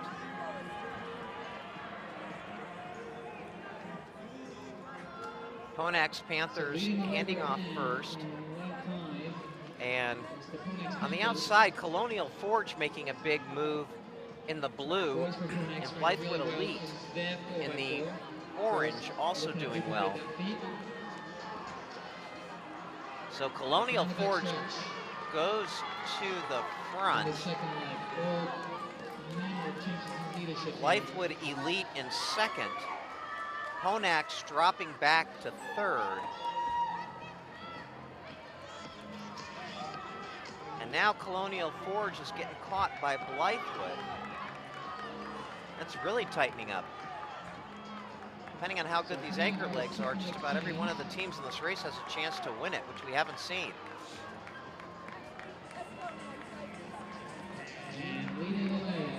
Okay, so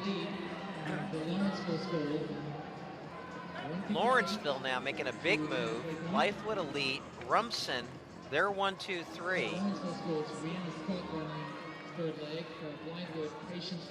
So Rihanna Scott for Lawrenceville.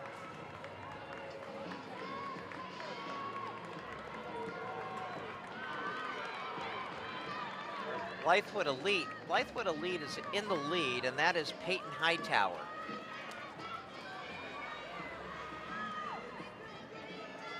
And a big move being made now. A lot of lead changes here.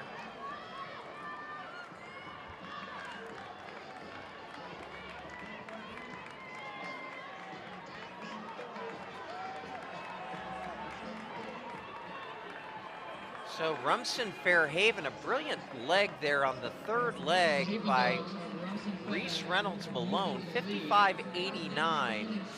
And Rumson Fairhaven now in the lead. Lawrenceville followed by Blythewood. And she's brought her team up from third to first. So Rumson Fairhaven, if they get a good anchor leg from the Clemmy Lilly, one of the top 800-meter runners in the country, if Clemmy Lilly can put it together here on the anchor leg, Rumson actually will have the fastest time of the day, but she's going to have to run in the 54-55 range, which may be very, very tough.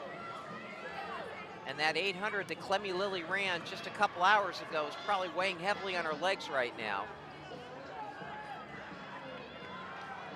So she comes into the stretch here. They're going to just miss out.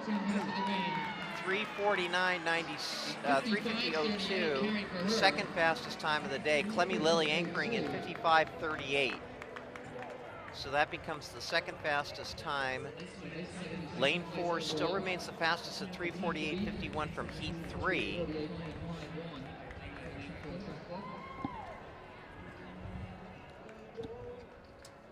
Fastest split also belongs to Lane 4's Madison Bristol, 54.10.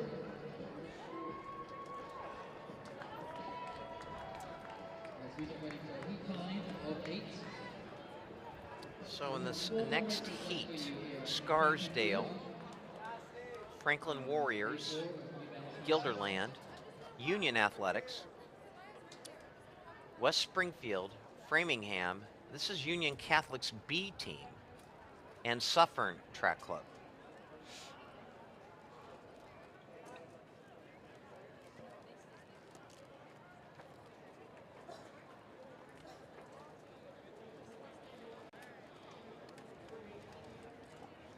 They're on the track right now for heat 5 of 8 as we wind it up here at the New Balance Outdoor Nationals.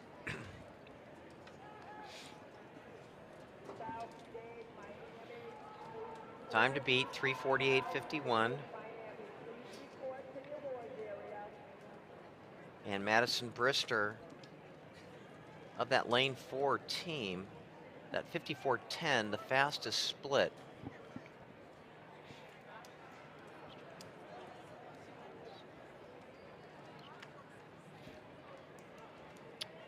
By the way, if you're wondering where Lane 4 Track Club is, it's in Martinez, Georgia.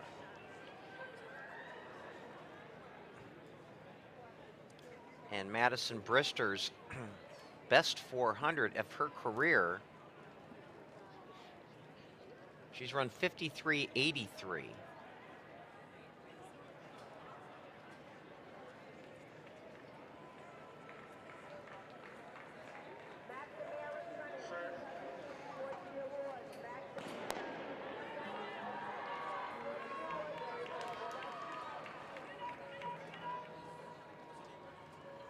Although I see 55.67, I see a 53.83 and a 55.67, but nevertheless, they are from Martinez, Georgia. Union Athletics, West Springfield, Framingham, and Suffern.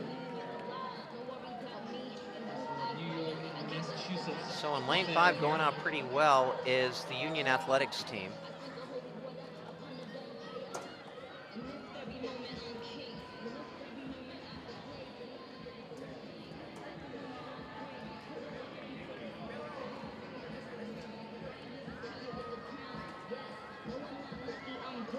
Union Athletics is going to have a fairly substantial lead when they pass off. Noel Evans running a very nice leg here for Union Athletics. She will pass off to Grace Hickman. Lane 4 through the first 800 went 156.32. So that will be what Union Athletics is going after here. Just an enormous lead for Union Athletics. Really surprising as we get into these later heats. Usually the things tighten up a bit, but Union Athletics just off by, alone up there.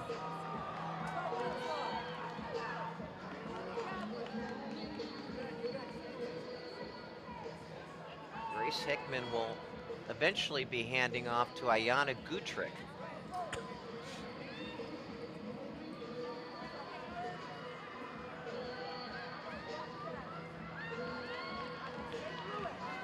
To make the top 10 in the 4x4 on the US list this year, you have to run 3:42.24. A number of those teams will be in this final section when we get to it. 155.18 through 800 for Union Athletics. That's hoofing it, and that's about a 57.5 average. And now Ayana Gutrick taking that baton and running the third leg, 3:48.51, the time to beat.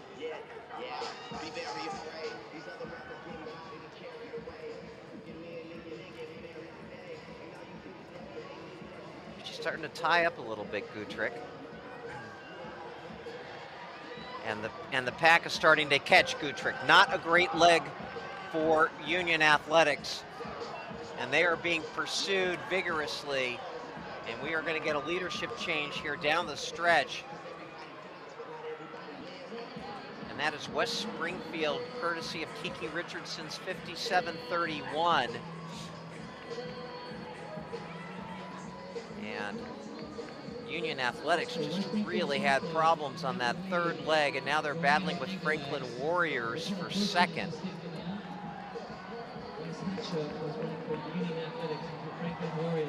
And nothing is settled here. West Springfield leading.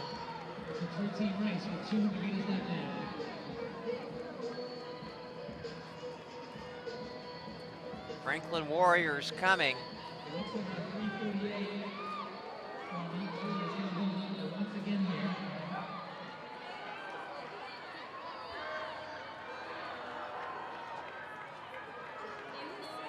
And West Springfield says not just yet.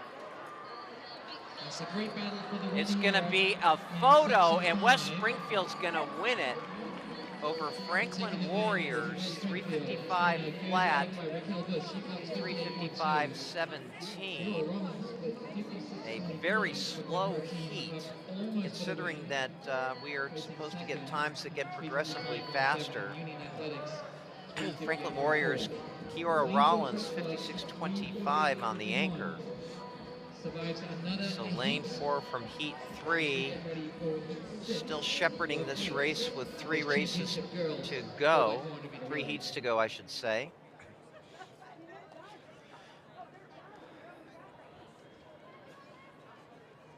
That last section's going to feature Union Catholic, Bullis, Montverde Academy, Run Fast from Louisiana. That is just going to be an absolute joy to watch.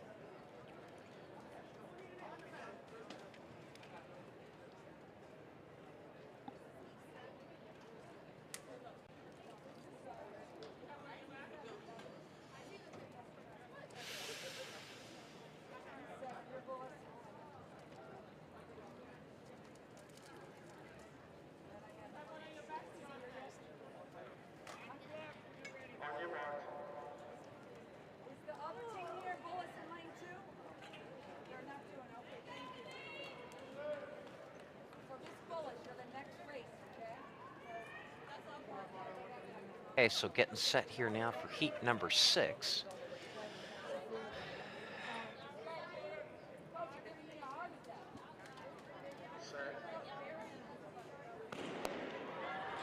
From the inside, Adrenaline, Lake Creek, Eastern Regional, Mount DeSale, Southeastern, Shaker Heights, Bullis, the Bullis D team, and Motor City B.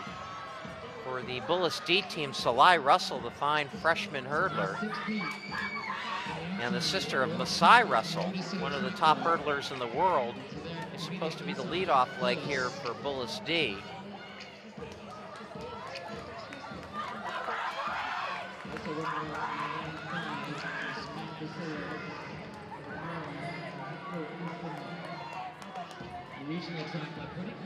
And Motor City out there in lane 9. That's Kellis Hunter Young. Bullis and B, or D, excuse me, Sly Russell doing a fine job there on the first leg. Some good strength work for her, and they hand off virtually even, Bullis, D, and Motor City. It's going to be crowded on the leaderboard here because we got about 4 or 5 teams that are in the mix.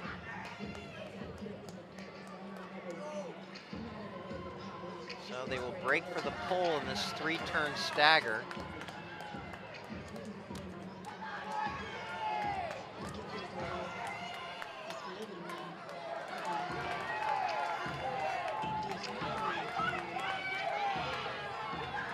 Mount DeSales,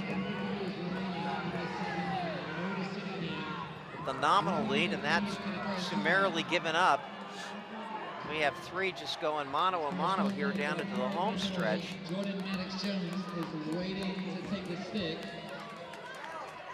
And a good move there, kind of regrouping. By Mount DeSales. For Mount DeSales, nice job by Marie Smith and kind of regrouping. And Motor City,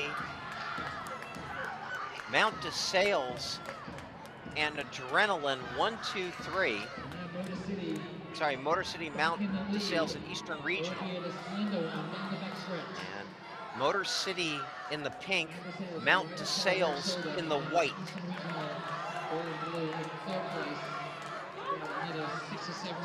Say pink and orange. Mount DeSales, Maya Coleman on the third leg. This is very competitive with what lane 4 ran, so we're on pace to have a new leader.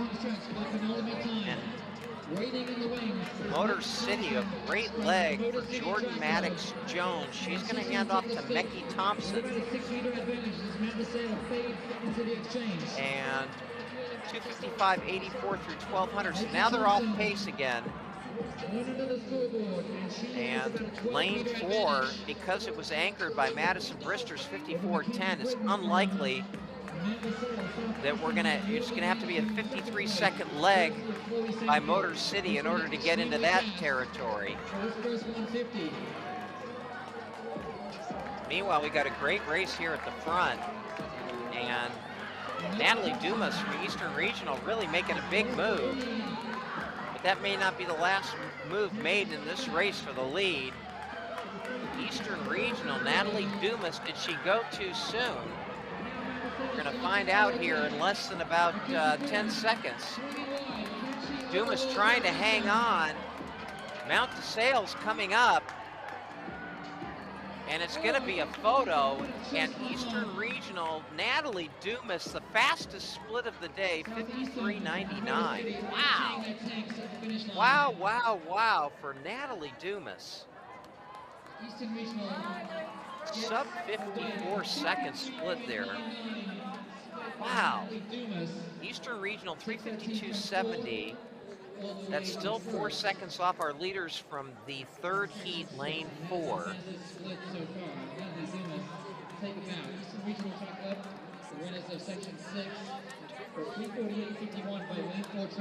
So that was a really exciting finish, just 300ths of a second.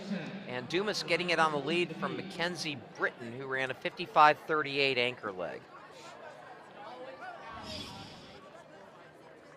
So here you can see 3 in the scrum, and that's Dumas coming down the straightaway and moving closer and closer with every stride was Mackenzie Britton for Mount DeSales. Dumas starting her lean a little bit early, and that a well-timed lean. Man, she had a lean that lasted at least 6-7 meters. Very impressive job done by Natalie Dumas, and there she is.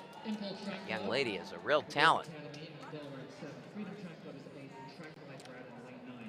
Okay, so we now move to the penultimate heat. And again, that 3:48.51 from heat 3 is the marker. May go on this heat. It will for sure go on the next heat. So Bullis C is in lane number 2. McNamara Mustangs in 3. South Dade Express in 4. Bloomfield in 5. Bullis B. Bullis C has scratched. Bullis B is in 6, Impulse in 7, Freedom in 8, and Track Life in 9. So there'll just be one Bullis team here, and that is in lane 6.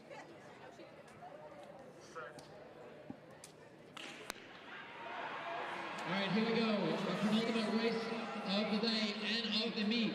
This is the girls 4x400 meter relay, heat 7.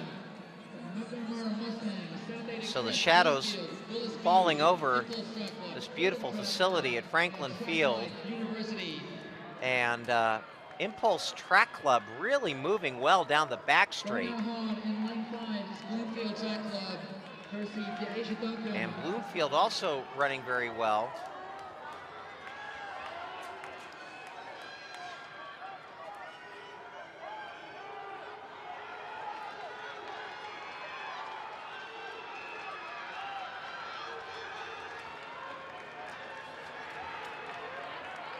So we're coming up to the first exchange here, and all the action is in 5 and 6. And Bullis will hand off first. Bloomfield will hand off second. 3 turns stagger, so they can't move in until we get to the top of the 3rd turn here. So Bullis with a slight lead, going down the home stretch, and they lead. And Bullis will break for the pole in the lead. But right now it's a 4-team race, and soon maybe to become 5.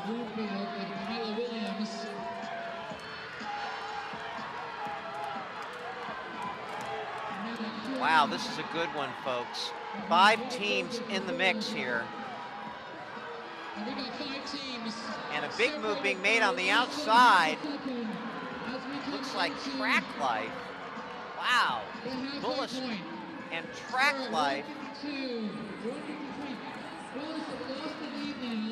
And it's going to be actually McNamara Mustangs. A terrific leg by Amber Wimbish. McNamara and Bullis and Bloomfield and Track Life. And for McNamara, their 3rd leg is Anila Castro. Bullis is moving, and also moving is the Freedom Track Club. They are single file, 5 down here as we head into the home stretch, and a great leg by Bullis' Zoe Brooks. Opening it wide open. They are, by the way, we're gonna have a new leader here because they're way ahead of the pace from Lion 4, and this is an awesome leg by Zoe Brooks. Wow, what a leg. 54-51 by Zoe Brooks. Cassidy Hopkins now will take it home for Bullis, and Zoe Brooks left everybody in her wake. Great battle for second here between Track Life, Freedom, McNamara, and Bloomfield. That's anybody's race. But out front, Bullis has got an enormous lead. And remember, this is just the Bullis B team. Cassidy Hopkins can't be too cute here, though. 200 meters to go. Time to beat 3:48.51. And Cassidy Hopkins looks like she's in control, but there is some good running going on behind her. Cassidy Hopkins coming into the straight now. That's going to be the fastest time of the day.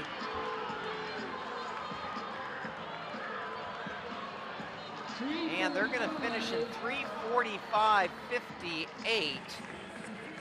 Hopkins 56.77 on anchor. And Bloomfield 3:48.17 in second, Freedom 3:48.55 in third, and it had to go to the thousandths. They beat Track Life by 5 thousandths of a second. So we are now going to the final race of the day, and it is heat number 8 of the 4x400 meter relay. The national record is held by Bullis at 3:35.17, and they are in this race. They have the 2 fastest times ever run on a 4x4. They've also run 3:35.23 this year. And here we go with the introductions of our competitors.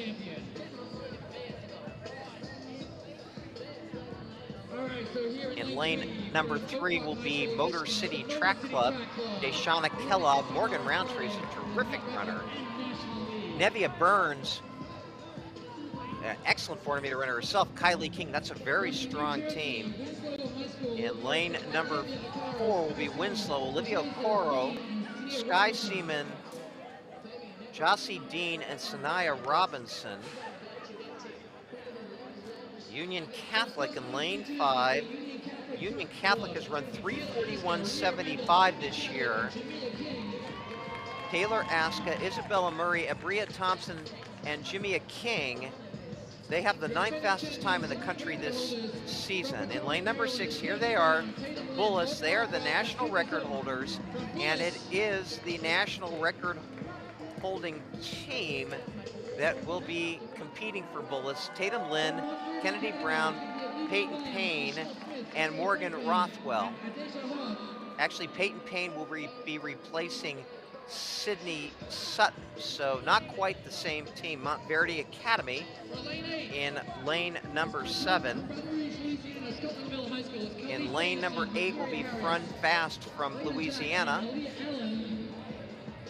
And lane number 9, we will have the St. Louis Tribe. St. Louis Tribe, Layla Murray, Aaliyah Rogers, Jernay Williams, and Delaney Brinker. So the only difference in the Bullis team here is a substitution from their national championship team. Sydney Sutton out, Peyton Payne in.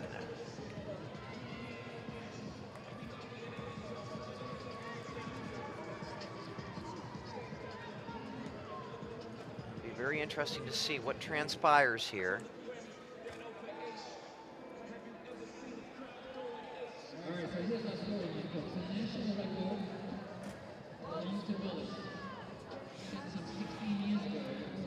Getting some final instructions from the absolutely awe-inspiring coaching staff that they have.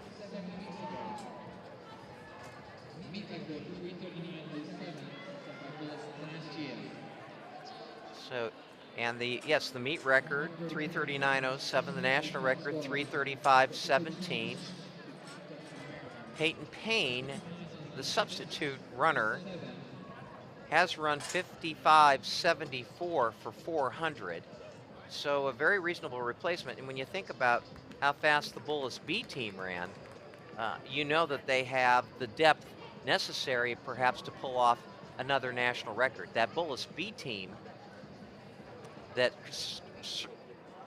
sits on the top of the leaderboard right now, they averaged 57.15 for the first 2 legs, 54.51 and 56.77. For a 3:35, you're going to have to average 56.5 per leg or so to get to the promised land of a national record, if that's in the cards. Certainly the conditions would indicate that these are ideal conditions, and the competition is first rate.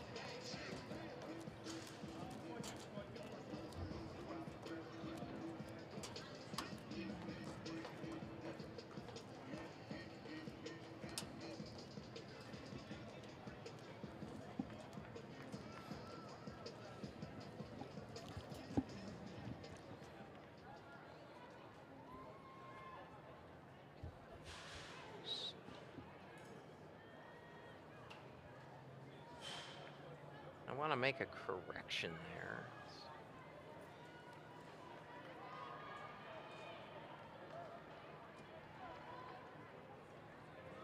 We're going to have to run about 54.5 seconds. 54.5 second average. That is a tough job to do, to run under that 3:35.17. Not impossible, but very, very, very challenging.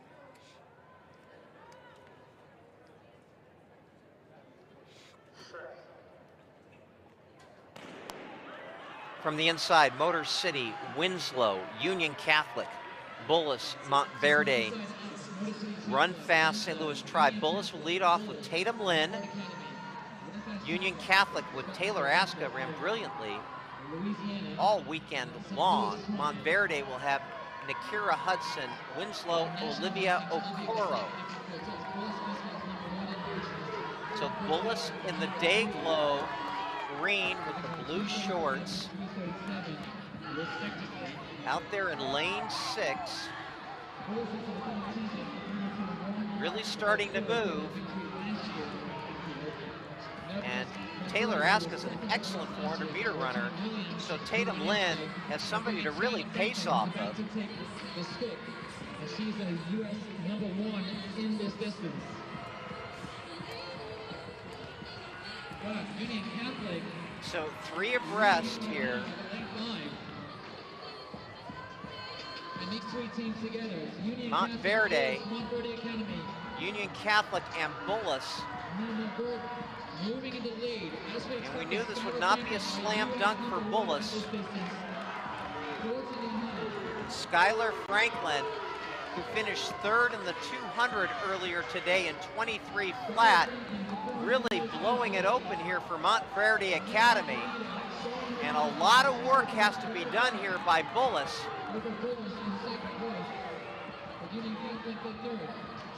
Kennedy Brown for Bullis. Montverde Academy on a mission. Daisha Reed will take it for Montverde Academy, 1:45.29 through 800 meters. That is 52.6 per leg for Montverde Academy between Hudson and Franklin, and that is just unheard of. I mean, that is really fast. Bullis, 1:47.12. That's about 53.6 or so for Bullis. But Montverde really put it out there with their first 2 legs. They've got Deja Reed and now Peyton Payne, the replacement from the Bullis national record-setting 4x4 team now coming up. And a great leg being run by Peyton Payne, but Deja Reed is holding her off, and she'll hand off to Olivia Williams, and for Bullis, it'll be Morgan Rothwell, 54.31 for Deja Reed. Peyton Payne in a surreal 52.80. That's the fastest split of the day by a second, although we don't know what Skylar Franklin ran on that second leg for Montverde. And Montverde hanging on here. Olivia Williams really running well. Morgan Rothwell trying to charge here. We got 200 to go. Rothwell looks very confident in second.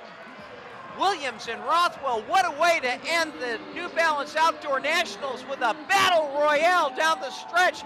Here comes Bullis, and it is Bullis and Montverde. Can Montverde hold her off? It is Olivia Williams from Montverde. And we're gonna have a huge national record, a monster national record. 3:31.68, wow. That breaks the national record by over 3.5 seconds.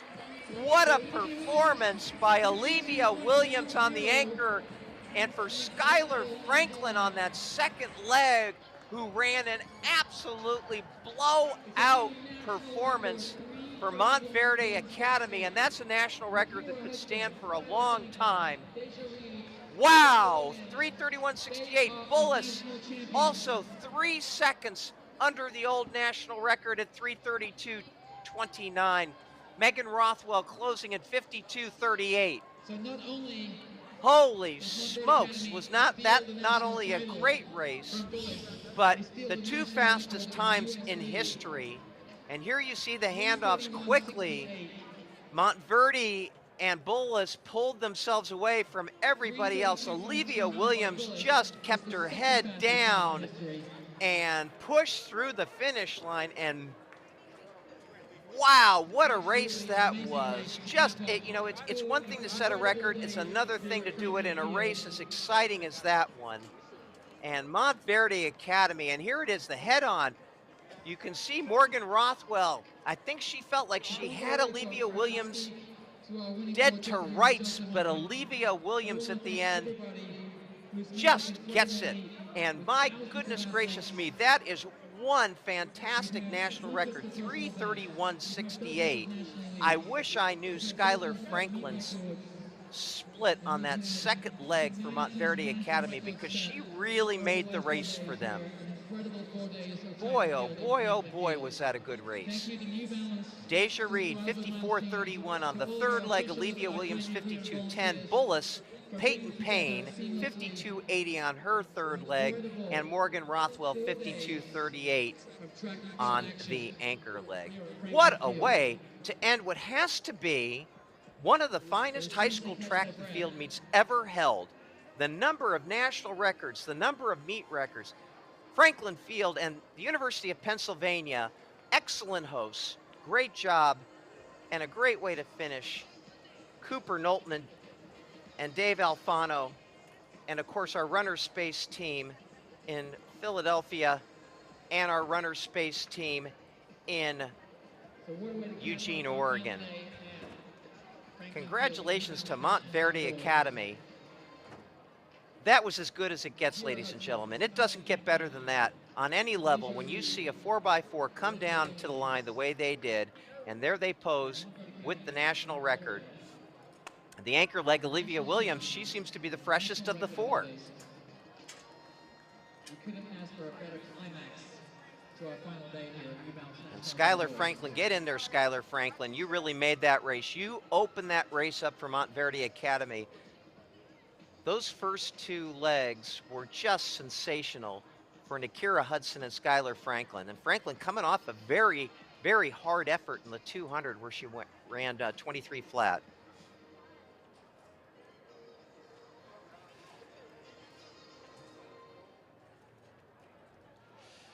So, as I said, maybe, if not the best high school track meet ever held, it has to be in the top 3. So for all the good folks at Runner Space in Philadelphia, Pennsylvania, and in Eugene, Oregon, and thanks to our fellow announcers, Kate Van Buskirk, Candace Price, Keenan Gray, Serenity Douglas, Gary Tollefson, Adam Dunphy, Mike Rosillo and Matt Barnhart, Zach Balzer and Kevin Ullman in the studio in Eugene, Oregon. This is Tom Fewer saying, so long everybody, and have a wonderful, spectacular Father's Day. Until next time.